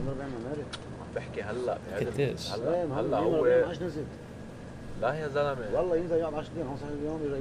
Rebecca says the fire seems a bit different now. Is it maybe getting a little less? I don't know.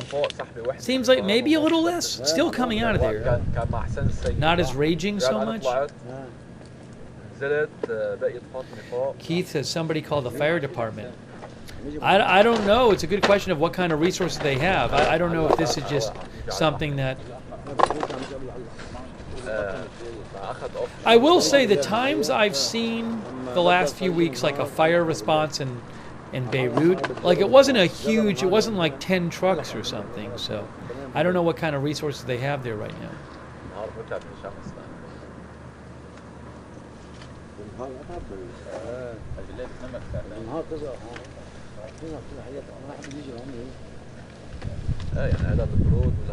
Also, maybe it's too dangerous to respond. Maybe if they think there's weapons there, they're not going to want to, like, you know, maybe there's possible secondary explosions. They're not going to want to get close to it. I don't know. Bill Duff thinks it's burning even hotter.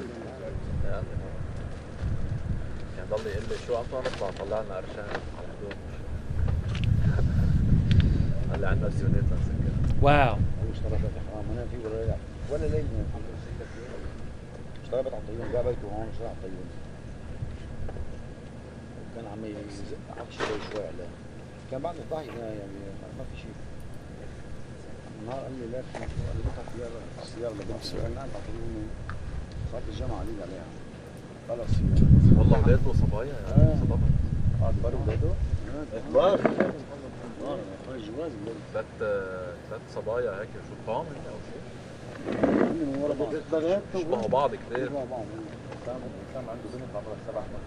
Ali says that is a huge fire. The other fire, before the camera zoomed in on this fire, it looked like there was one with even more smoke to the right.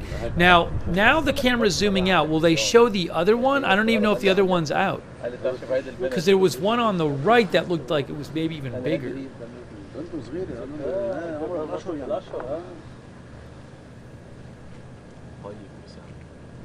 أنا ما بعرف، أنا عرفته بهالطلعة بس قعدنا 3 ليالي مع بعض.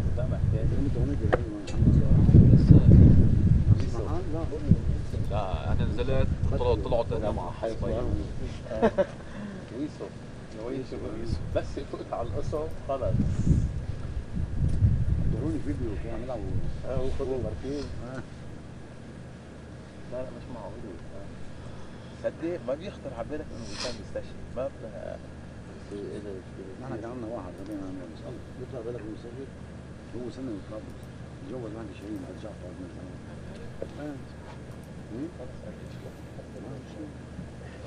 Gershon Wolf thinks that this was a weapon stash, and that's why you're seeing flare-ups.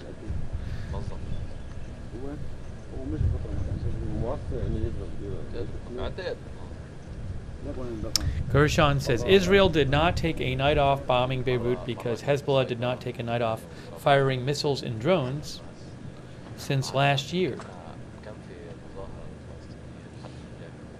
Okay, so all right, so they zoomed out. So we have the fire on the left. The one on the right doesn't look as well defined. This one looks like it certainly seems to be burning. It's certainly burning, but it's burning a bit less strongly than it was, say, 20 minutes ago or something. Before we had those more although, I mean, it's certainly burning still, but before it was like a thicker, more defined smoke column.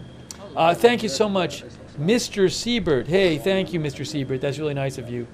Also, Robert Paulson. Thank you, Robert. Thank you for your note and for your support. Robert Paulson, thank you.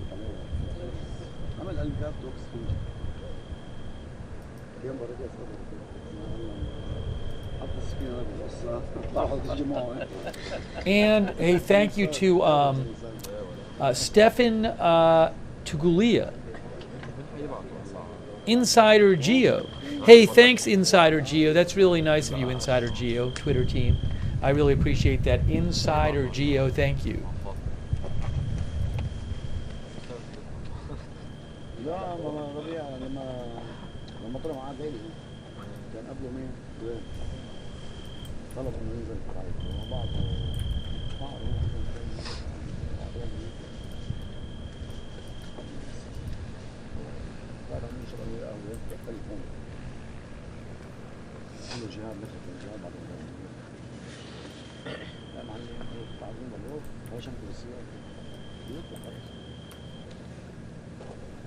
Hang on a second here.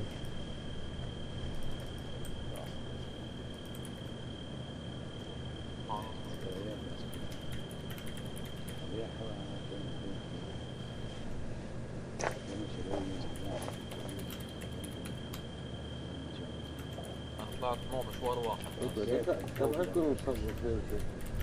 احنا كلنا ب 16 واحد، كنا 24، كنا عندنا 5 بيجوا بدل.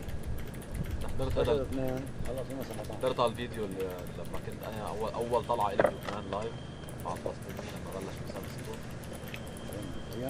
انتشر الفيديو بصيدا. شو كان فيهم انت؟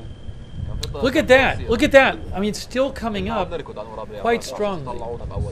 خلصت المسيره وبعد ما طلعوا هو خبرني اياها ربيعه ما حضرت اللايف، انا خبرني هو انتشر بعد اللي هلا ما كل فتره حدا يبعث لي اياه على التيك توك على قلت لهم بدي اطلع، يعني طلعوني رساله طالع على صيدا انا مشوار، حتى خلصت المسيره وبعد ما طلعت طلعوني ومعي ضيف، جاب لي هو مسؤول حماس، جاب لي اثنين يحكوا هيك كويسين يعني حماس وكذا، وجاب لي شيخ. بلشت اللايف يا معلم تحوكموا حوالي اولادي معلم للسمين وكذا، كل واحد بده يحكي، عرفت؟ وانا بطلت لا سامع المذيعة ولا عارف وين الله حط. بلشت انا هيك اعلي صوتي، اطفال فلسطين يلا حوالي بدهم يحكوا. بلشت حطيت الاول واحد قال لي شو اول واحد اكبر حاكم عربي، طلعت على اللايف اذا كذا، شلت الميكرو حطيت لواحد ثاني قال لي مشان هون. هذه قصة صارت الله يرحمه ويرحمه. أنا موجود خربت جايبين الحماس؟ لا يا حرام، هو ذاك جايب لي شبان هيك من عمارنا يعني كبار ويحكوا شيء مرتب، تحوكموا حوالي هودي وخربت الدنيا.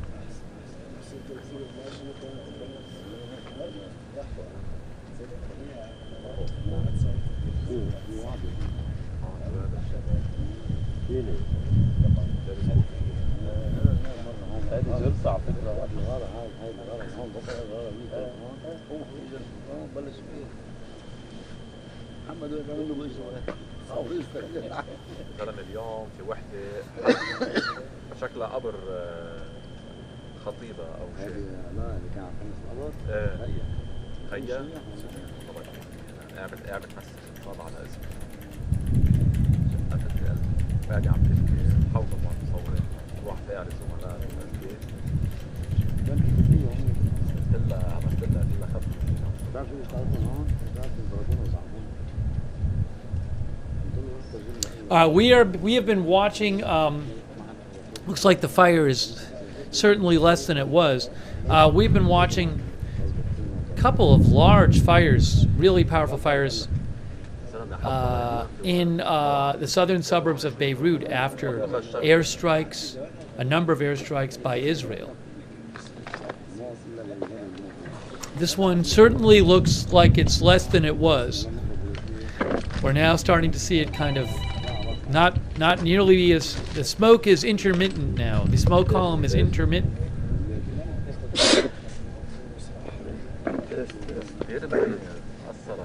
I'll just show you again what it looked like a little while ago when it flared up. So this is a little while ago, actually about a half an hour ago. I mean, this has been going on for a while. About a half an hour ago, this is what it looked like here. Here, this is a replay. But you can see on a half an hour ago, you can see there's two of them a half an hour ago. There's this here, and then there was this one too. I don't know what this was. But watch, you'll see a flare up about a half hour ago from this one here. Just give it a couple seconds, and you'll see it flare up.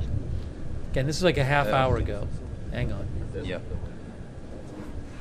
But there were I don't know what it was. It zoomed in and we kind of lost that one on the screen. But watch this right now. You'll see it flare up in a second. There it is. That was a big flare up. Test. I'll play that again for you. في صوت؟ Yeah. But that flare up was about a half hour ago, and now here now is that the one that flared up and seems to be burning less, but still burning. ماشي الحال؟ Yeah. Tony Starks thinks it's ammo burn off. No longer a replay. Now it's live. Yeah.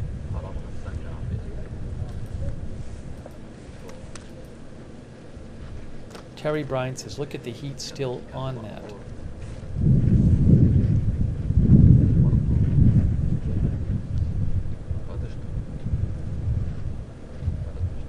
Hey, thanks so much to Pastor Samuel Bailey. I very much appreciate it. Thank you.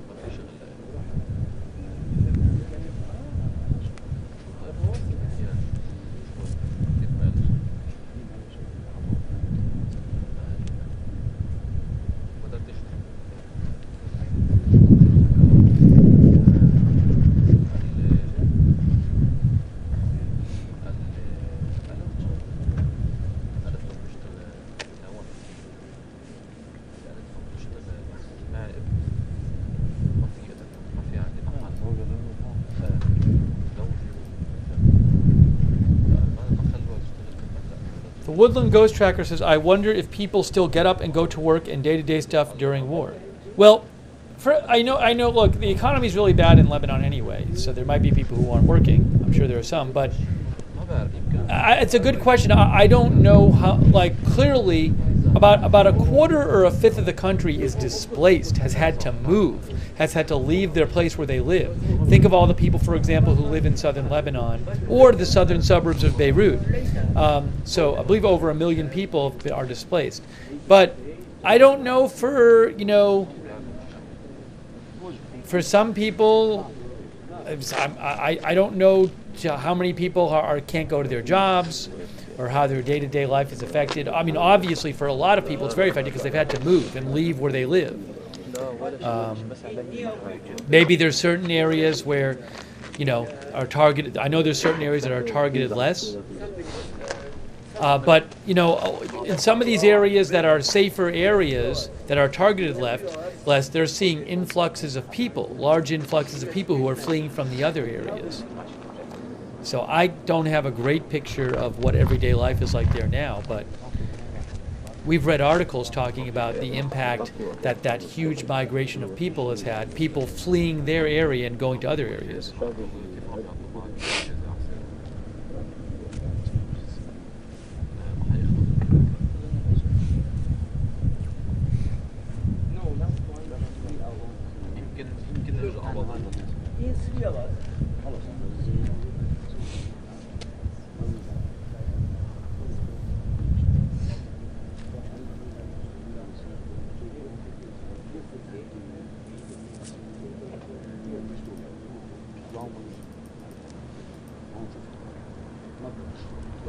So it's still glowing, certainly less smoke coming out now.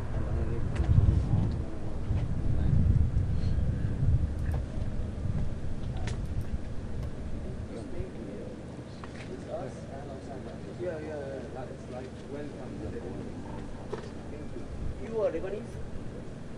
Lebanese journalist? Journalist? If you know.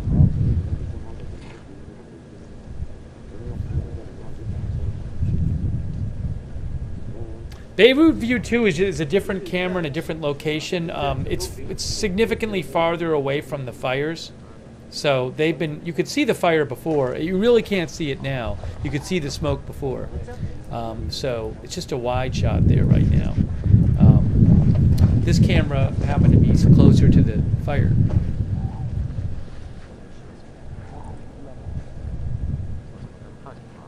It is interesting. We also have you don't see any emergency vehicles. There may be some down there, maybe just the camera angle we can't see them, but I don't see any flashing lights in the area.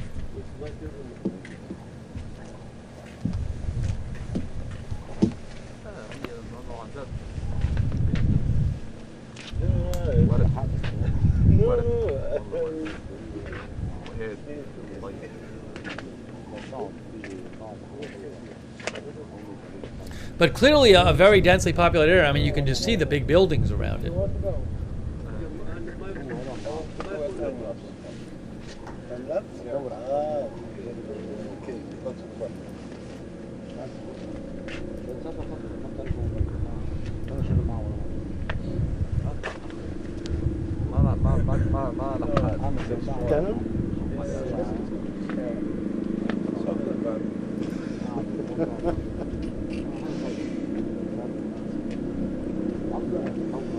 شكرا علي. العدو الصهيوني شن موعد 12 منتصف الليل سلسلة من الهجمات والاعتداءات على الضاحية الجنوبية لبيروت مستهدفا منطقة الجاموس. الحدث حيث أفيد عن عدوان على مبنيين سكنيين جرى استهدافهم بالطائرات الحربية الصهيونية فانهار المبنيان. أيضا الغارة الأعنف كانت في منطقة برج البراجنة عند الساعة 1:15 وسمع صداها بعدد من المناطق اللبنانية. الغارات والاعتداءات الصهيونية على الضاحية الجنوبية لبيروت أدت إلى اشتعال النيران بعدد من الأبنية نتيجة للاعتداءات وسحب الدخان. Thanks to our new member Cryptomary. Thank you Cryptomary. بيروت الدولي. العدوان الصهيوني الجديد على الضاحية كان تجدد بعد توقف تام لحوالي 24 ساعة بعد استهدافه أمس بعدد من الأحياء السكنية للضاحية. ومع الساعات الأولى من صباح اليوم كان هناك أيضا جولة للمواطنين حيث The New York Times is reporting that Israel's attack early this morning on Iran destroyed air defense systems set up to protect several critical oil and petrochemical refineries, as well as guarding a large gas field and a major port in southern Iran. خاصة بمنطقة الجاموس فيما كانت كما أشرنا الغارة الأعنف على منطقة برج البراجنة حيث سمع صداها احتفاظها بعدد من الأحياء السكنية وأكيد ببعض المناطق اللبنانية. حاليا هناك هدوء حذر يلف مختلف أحياء الضاحية الجنوبية لبيروت بعد الغارة الأخيرة التي شنها العدو الصهيوني على منطقة برج البراجنة بعد الساعة 1:15. حاليا كما أشرنا هدوء يلف الضاحية الجنوبية بعد سلسلة من الاعتداءات التي شنها العدو الصهيوني على الضاحية. You know, I guess this could be a prelude to another strike by Israel, or it could just be like a message like, don't mess with us because now your critical oil and petrochemical refineries, as well as large gas field and major port, are very vulnerable because they don't have air defense anymore.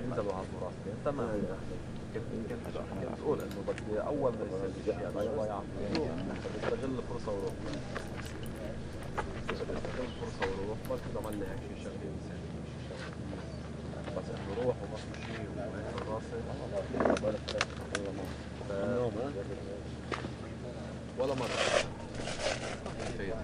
ماني مضطر والله خاطر متعرض لشيء بس يابا انه انا الصحافي اللي بدي اخذ صورة اخر عامل. It's petrochemical, not petrochemical. مش تكليفي روح.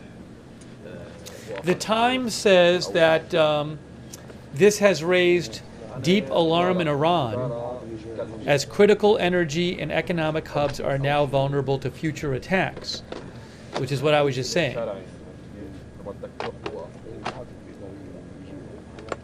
So while Israel didn't attack energy facilities directly, the Times is reporting that Israel attacked some air defense that was guarding energy facilities, so that it would be easy to take these energy facilities out in the future.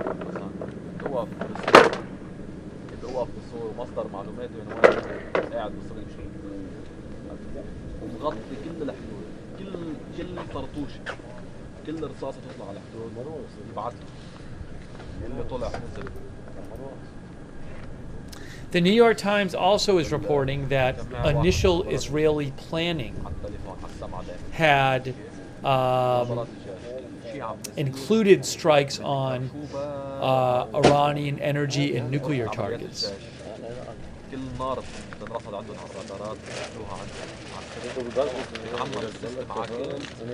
But they decided to not strike those.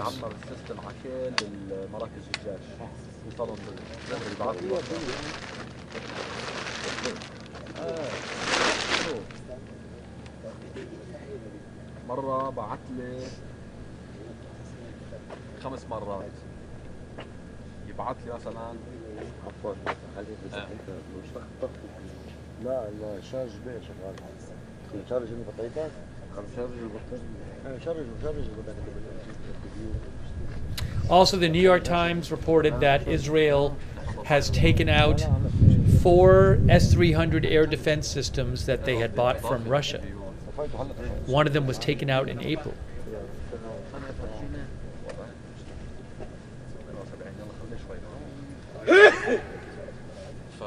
فمرة بعت لي مثلا 5 مرات بعت لي مثلا نيران على موقع زرعي واطلع اولى انا بالرسالة بعد شي نص ساعة يطلع البيان.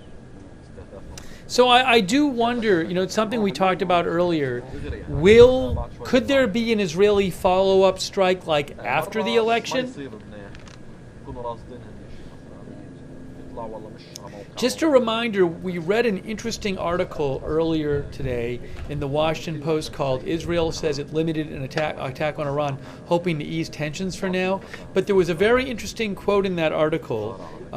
The Washington Post said they talked to someone in the Israeli military. They said, where's the quote here?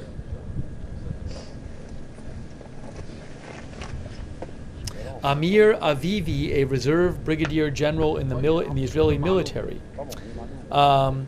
They said that he said the strikes were probably more constrained because of the U.S. political pressure. Sorry. They said they talked to some officials who said the strikes were probably more constrained because of U.S. political pressure ahead of the November 5th election. after which Israel could act more decisively. And this reserve brigadier general in Israeli army they talked to said the historic opportunity for deeper strikes in Iran in the coming months is not one like Israel is likely to miss. He said, Israel's strategic goal is to create a reality where Iran won't pose any threat now or in the future. Israel's conflict with Iran, he says, will probably continue for many months. He said, what will happen and when has a lot to do with what is going on in the U.S.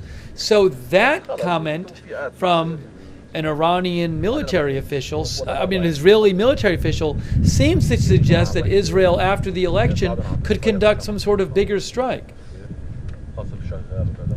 Wildcat Mahone says Iran is now naked.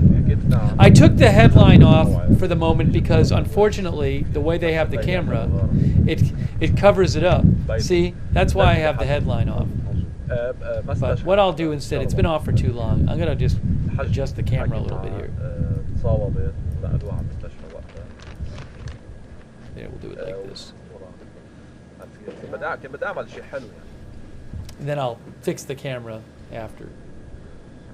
I'll fix the shot after, but that way you can at least see the stuff coming out. Maybe I'll just do it this way, actually.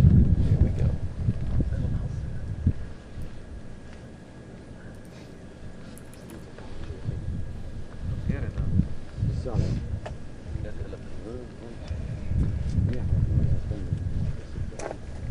Palm Tree says, I feel like Iran is not done with them.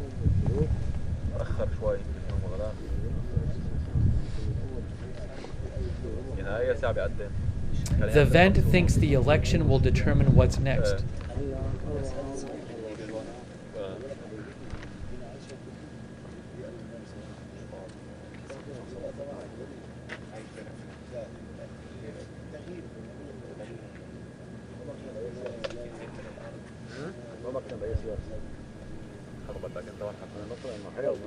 Peach Lilac says after the election.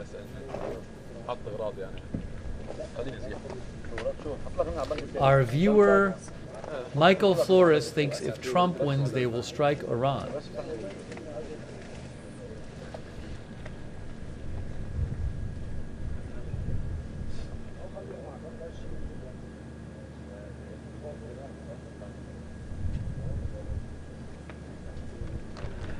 Steve B thinks Iran's going to respond before the election. I'd be surprised if Iran responds. I just don't think they want, from everything I've heard and read, they don't want a war with Israel right now. But who knows? Maybe they'll feel like they have to do something. I don't know. Thank you, by the way, to Shameless Senpai for being a member, and Bookish Girl for being a member. Thank you.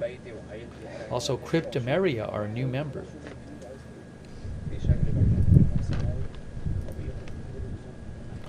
I'm going to have to make some food soon, guys.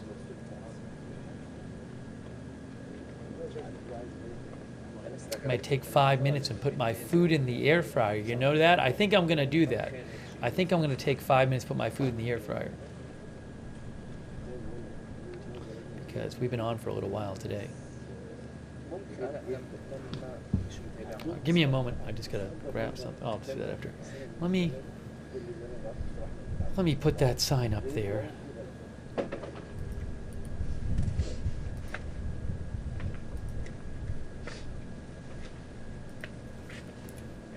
Appreciate all of our moderators, by the way. Thank you so much to our mods. Shout out to our moderators. On Twitch, Big Ball of Yarn, Idaho Star, I Got That Fire, McBritches, Surly Dev, and Tariag. Thank you. And thank you to Table Tens for the bits on Twitch. Thank you, Table Tens. I appreciate that.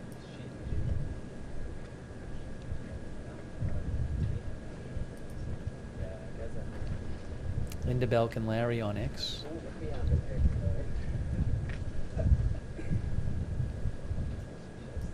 On Facebook,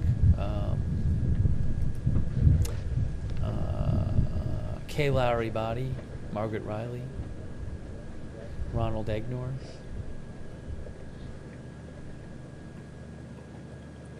Charlotte Webb, Thank you.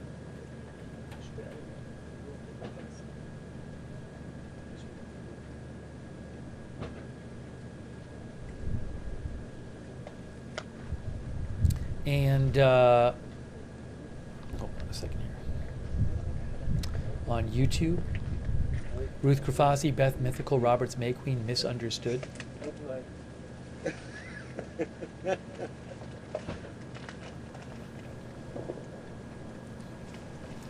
What I'm going to do, thanks so much, moderators.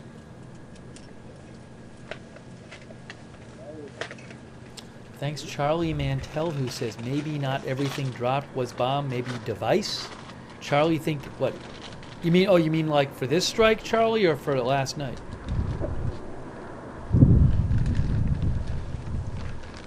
Thank you, Charlie Mantell. I appreciate that, Charlie.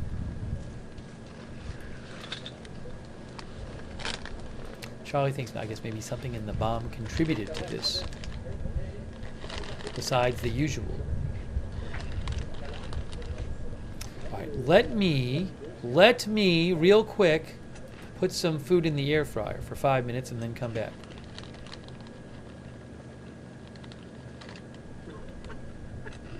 Thank you. Thank you.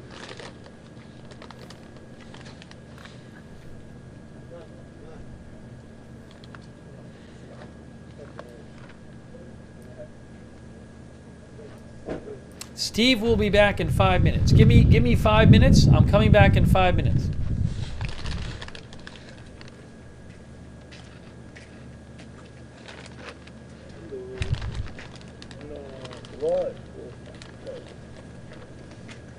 حبيبي شكرا حبيبي يا اخي والله مذكور يا اخي حبيبي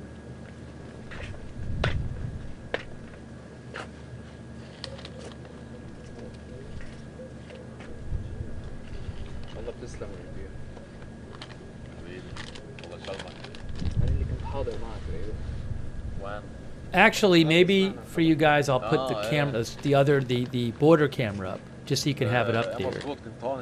Hang on. Give me a moment. الله يرحمه.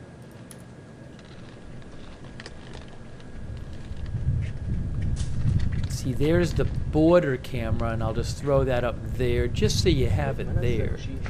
Make it small, but just so you have it there. خطأ اتهم حدا ولا كلمة ولا بزمة طلع عن الموضوع. حسب ما عرفت انه انا ما قريت شيء انا غايص انا ما قريت بس قالوا لي قايلين الاسرائيليه انه استهدفنا بنى تحتيه لحزب الله بنى تحتيه There it is. Okay. هالوقاحة يعني هو فعليا انا يعني باعلامهم لهم انا ما شفت شيء ولا بزمه Okay, we got that for ولا you. حتى حدا من الاطراف الثانيه انه طاير على ليه يطلعوا يستنكروا بهالطريقه يعني ما فيش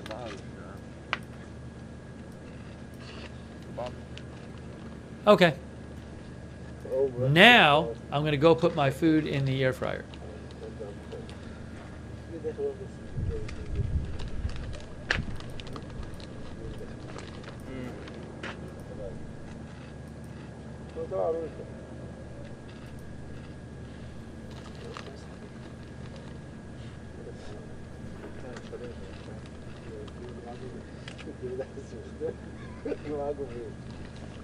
بس هشوفوا الكاميرا انت عم تشرب لقيت ناس بس ناس عادية يعني دول ناس عادية فاهم ولا لا؟ لسه صار قالوا لي هيجي معاك حاج قلت لهم طبعا ما لازم معاك لوحدي جاي من الطريق كله صور الفيديو والصحفية أحسن حاجة طبعا احنا عارفين جاي الطريقة بتاعت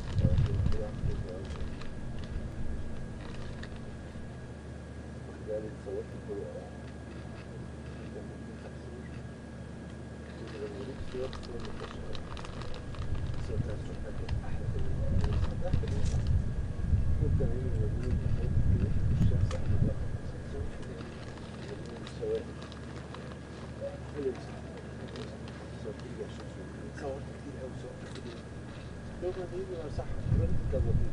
لا هني ما بيقللوا ادب الشباب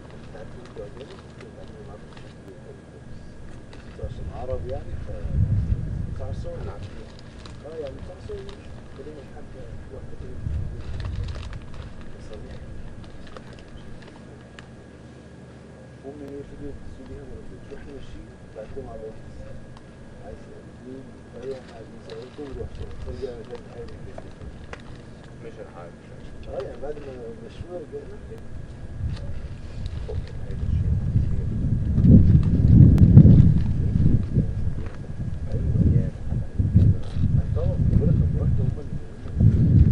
انت بره اعتراف الشداد هيك لازم ما في يكون بطريقه مش قليل الادب بس مستحيل تشوف حتى الاسرائيلي ما بيقلل من شخص كإنسان مستحيل ممنوع يعني في ناس كمان اصلا عم بتقرأ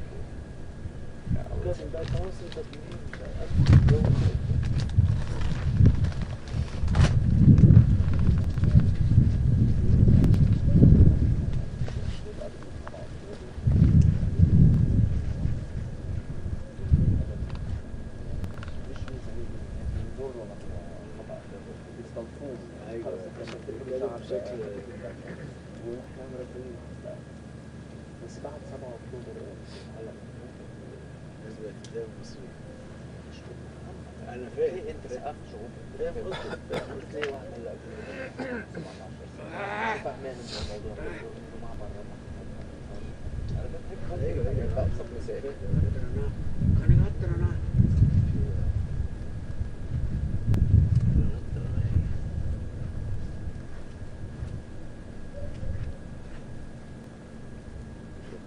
بركة فيك انت الله يخليك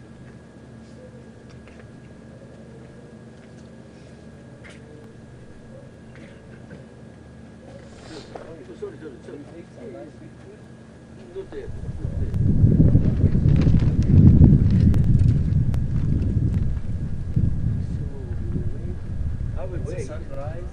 Yes, I will wait. Sunrise and never be home.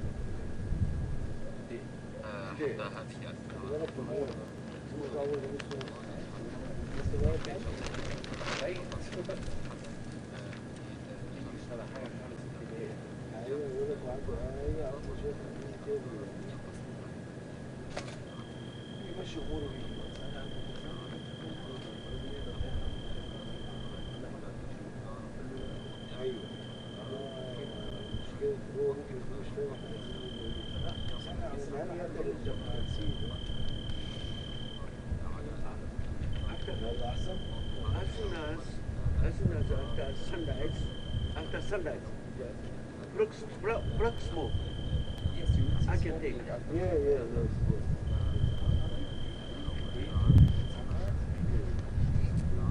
4 hours and a half. 4 and a half. 4 hours and a half to sunrise. Go sleep. Come at 6 o'clock. At 6 o'clock. 6 and a half. Can take you for 6 and a half. Yes, 6 and a half. Sunrise.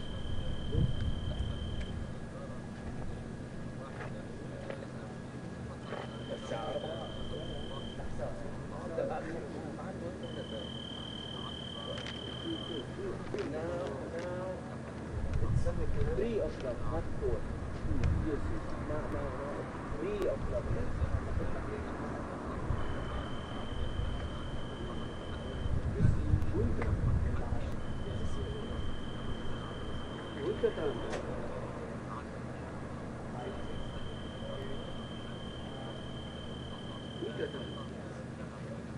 Today changed. Today.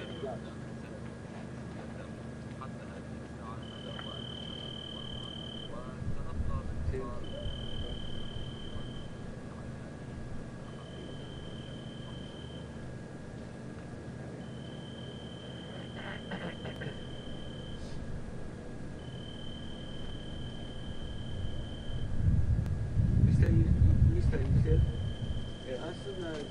as soon as you catch bombing, please call me. Thank you. I stay in I stay here. Hamura Street. Yes, yes, yes. Hello.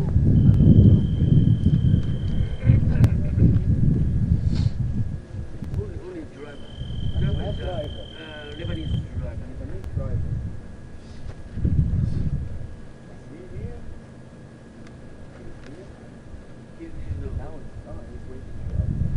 Thanks, guys, for your patience. I put my food in. Fire is still kind of burning there in Beirut. Well, I'm sure it's burning, but not as much as it was before, but it's a big fire. We have been bringing you live coverage, updating you on the situation in the Middle East, talking about the attack by Israel on Iran, and covering this new round of airstrikes in the Beirut area, and some big fire that has been a couple big fires happening as a result of those strikes. I should take more possible. I'll put it like this. Yeah, I don't. It's our viewer Zinkman says no fire department. We can't see on the camera any fire response. That doesn't mean there isn't any, but I don't see any lights flashing over there, so I don't know if it's something where they don't have it or they're just waiting for it to maybe die down some more. It's a good question.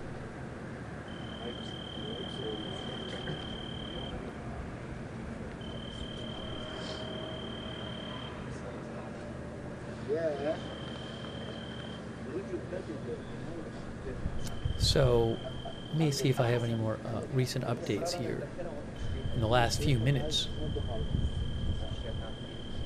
Sid thinks if the fire department believes there are explosives there, they will wait a while.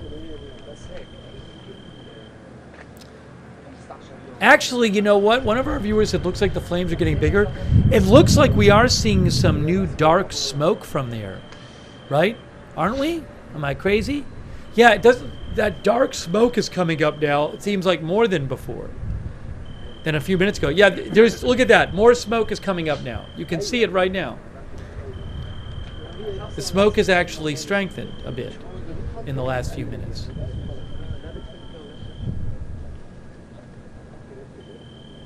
Oh, Biz Ferrets thinks maybe water is getting on the fire because the dark smoke is turning gray. I don't know. Maybe they're pouring. Maybe down there they're putting water on it.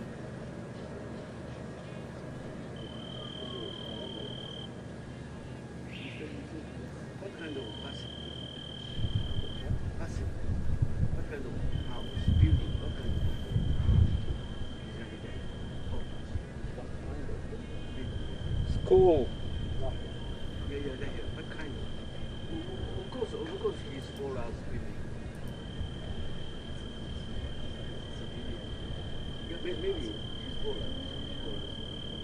For us building.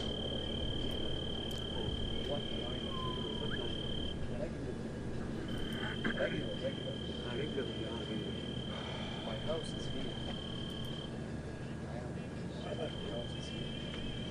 Where are we hearing? Are they playing music or something? What are we hearing? Hold on. It's coming from that camera. I gotta turn down the volume in that camera. Now, A bit. Give me 20 seconds. Hold on.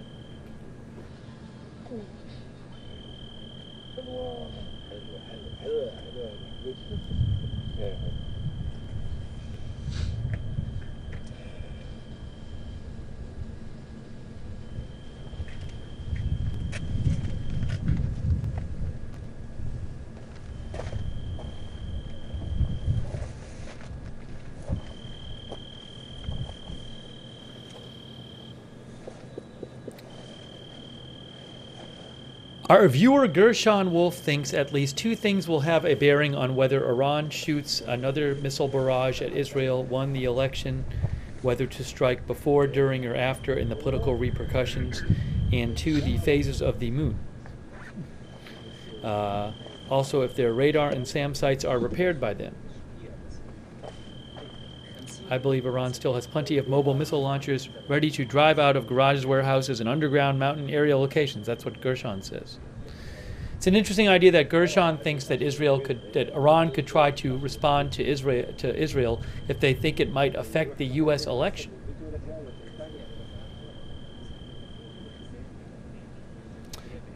Oh, Charlie said he meant by device earlier something like the pager bombs. Thank you, Charlie Mantell.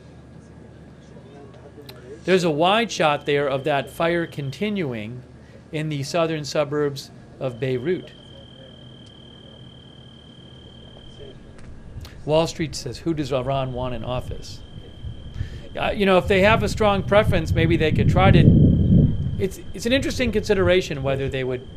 It's something they might think about so close to the election. I don't know that they think they could swing the election.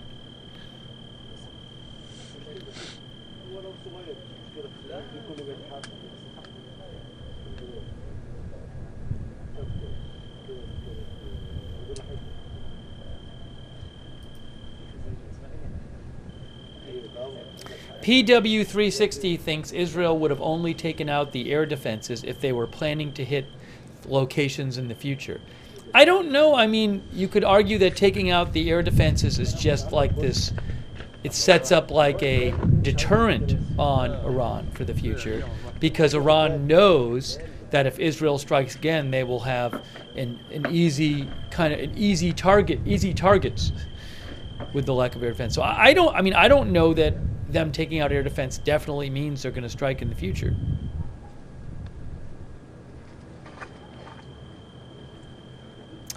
But PW360 says perhaps if Iran responds. Oh, I certainly think there's an implicit threat that if Iran does respond, they might hit those sites.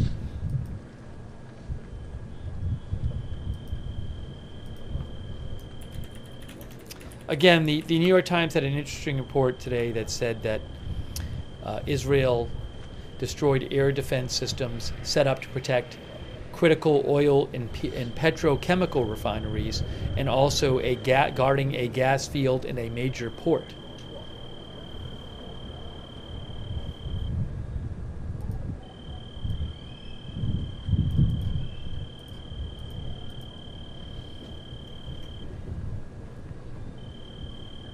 Still smoke coming out of there.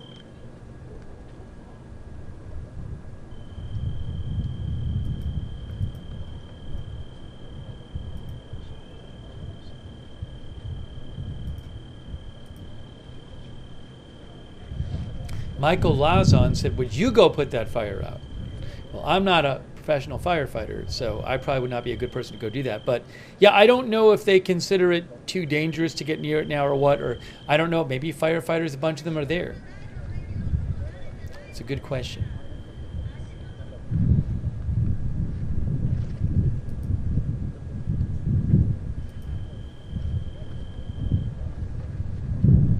The clocks got turned back tonight in Lebanon and Israel, so there's they get an extra hour of nighttime.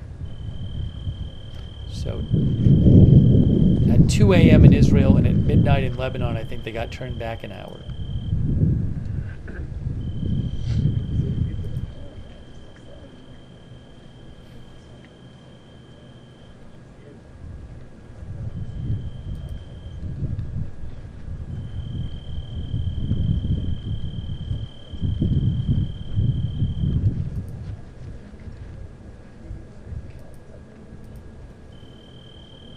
Not many rocket alerts while we've been on the air. There've been a couple drone alerts. Israel said they shot down 2 drones coming in from Lebanon.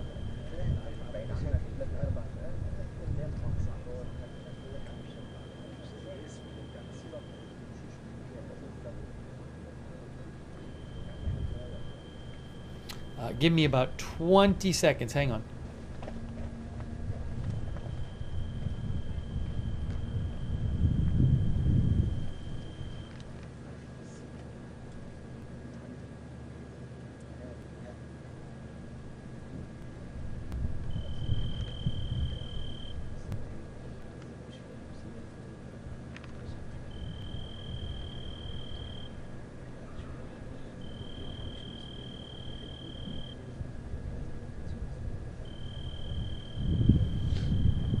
Camera panning. Oh, did the camera just pan back? Is that what happened?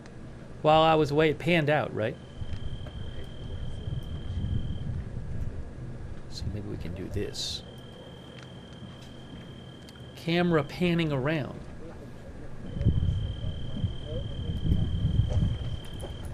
Yes, the U.S. time change is in a week.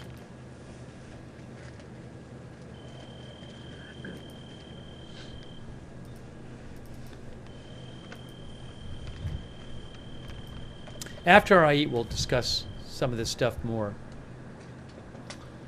I just need to eat in a couple minutes because we have been on the air for a little while. Thanks, Eagle101, for watching. By the way, we do have a notification system we have set up because, you know, I'm not really sure when big news is going to happen, so I can't tell you in advance when we're coming on live. But if you don't want to miss a stream, a really good way to avoid missing a stream is to turn on our free notifications. We do it through Discord. You sign up once, you get a link, you get a notification every time we go live. The mods can post the link to the notifications in the chat. You can also find it in the description of this video on YouTube and Facebook.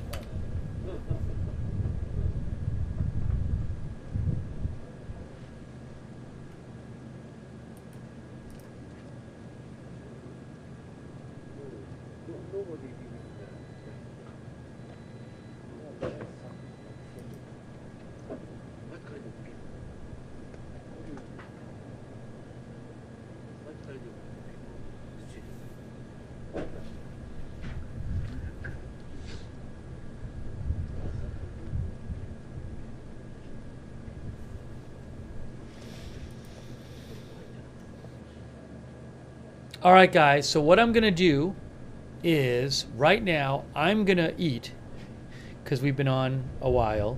And while I'm eating, I will keep an eye on things. I'll leave the footage up. And if anything big happens, I will rush in here and stop eating. Otherwise, I'll come in after I eat. But I will leave up the different cameras for you.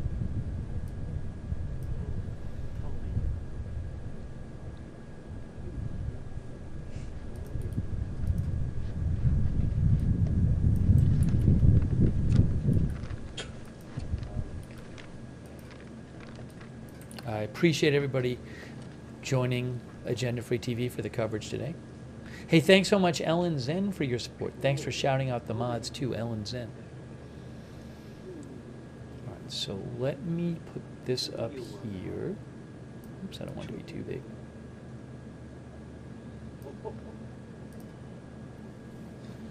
Okay, so let me go eat. And I will keep an eye on things. And I'll either, if something big happens, I'll come in immediately. If not, I'll see you after I eat. All right? So feel free to hang out in the chat. Please be nice to our moderators. Thank you so much to all of our moderators. I will see you in a little bit.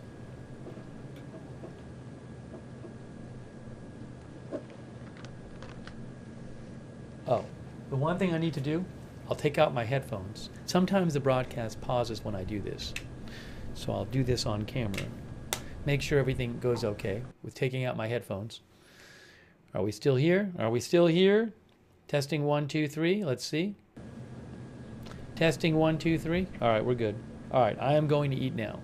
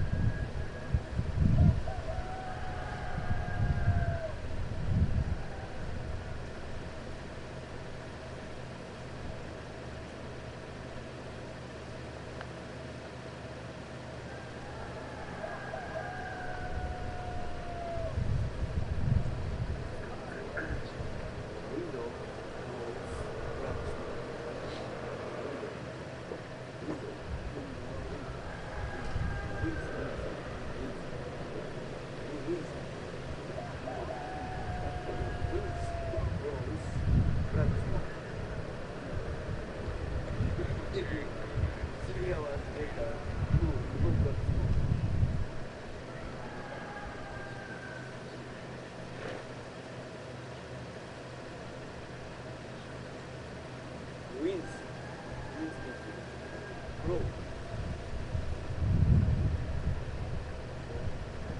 Yeah,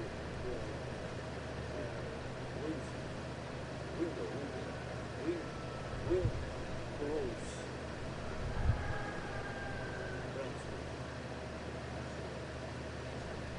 Three hours later. 3 hours.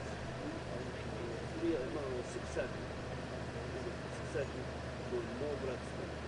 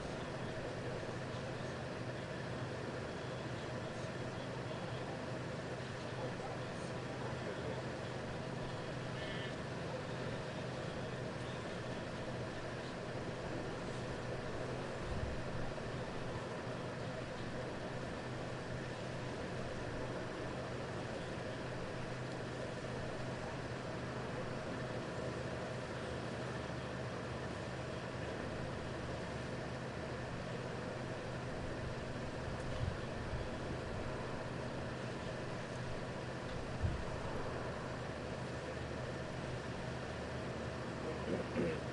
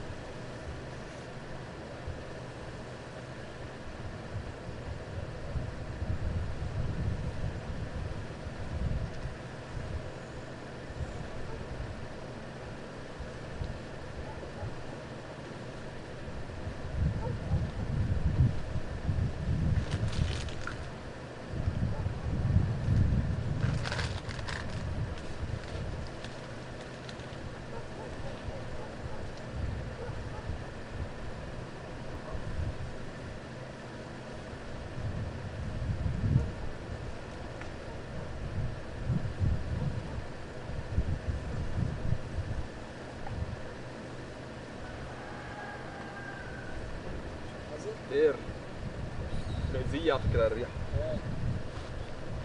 الله يعلم شو الاشي شو اللي عم يحترق.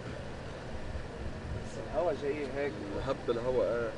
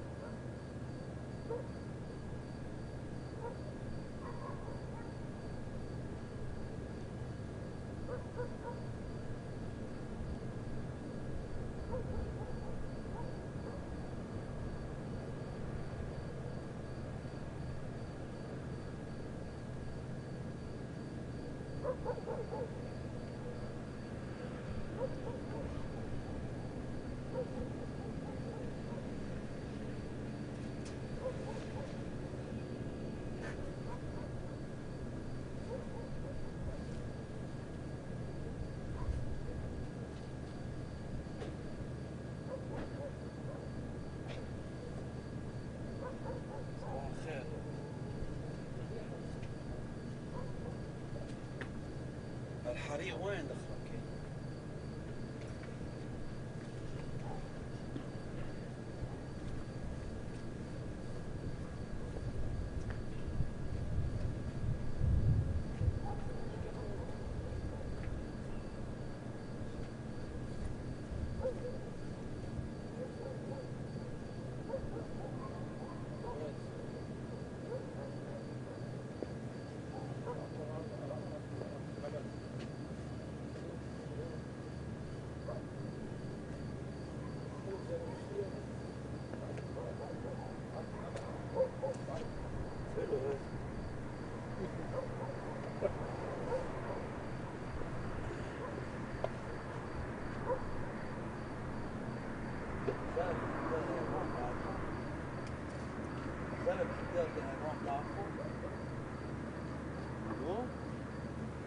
زلمه قاعد هون بتعرفوا حاطط كاميرا فال فيها وهيكون سرقكم يا زلمه.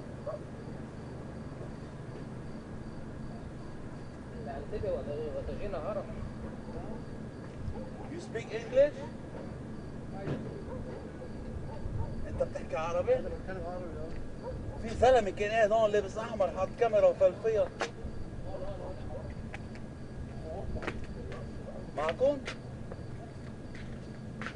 كل حاجه تمام. بعض الكاميرات هون طبعا الكاميرات كلها تمام.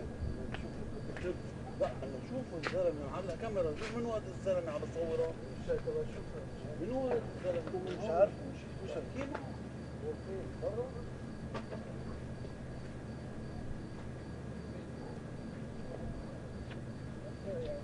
No, I tell him some men stay here.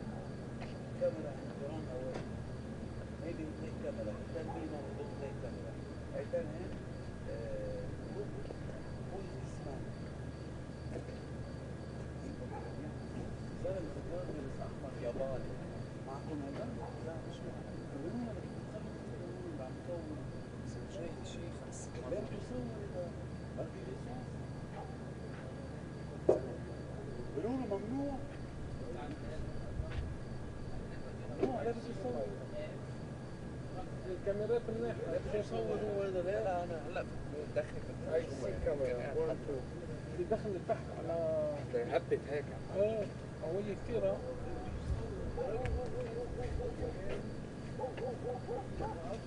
وان تو كاميرا.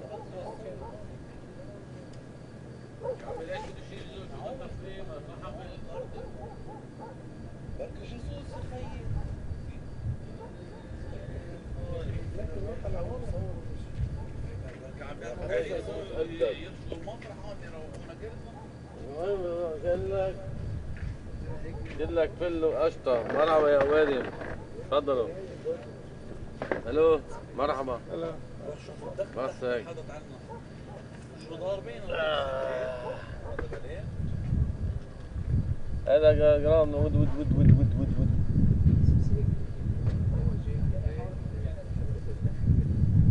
خيي طلع.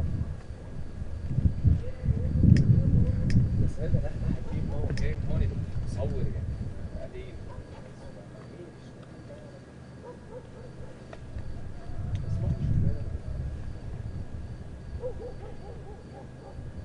أنا شوف كبير عنده 80 سنة وصف الحرب القديمة فجاي دلوقتي وصف الحرب ده اللي قاعد يعني دول كده مش بس هو راجل كبير يعني عنده حاجة 81 سنة هو راجل كبير يعني ما نعرفش عنه حاجة تاني هو ياباني. ياباني يعني منيح يعني جنس منيح يعني وضاين. ربنا يبارك لكم والله ربنا يبارك لكم. Chinese, yeah? Yeah. Japanese. There was a Japanese, I don't know if he's a tourist or is he a journalist. From which country? I'm from Poland. Poland. And he was really a weird guy, older Japanese guy. تعلم العربي يا شيخ وما توجعنا راسنا. He's Lebanese. That the other one. He had a camera and he was walking always very fast. So he was أخذ الكاميرا وركض. بيعمل حركة معضل when they start shooting and so on. And then he suddenly disappeared. بصير في ضرب هون بيجي بينبطح هون بينبطح كمان؟ بعد قصة قديمة بعد. يكفي دخل ورا Thank you for taking care. شكرا. No, شكرا. Yes. خلاص يدخل. Or somebody because when they see police they run away. Yes. He said because I see bad. لك هلا طلع دخل السوداء القوية. هذا مبادئ أكثر منك. دخل السوداء القوية ولا طلع. He says I will wait for the sunrise. دي كبيرة. قبل هاي الريحة جاية. بس لا هلا السوداء طلعت ما كانت سوداء. دي أقرب واحدة. وفي هواء. دي أقرب واحدة. دي كانت أقوى واحدة. قوية طلعت. يمرق سمونا يمرق سمونا تعالوا يا واصلا دخل العوان عارف؟ ايوه ما هو الصور ما كنت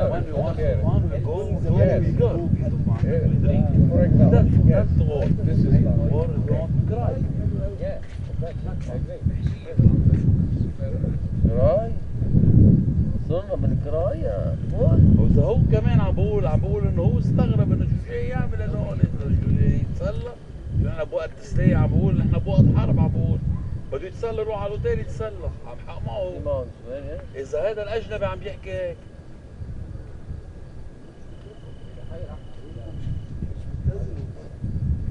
ايه عم لك اذا هو عم بقول انه نحن مش وقت فن تسلية يعني يصور يعمل لي ينبطح يروح على الاوتيل اذا بده يتسلى شو جابوا عادتني لهون ليك بتشوفه اذا بتشوفه بتفكره معطر.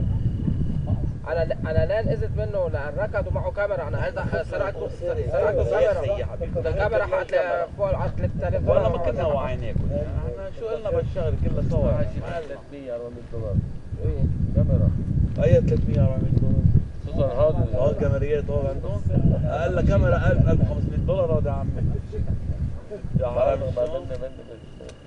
حرام شو اللي كم وحده عطوا ثلاثه ضربوا اثنين شو هالعرصات هون 8 عملوا لنا اياها ايه في اثنين قويه هذا على السنتريز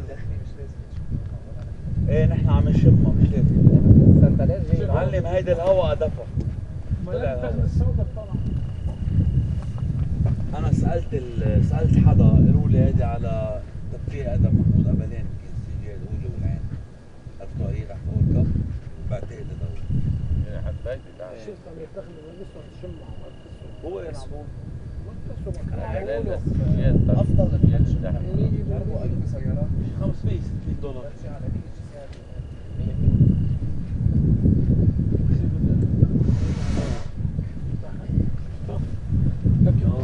هي ايميلات هي دخنه وفي هواء يعني هذا اللي بتعمل هيك جدا هواء هيك اجت لهون لك التهديد على المنطقه كلها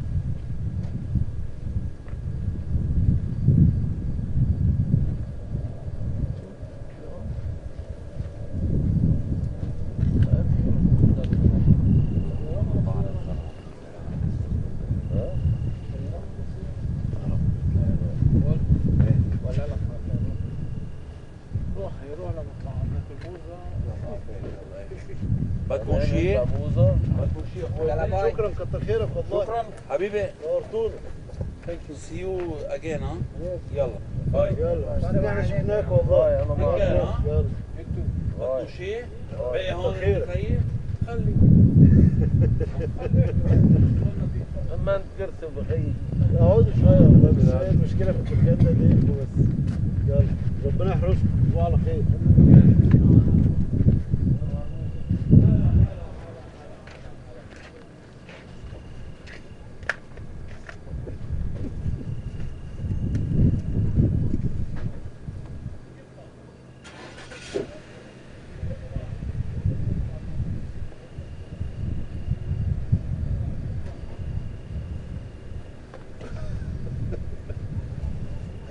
One minute.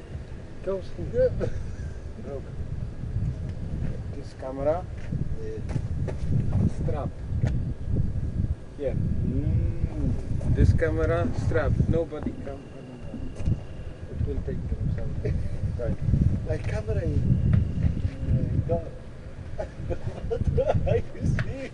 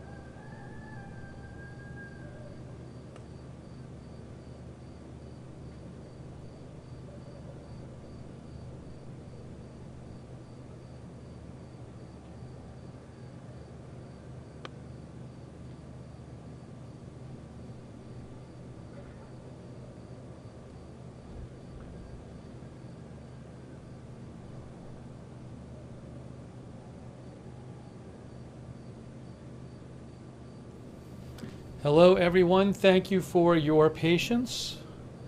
We are back. I hear some roosters.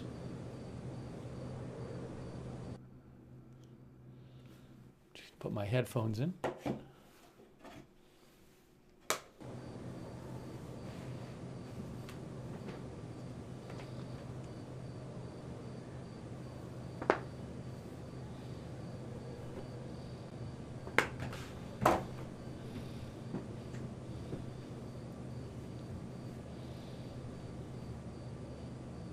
Yes, I ate, which was good. I needed to eat.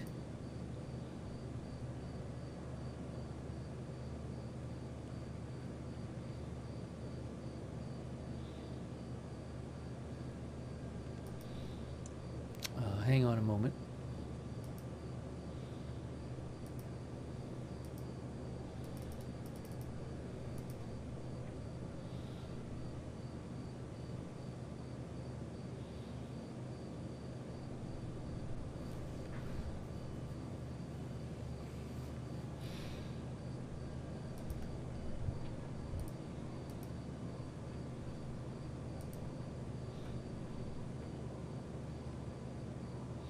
There was an interesting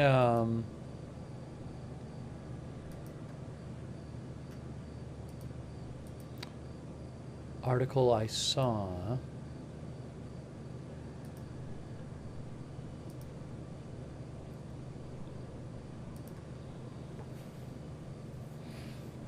The Economist actually had an article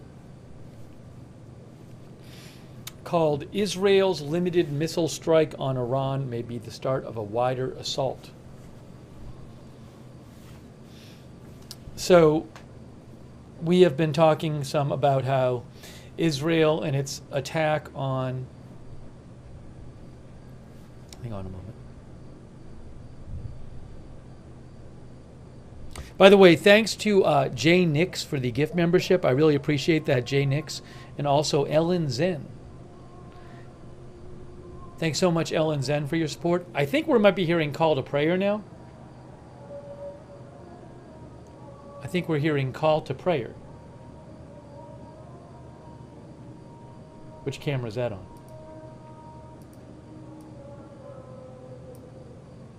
Is it this one? Yeah, it's on camera too.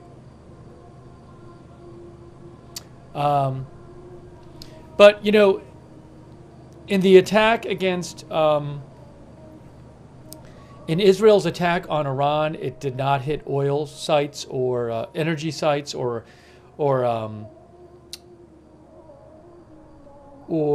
nuclear sites or leadership sites.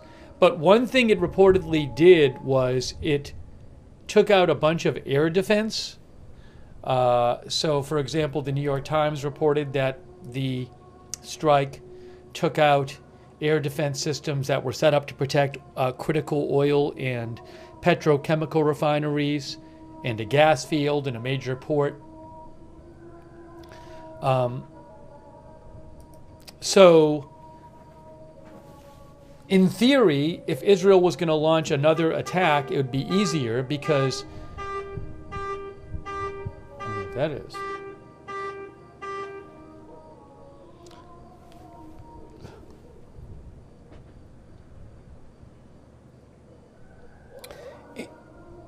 I'm going to turn that down a little bit. It's a little loud.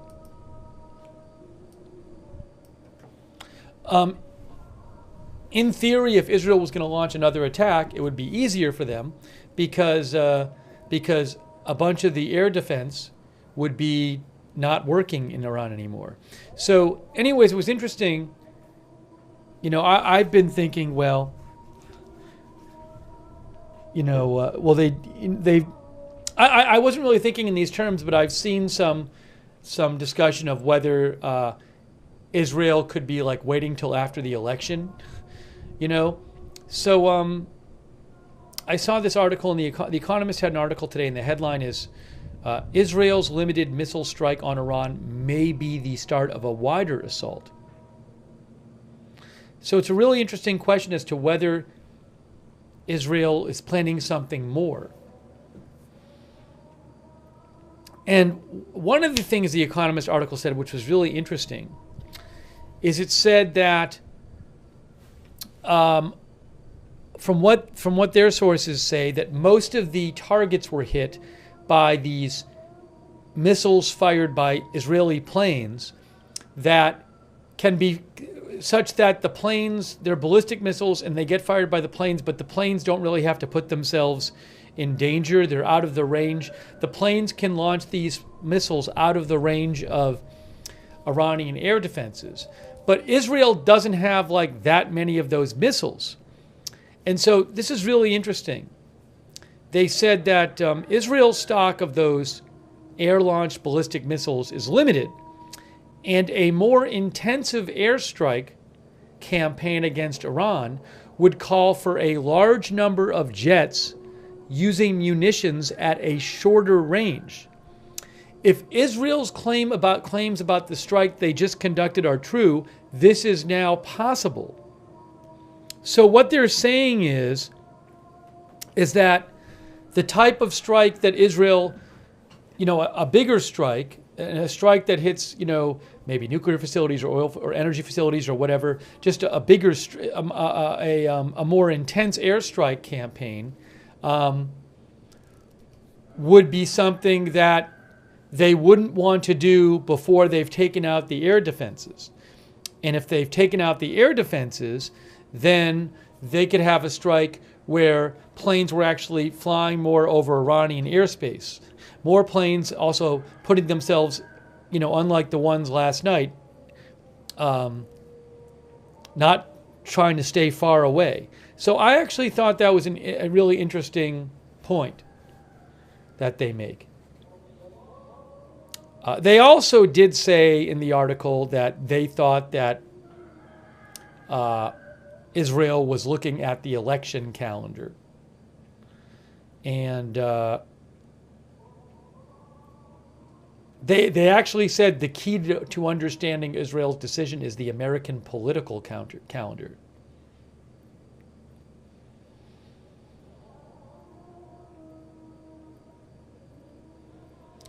They also seem to think that if Trump wins, he would be more supportive of a stronger strike on Iran, such as striking its nuclear program.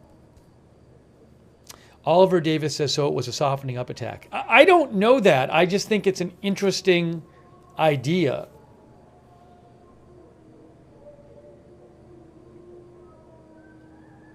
Like, they don't say that Israel's definitely going to launch a bigger attack, but they're saying it's a significant possibility. Also, a number of you have pointed out about this out. It just seemed like the rhetoric coming from Israel before the strike was pointing to something bigger than this. Just the kind of things Israeli leaders were saying, it just suggested it was going to be something more. And, is that, as one of our viewers said, they don't seem to exaggerate a lot.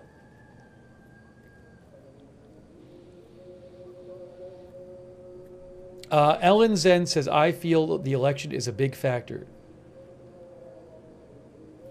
We could do a poll question about this. Yeah, they said it was going to be painful. I know that the defense minister said it was going to be lethal and surprising.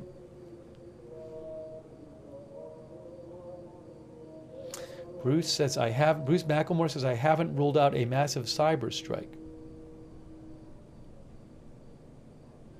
Wu-Tang Savage thinks the strikes on Iran are not over. That phase was. Jane Jones says, I thought the Israeli strike was going to be severe. Dean R. thinks after the election we will see a stronger response. Baha thinks the election is a big factor. Remember also that it's not just that Israel might not have wanted to do something big before the election, but if Israel had launched some big strike, so it's the time. if Israel launched a big enough strike that Iran could respond, that Iran would be expected to respond, first of all, who knows when that Iranian response would be? Could have been right before the election. But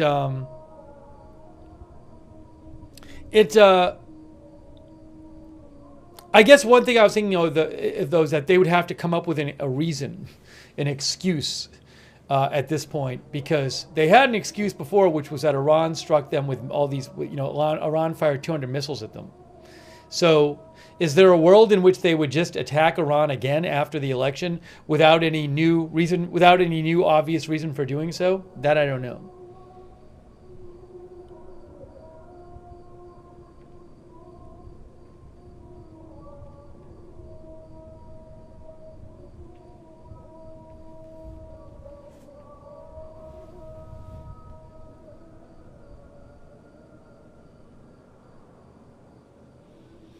I'm going to ask you guys if you guys think that they will launch another strike on Iran after the election. I think that might have been a boom on the northern border. Will Israel attack Iran again after the election?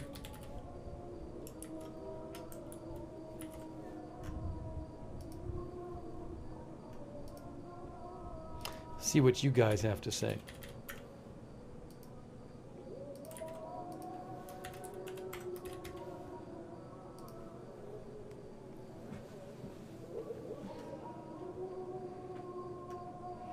Christopher Donison says Israel's going to keep pushing. Thank you, McKelly Doty, for becoming a member. Thank you. Unknown Center thinks Israel's probing Iran's defenses. Thank you, Drewski961 for subscribing.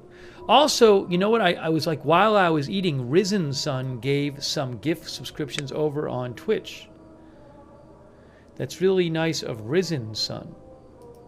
I just saw that. Risen One Sun, sorry. Thank you, Risen One Sun, for the gift memberships. That's really nice of you.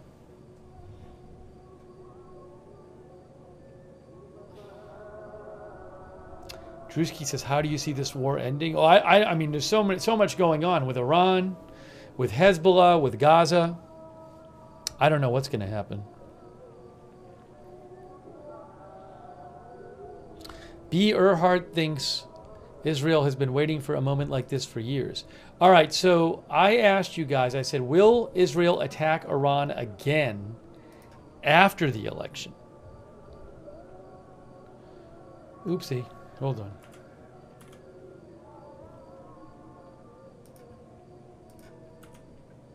Oh, everything's falling apart here. Hold on. Everything got messed up. Everything got messed up. Why is everything so messed up here? Everything got messed up. See, it's just a Google thing up there. Ugh. Everything's messed up.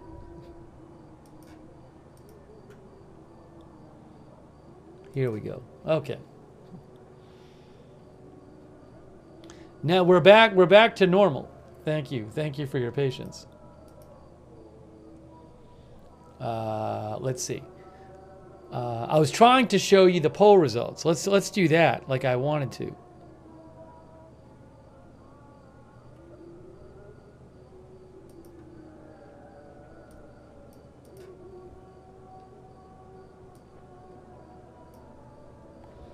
"66% on YouTube think that Israel will attack Iran again after the election. 2/3 of you.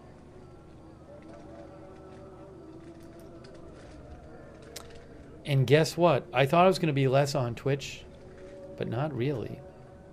Not really.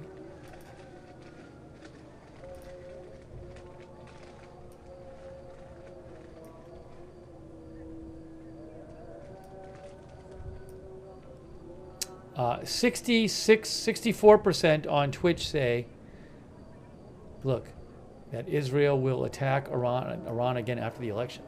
Wow, a lot of you think that. Paul Mufoletto thinks if Trump wins, yes. If Kamala wins, no.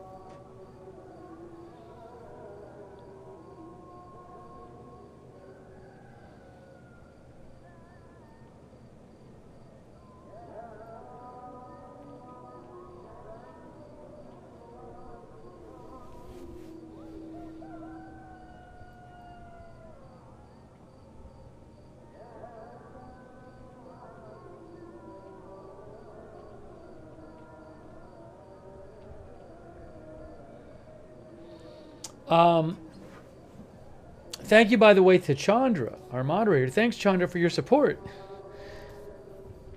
She says she thinks the strike is the thing that leads to the thing. Stay tuned. So she thinks there's more to come. Thank you, Jack Horicon, who thinks Israel will only attack Iran again if Iran responds.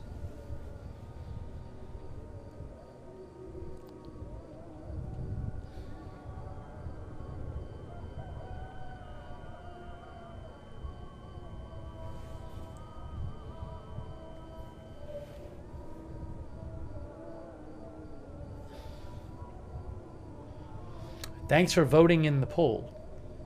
We'll wrap up the poll.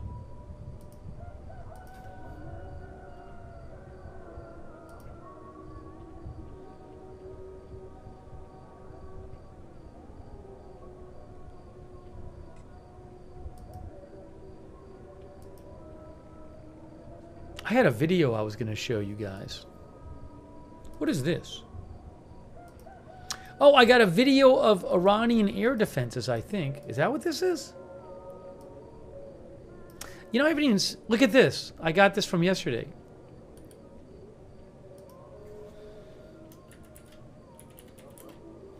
Hold on. I have a couple things to show you guys.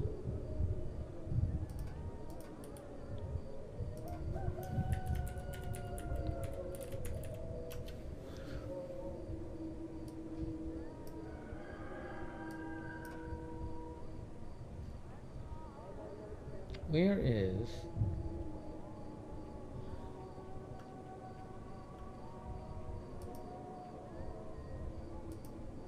Oh, it might be right in here. Hold on, I think it's in here.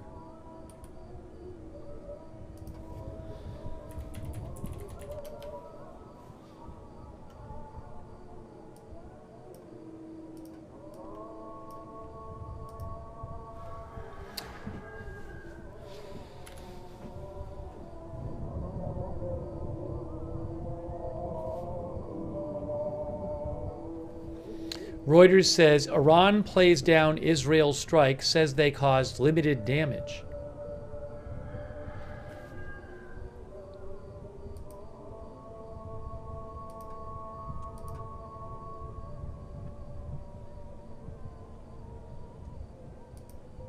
Oh, there's actually, I got a couple things to show you. Got a couple things to show you here. Hang on.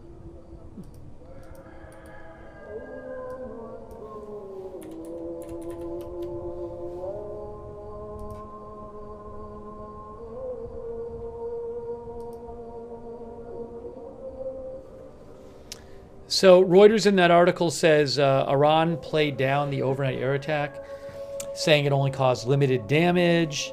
The Iranian Foreign Ministry said Iran was entitled and obligated to defend itself, but it added that it recognized its responsibilities towards regional peace and security. It added it recognizes its responsibilities toward regional peace and security, a more conciliatory statement than after previous bouts of escalation. They're not sounding like they're getting ready to respond anytime soon, Iran.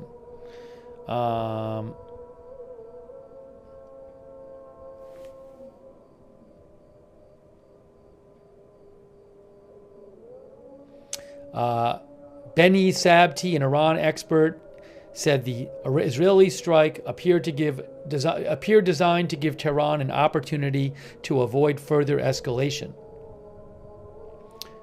We see that Israel wants to close this event to pass this message to Iran that it's closed and we don't want to escalate it. I mean, that certainly could be true, but maybe Israel just, Again, there's this other possibility that Israel just wanted to do something limited now before the election and has bigger plans for the future. Do not know. Oh, thanks so much to Evie1973. Thank you, Evie1973. I really appreciate that. Let me show you guys something. I want to show you a couple things. Hang on. I got to turn down the audio though of the. For the moment, I'm gonna turn the audio down for the video here.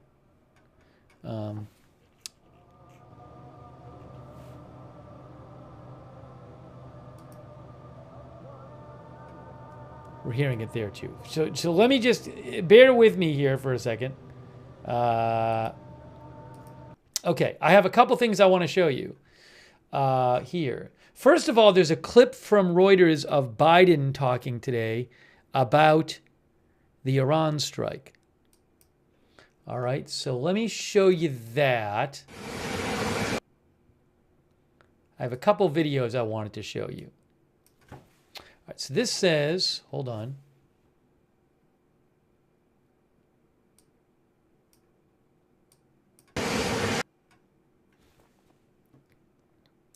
President Biden said he received notice from Israel before it struck targets in Iran. All right, let's play this.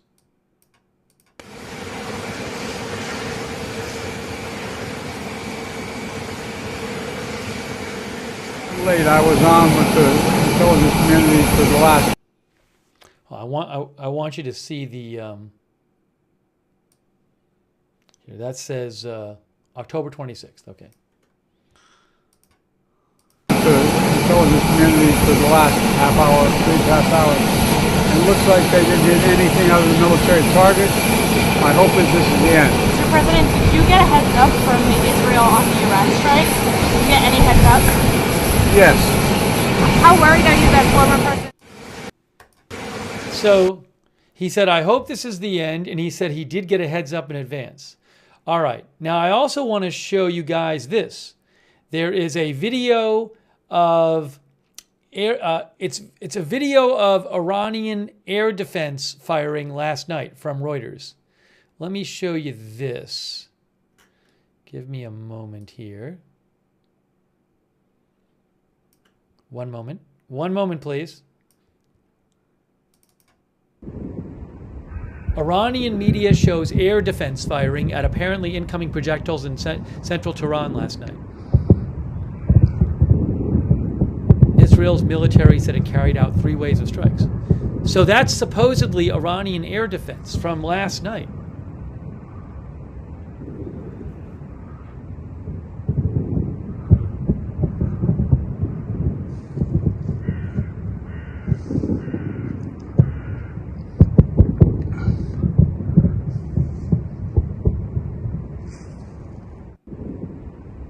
Play it one more time. I think it's interesting. Nicholas says useless flak.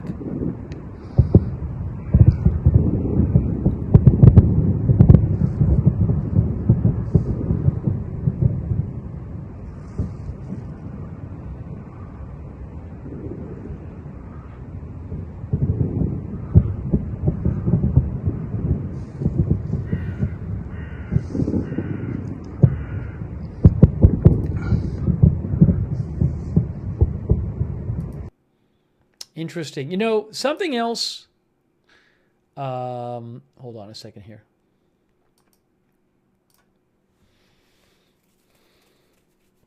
Oh, thank you so much to Dagon Zero for the gift memberships. Hey, make sure you thank Dagon if Dagon got you a gift membership. Dagon Zero, thank you. Also, Wendy Knutson, our member. Thank you, Wendy.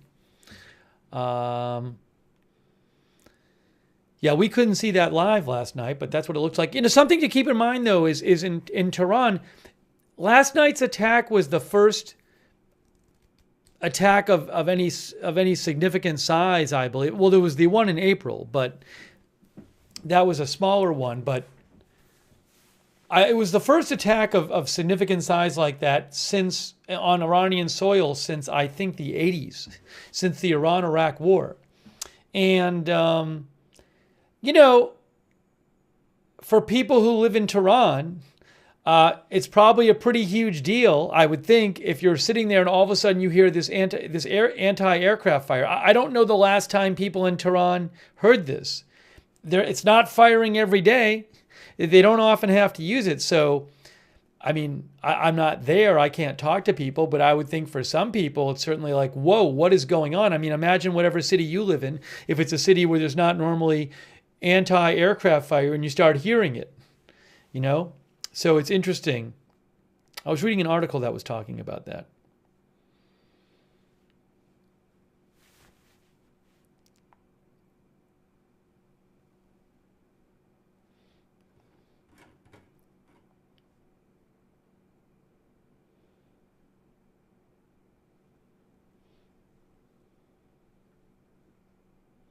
Rewind says last time was almost 50 years ago.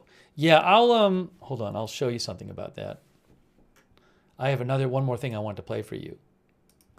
But where did I see, was it the AP article that talked about it?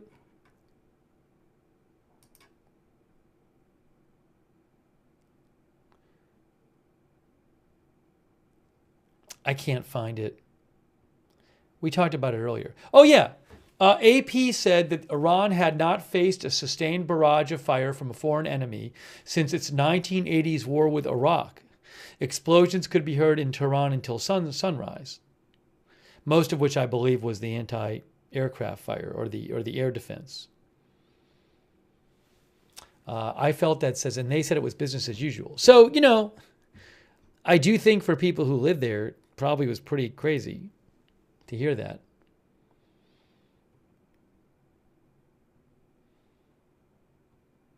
All right, I have one more video I want to show you.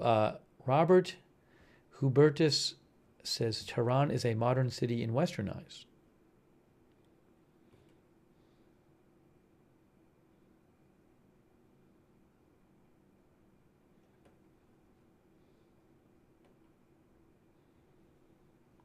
I am not an Iran expert or a Tehran expert. I do, maybe one day when I would like to go to the Middle East and visit all kinds of countries. As I mentioned last night, the U.S. has a do not travel warning to Iran because one of the things they mentioned is that Iran will arbitrarily arrest Westerners and then deny them or delay them consular access. But who knows? Maybe one day.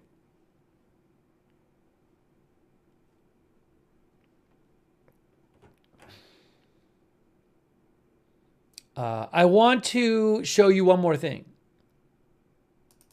There is a Reuters video from the article. These videos are from that Reuters article I was just showing you. Iran plays down Israel strikes, says they cause limited damage. So there's one more video, kind of just like a summary video about what's going on from Reuters. I wanted to show you this. Let's take a look at this. Israel struck military sites in Iran early on Saturday, but did not appear to strike sensitive oil and nuclear targets after urgent calls from allies for restraint. Iranian media showed air defences firing at projectiles over the skies of Tehran. It was not clear whether the overnight strikes would trigger further escalation in a region already on fire with conflicts in Gaza and Lebanon. We conducted targeted and precise strikes. Israel's military said scores of... Hang on one second here. Hold on. Give me one moment.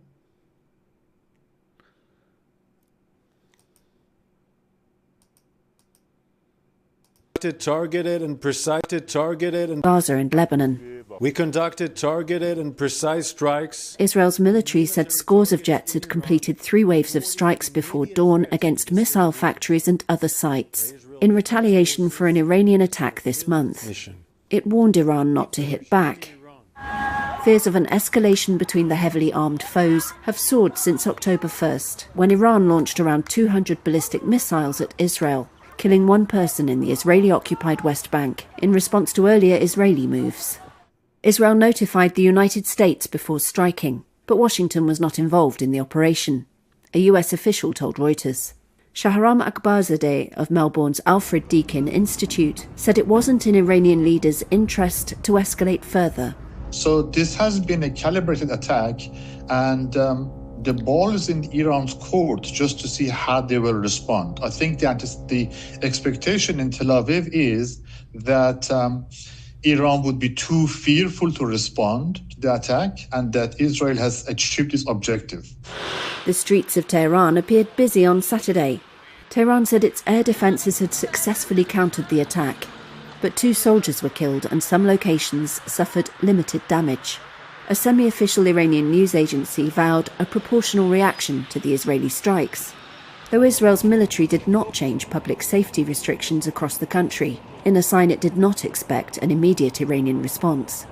A senior Biden official said Israel's, quote, targeted and proportional strikes should be the end of direct exchange of fire between the 2 countries, but that Washington was prepared to once again defend Israel if Iran should choose to respond.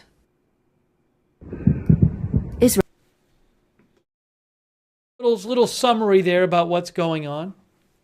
You know, seeing that, you know, that missile footage is still crazy to see of the missile attack back on October 1st, when the missiles are flying overhead, you know, coming in from Iran. It is crazy to see that footage again. This stuff right here. Relations between the heavily armed foes have soared since October 1st, when Iran launched around 200 ballistic missiles at Israel, killing 1 person in the Israeli-occupied West Bank in response to earlier Israeli moves. Israel notified... Yeah, it's crazy to see that again. Remember it all.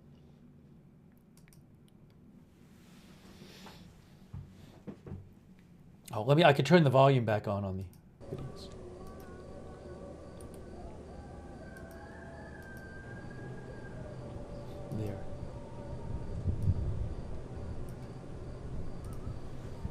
There. Brisbane Insider thinks this ain't over. Rob Zilla thinks Israel should release some of their footage of their strike. Maybe they will.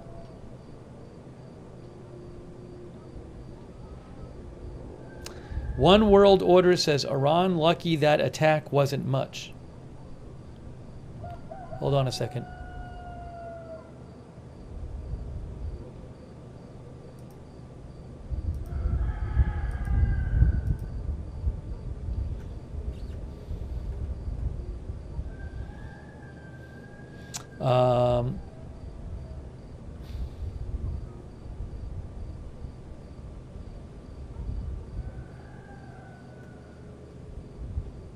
What time is sunrise with Lebanon with the clocks going back?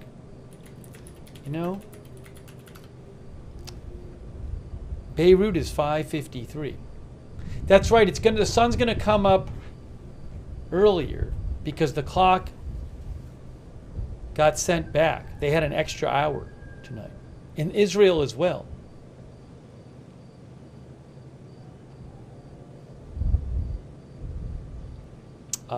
BPDSN says crazy watching this unfold in real time. TCAL thinks it's over in Iran, nothing is going to happen. Joshua Bapp thinks nothing will happen in a while. There were more airstrikes tonight in Beirut, the Beirut area. I'm going to switch up our headline now.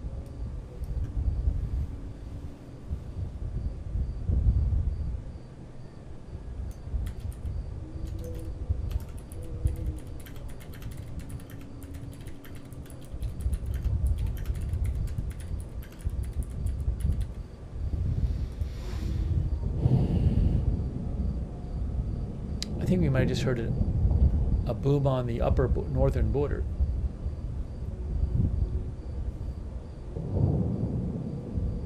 Sounds like northern border booms, right?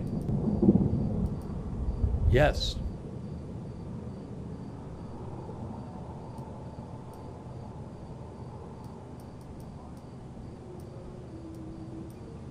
Hey, hold on. Okay. All right. So we'll have the northern border camera is on the top. Sounds like we're hearing like artillery on the northern border camera. Right? Listen. That's northern border, right? Let me check. That's it. Yeah, that's northern border.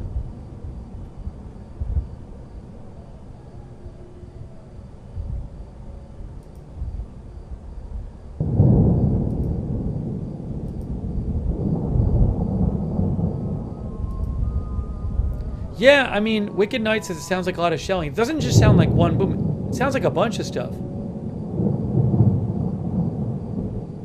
Maybe it's echoing or something. I don't know.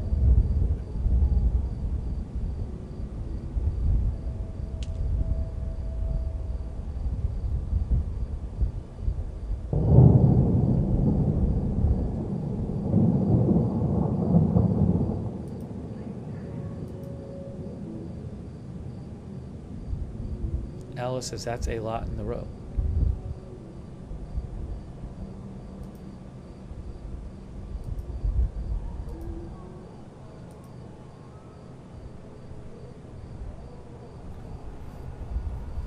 Woodland Ghost Tracker says there are a lot of Arab countries that I'm sure want a piece of Israel. I just hope nothing happens to Israel, but my gut tells me something is going to try and attack Israel and soon. That's what Woodland Ghost Tracker says. Thanks for writing in.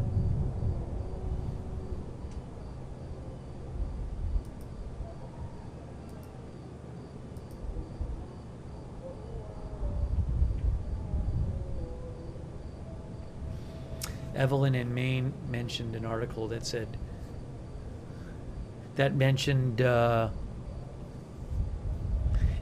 this report that we talked about earlier from Barak Ravid, where Barak Ravid claimed that he's a reporter for Axios and Walla News. He claimed that he was reporting that Israel attacked 12 planetary mixers that are a critical component in Iran's ballistic missile program, and that they're used to produce solid fuel for long-range ballistic missiles, and their destruction severely damages Iran's ability to produce missiles. And it says it could take at least a year to replace those mixers, he said. I don't know that that's true, but that's his reporting for Axios, and I think maybe Walla.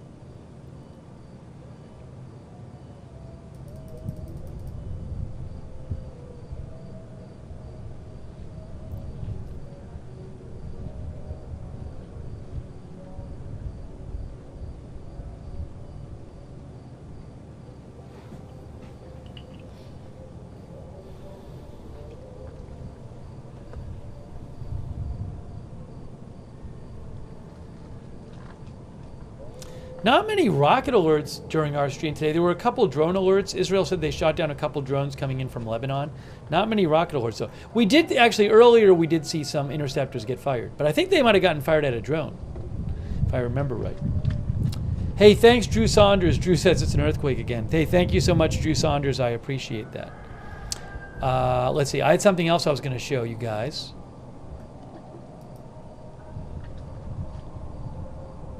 Hold on. Hey, I got an article. Look, satellite. We got an article with about the satellite photos. People have been talking about what's the evidence for the damage. Exclusive satellite photos show Israel hit Iran missile fuel mixing facilities. Researchers say. Look at this from Reuters. Reuters says commercial satellite imagery showed. I'll put back the cameras on, but I'll read this to you.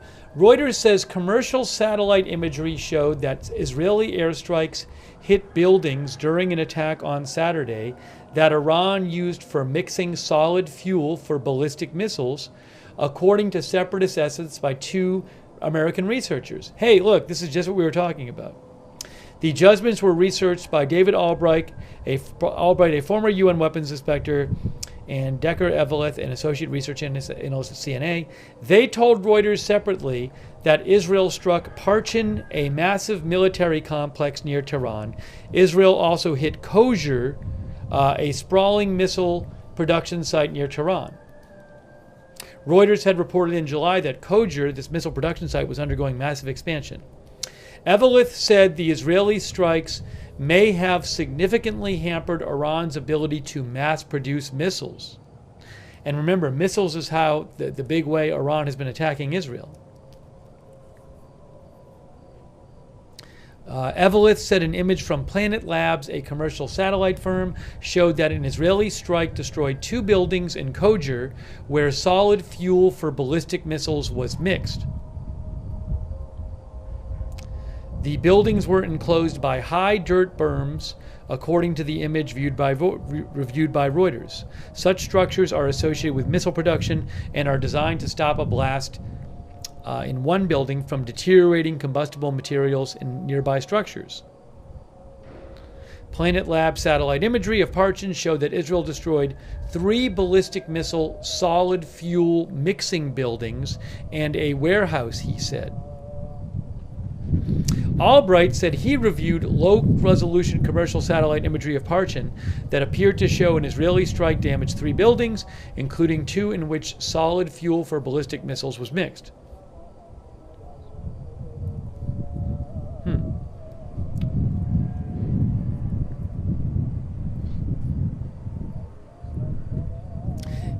Evelith said Israel says they targeted buildings housing solid fuel mixers. These industrial mixers are hard to make and export controlled. Iran imported many of these buildings over the years, and many of these mixers over the years at great expense, and they will likely have a hard time replacing them. With a limited operation, he said, Israel may have struck a significant blow against Iran's ability to mass-produce missiles and made it more different for any future Iranian missile attack to pierce Israel's missile defenses. These strikes appear to be highly accurate, he said. Iran has the Middle East's largest missile arsenal and supplied missiles to Russia for use against Ukraine, which I'm assuming this actually might hurt production for those as well, and to Yemen's Houthi rebels and the Lebanese militia Hezbollah, according to U.S. officials. Russia and Iran deny Russia has received Iranian missiles. Imagery reviewed earlier this year, satellite imagery earlier this year reviewed by experts, showed major expansions of Kojer and the Madaris military complex near Tehran, and the pair of experts assessed were for boosting missile production. Anyways, so that's a analysis of some satellite photography by some experts that Reuters talked to, and they think that these strikes on these missile production sites, in particular on the solid fuel mixers, could have a big impact on Iran's ability to produce missiles. It's interesting.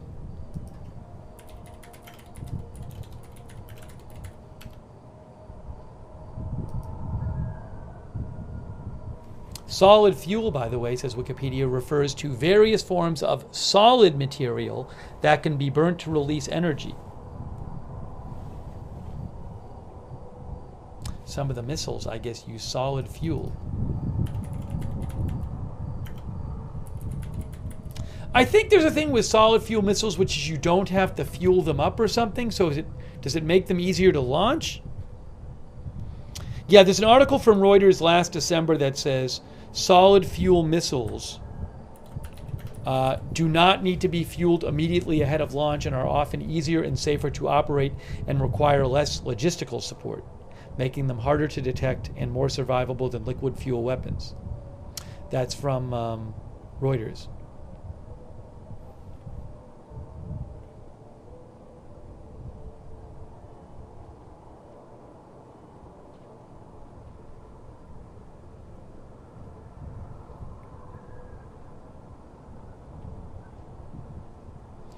Alibaba thinks Russia can make enough solid rocket propellant for both countries plus. Remember though, one thing to keep in mind is a lot of Russia's military production capacity is going to its own continuing war on Ukraine. Bernie, I don't know how many of those mixers Iran had. Barak Ravid reported that 12 mixers were destroyed, I think. Yes. So I don't know how many if that's true or how many they have.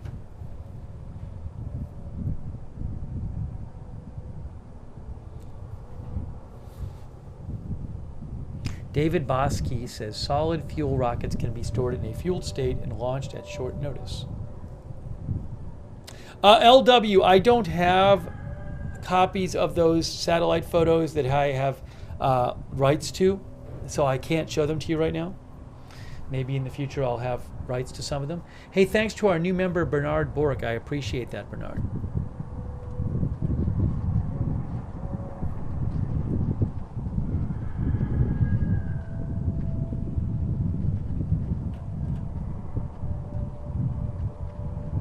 X-Ray B says, plus the plant is severely damaged, very hard to rebuild.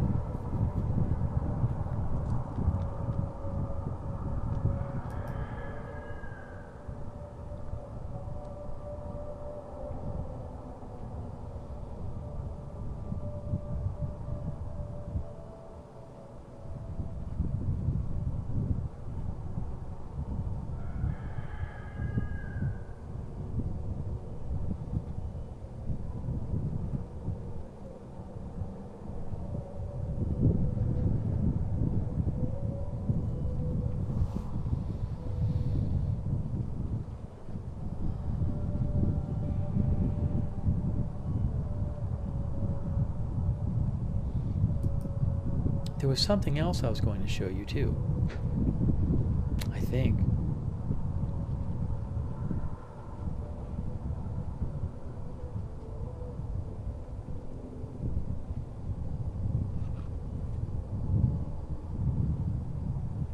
Let me see here.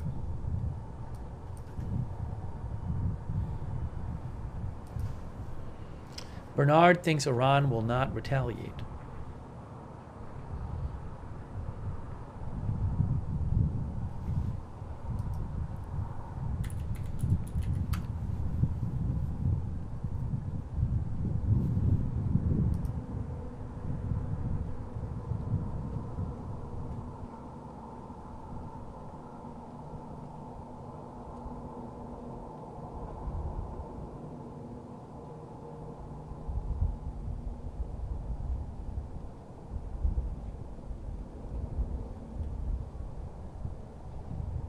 Don't forget, Gaza is still going on, the whole situation there.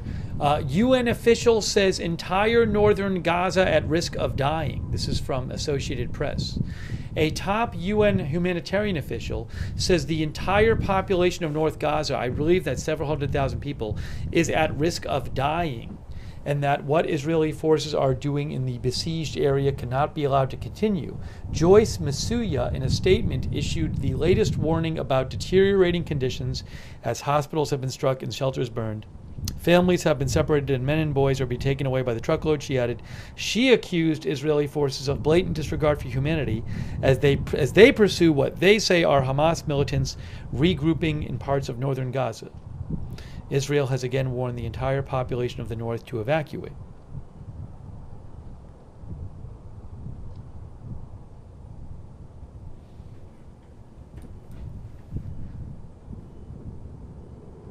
H. Parsons thinks that sounds very overdramatic.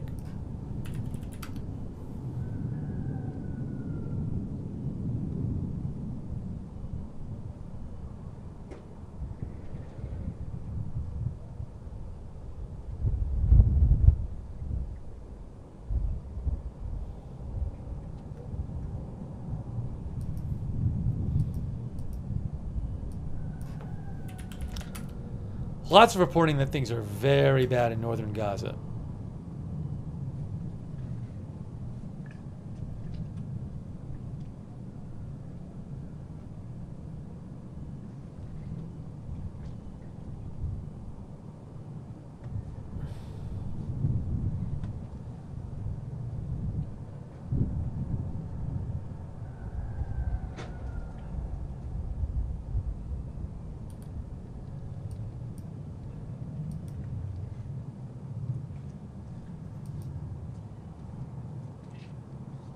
This is interesting. So this is from three days ago, from Reuters. U.S. warns failure to safeguard Gaza civilians could haunt Israel.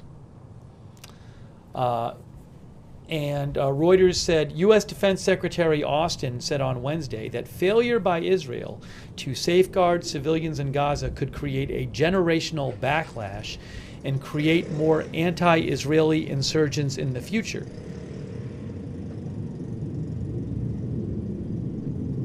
Secretary of Defense Austin said he raises the need to address the humanitarian needs of civilians in every call he has with the Israeli Secretary of Defense.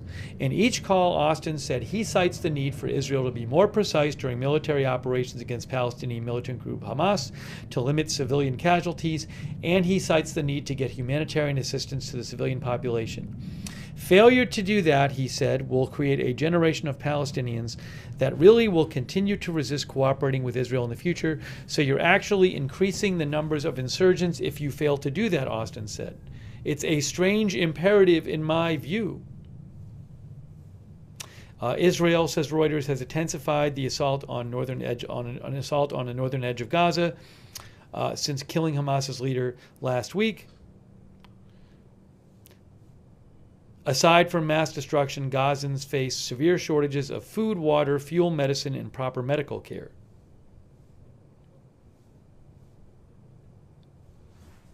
Israel says it has placed no restrictions on aid reaching Gaza and blames the UN and other international groups for failing to distribute aid that comes into Gaza. It also says Hamas loots aid convoys, a charge that Hamas denies. Israel also says it makes all possible efforts to avoid civilian casualties and accuses Hamas of deliberately basing its fighters in residential areas and using civilians as human shields.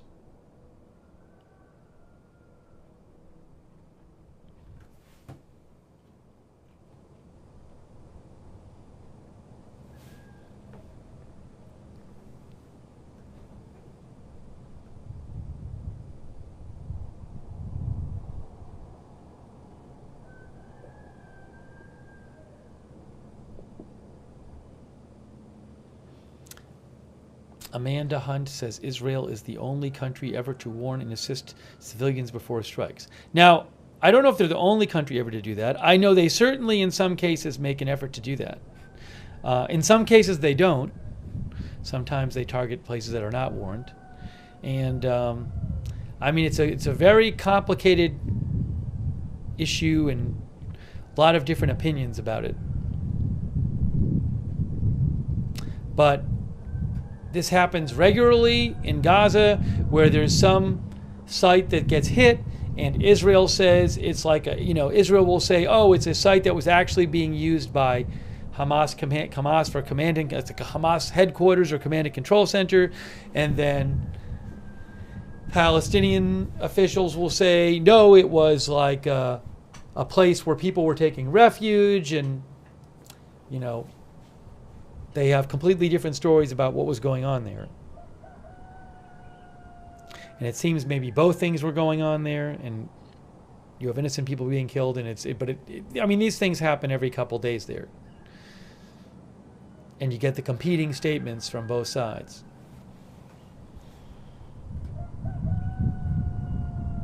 But, all this is still going on. Rightly so. We've been focused on Iran the last couple days. But Israel, the Gaza situation is still going on. You have most people in that territory have been displaced, like 2 million people living in just like a wasteland, a lot of it, in very poor conditions. And as I said earlier, there's certainly no organized effort yet to reconstruct everything. There's still hostilities going on. And then what's going to happen in Hezbollah, where Israel has thousands and thousands of troops who are fighting in southern Lebanon, and they continue to conduct airstrikes there, and Hezbollah is still firing rockets, around 200 today, into Israel. So Israel can't, I don't think, move their tens of thousands of people back to North Israel like they say they want to. So what's going to happen in Lebanon with Hezbollah? Don't know. So there's what's going to happen with Iran and Israel, with Israel and Hezbollah, with Israel and Hamas and Gaza? I couldn't tell you. These are very unsettled situations right now. 3 different ones. Any of these would be very important in and of itself. But all of them going on at the same time. And they are related in that Hezbollah and Hamas are Iranian proxy groups.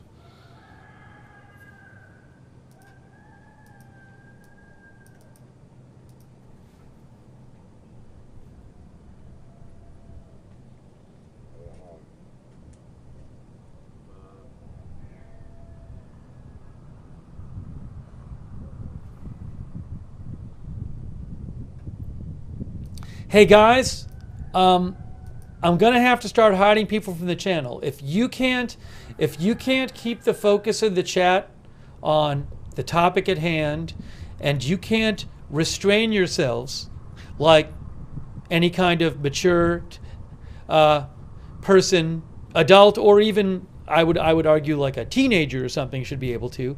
If you can't restrain yourself from posting divisive political stuff in our chat, which is not about, on a stream which is not about politics, you're going to get thrown out of the chat for good, okay? I mean, really. It's not hard.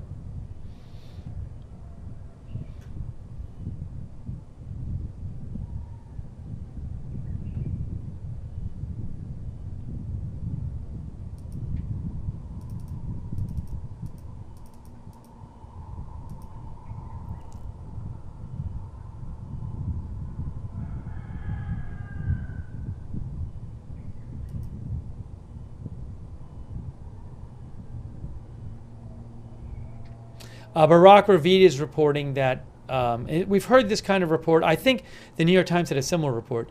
But Barack Ravid says that Israeli sources say that the Israeli attack hit 4 S-300 air defense batteries in strategic locations, and that protected Tehran and nuclear and energy facilities in Iran. I think The Economist said something similar about the S-300 batteries too. Those are defense systems, I believe, that come from Russia.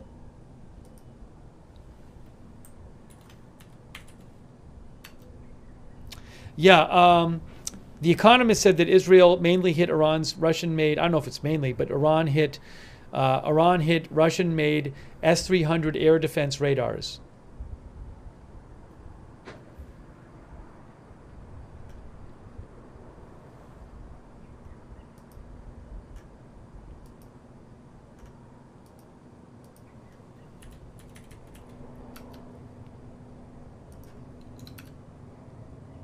Here, look on Wikipedia. S-300 missile system.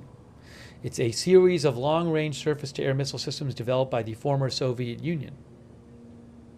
The successor, the S-400, entered service in 2007, but Iran has some of these, or had some of these S-300 systems.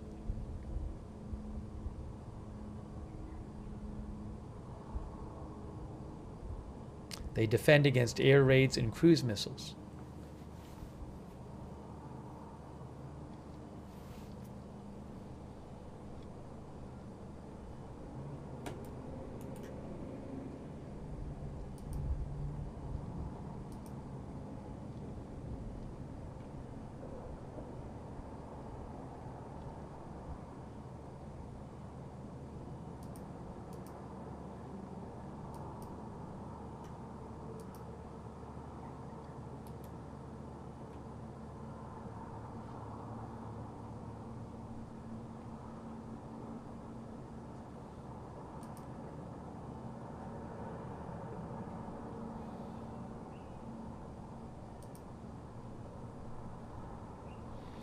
Frisia, by the way, says, I think there will be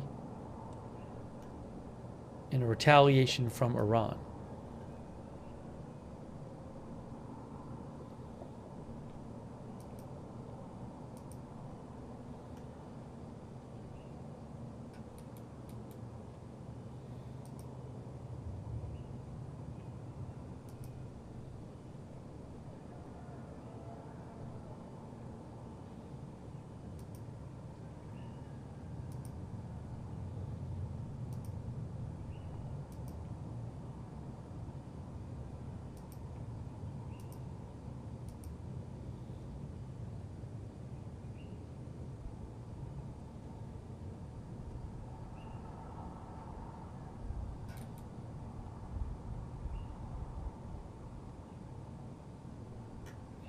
Murph sent me a report from a Al Arabiya journalist, Joseph Haboush, who is saying that multiple U.S. officials deny Israeli reports that a second THAAD battery is being sent to Israel.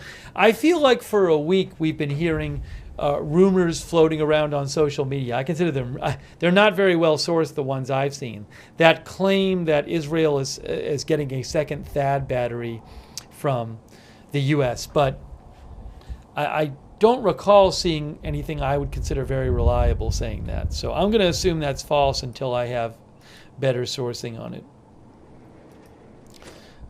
Kiwi NZ says, it seems that Israel is ignoring the requirement from the U.S. to let humanitarian aid into Gaza or have military aid cut.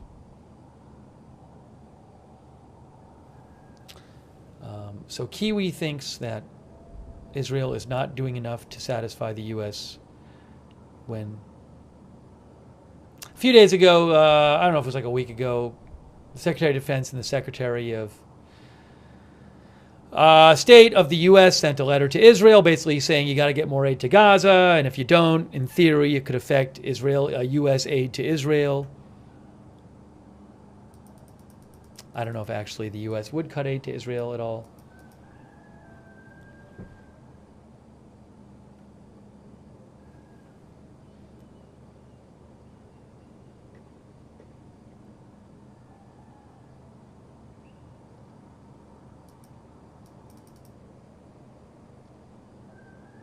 Thank you, Top Frag. I appreciate it.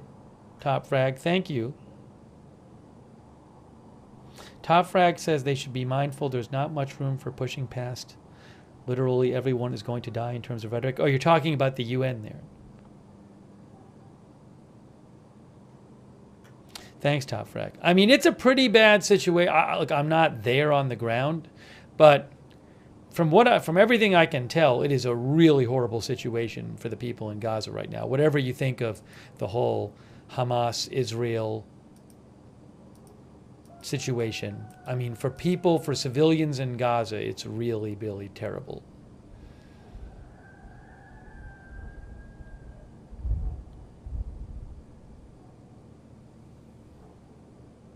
And periodically, I'll show you photos from there, and they're just like people walking through this wasteland.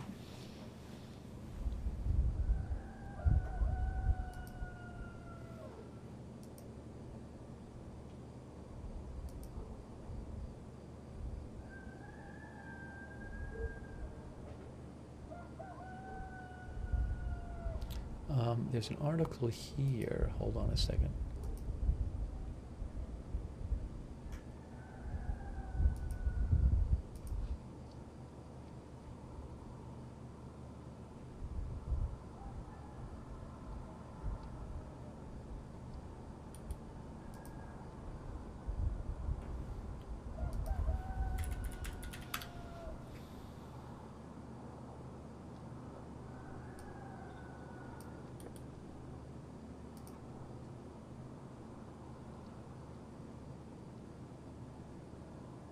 By the way, I will say this. I don't know if you remember, but I think it was a couple of weeks ago where the Washington Post came out with an article. They were the first one to report it. And their article said that Israel had told Biden, that Netanyahu had told Biden they were not going to hit oil and nuclear. Now, it turned out to be correct that they did not hit oil and nuclear. So, for what it's worth, looks like that report may have been accurate.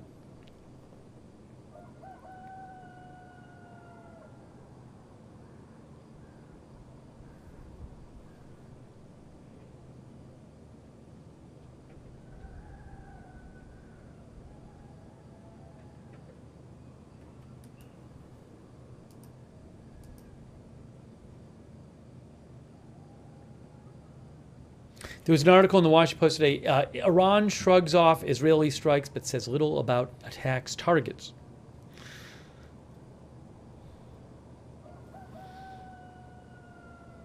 They said soon after Israel's attack, life in Iran appeared to return to normal, with shoppers crowding markets, traffic snarling the streets of the capital, and residents making the usual commute to work. Daniel, a 45-year-old architect in Mashhad, said, I don't think people are worried about an escalation, he said.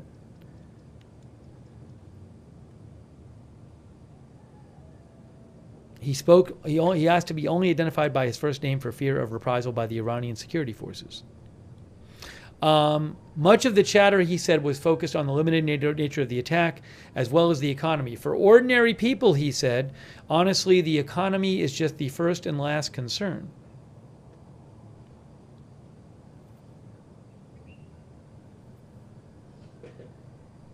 Iran did say 4 soldiers were killed.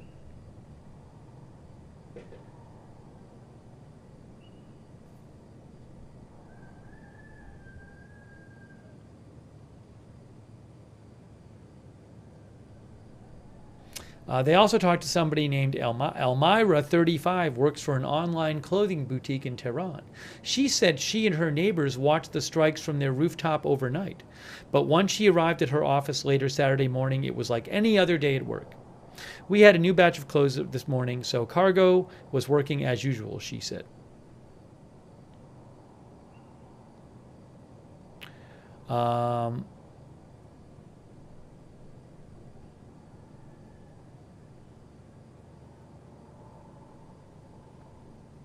One expert they talked to, Farzan Sabet, a Middle East security researcher, said Israel was probably seeking to complicate an Iranian response when it targeted its air defenses Saturday.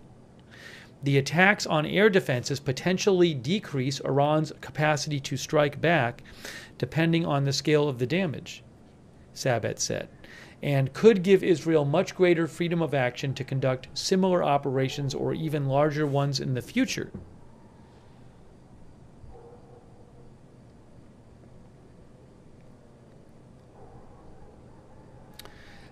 As Iran decides whether it will respond to Israel's attack, Tehran will probably continue to control what information is released about today's strikes, said the expert Sabet. This is something that really works in their favor because the targets hit were military facilities removed from public view, he said. So they have a little bit of breathing room to downplay the scale of the attack and take some time to figure out the response. That is a good point. It's that because these were military targets, it's a good point. Because these were military targets, regular Iranians are not going to be walking around these places. They're probably normally very, very, protected and secret, these locations. So, I mean, you can imagine in the U.S. if sensitive military facilities, if one was hit, it's not like the average person is going to be sitting there with their cell phone taking video of it. So it's an interesting point that by hitting these sensitive military facilities, it allows the government to spin the attack as less serious than it was or less damaging, because it's like most people, no one's going to normally be walking around these places to verify how much they've been damaged. It's an interesting point.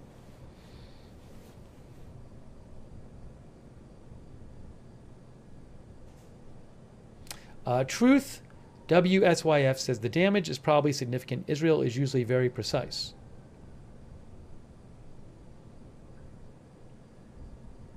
James Kuhn says if Iran wanted this to end, they would order Hezbollah to stop the 200 rockets a day.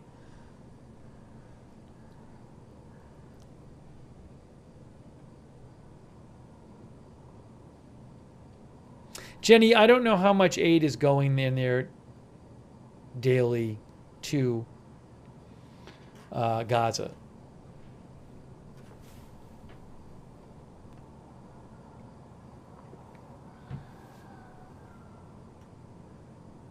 And you sometimes hear like, oh, there was more aid today or less aid another day. Supposedly, in recent weeks, there's not been a lot of aid at all going into northern Gaza.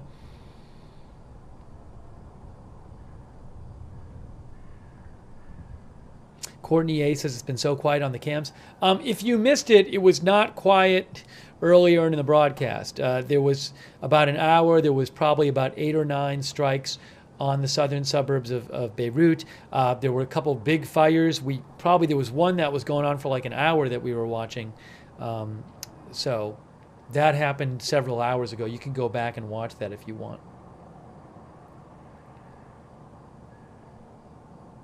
TJ Adams says, even if the military base was destroyed, civilians wouldn't know.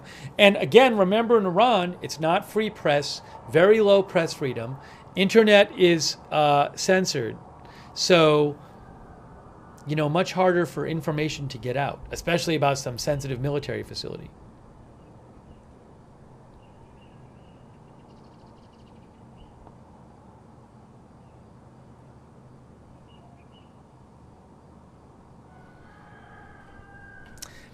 You know, guys, I think we might be getting to that point where I don't have many updates to give you. And maybe it might be a good time to start wrapping up the stream. I'm not seeing a lot new here at this moment. I'm sure we'll be covering more developments like we did today. Of course, we're going to be covering the election. Maybe we'll do some election coverage as the days go on before the actual election day. But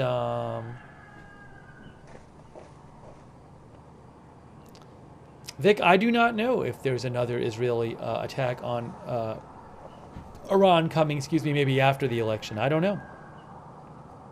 But we will see. We will certainly be doing more coverage of developments in the Middle East.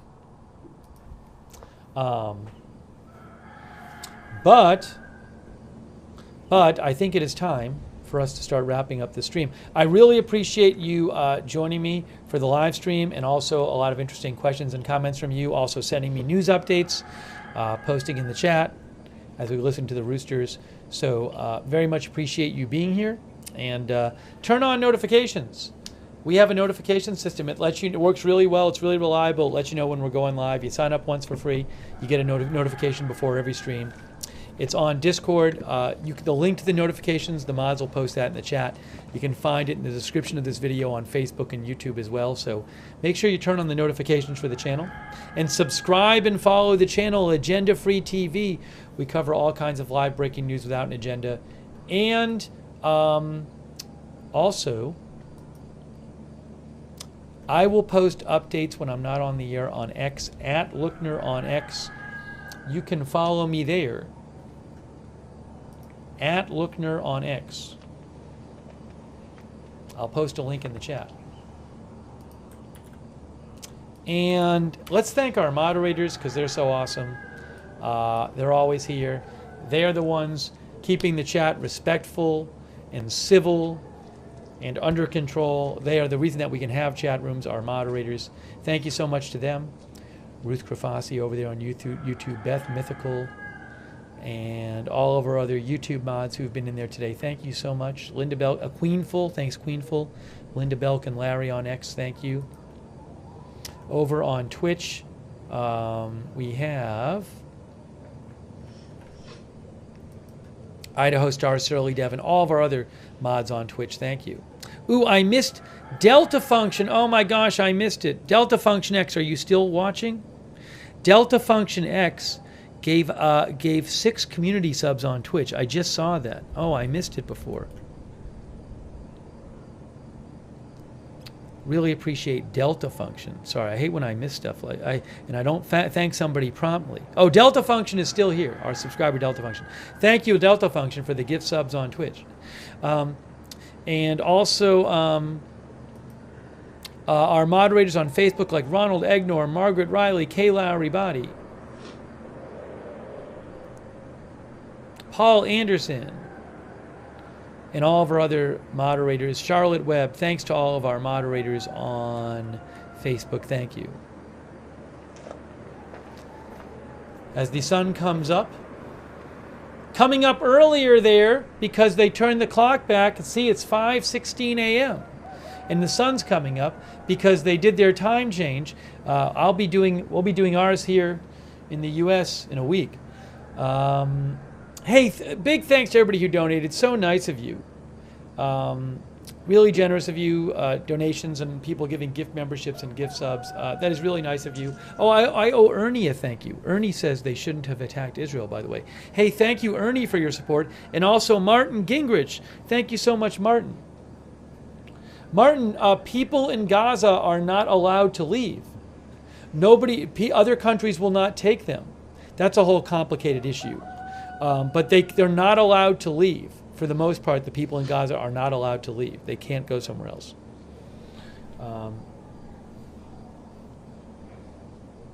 Yes, but maybe we can talk more about that next time.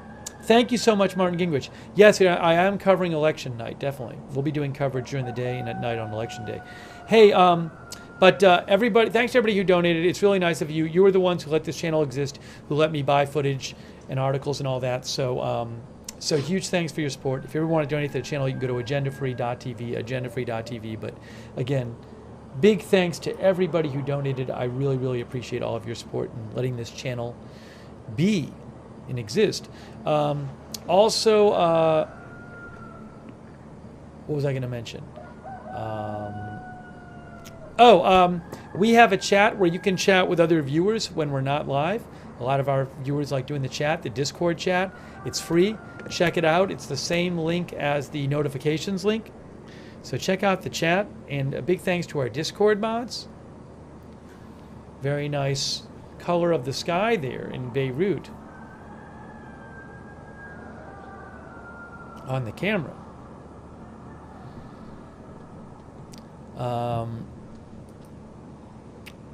Also, hey, follow if you want information, scheduling information on the channel and updates about the channel.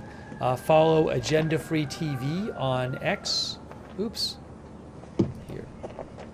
There. Agenda Free TV on X, at Agenda Free TV. I post scheduling updates there. Some news about the channel sometimes. So you can follow there on X. And let's see. If you subscribe on YouTube, make sure you turn the notifications on there. You got to do something extra. It's not, if you want to get the YouTube notifications, it's not, you can't just subscribe. You got to do this thing where if you're a subscriber, you want to click the bell and then choose all notifications. Make sure if you subscribe, you have the bell clicked and you have checked all notifications. That's just for the YouTube folks. Hey, thanks to our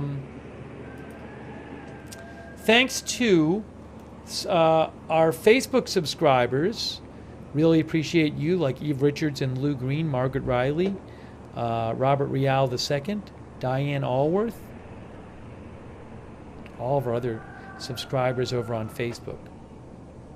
Thanks for supporting the channel. A car is starting up. There is a car starting up. I got to turn that down. Hey, look. You know what I'm seeing? Hold on. I turned the sound. Guys, look what we're seeing on camera too. Is that from the fire before? You know, there were a couple of fires burning tonight. And I'm wondering if what you're seeing on camera, that's camera Beirut view 2. I'm wondering if it's from one of the fires earlier, because there were a couple big fires. It's possible we were just not seeing that before because it was dark out. I'm not aware of any new strikes that happened. So, I mean, now there could be a new fire, but again, I'm not aware of any new strikes that happened. So, but there were a couple of big fires going on earlier. So I'm wondering if that might be from one of them.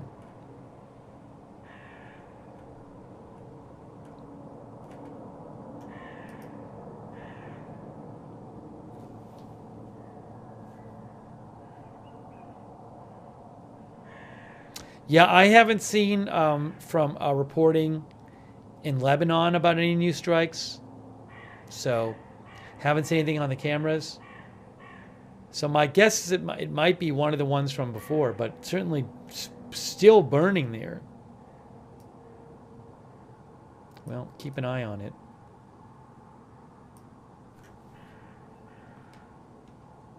Hey, also I want to thank our Twitch subscribers. Thank you so much, people like Integrity Farmer Bob, Trillion, Delta Function X, Jordykins, Army Vet, Artful Nothing, Moist Tea, Ellie Born.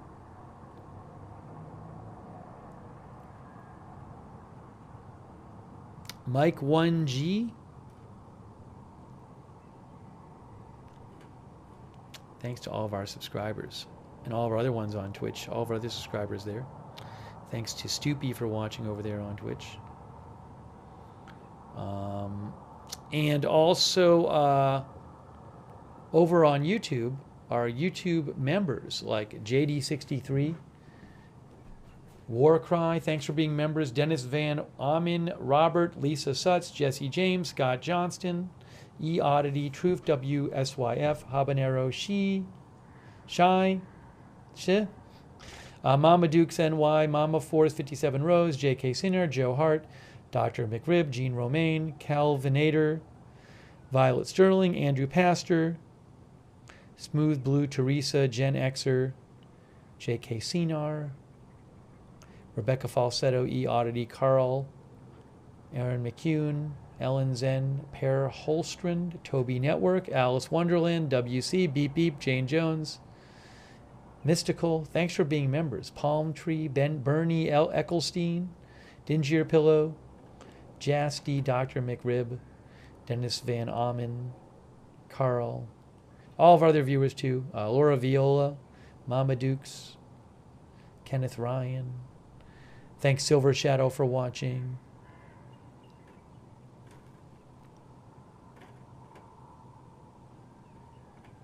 Our viewer, Vroom Vroomer, says, I wonder the environmental impact of these strikes. Yeah, I mean, I don't know. We've had some viewers asked about that. It's a good question with the fires and stuff. And whatever else is getting thrown into the air. Chef Slay Boss, thanks for being here. Allistic, if I didn't thank you before, Allistic, thanks. The Shell 22. Jeed Hunter 1987 and Ascertainment, our subscribers, thank you. All right, guys, so I am going to wrap up this stream.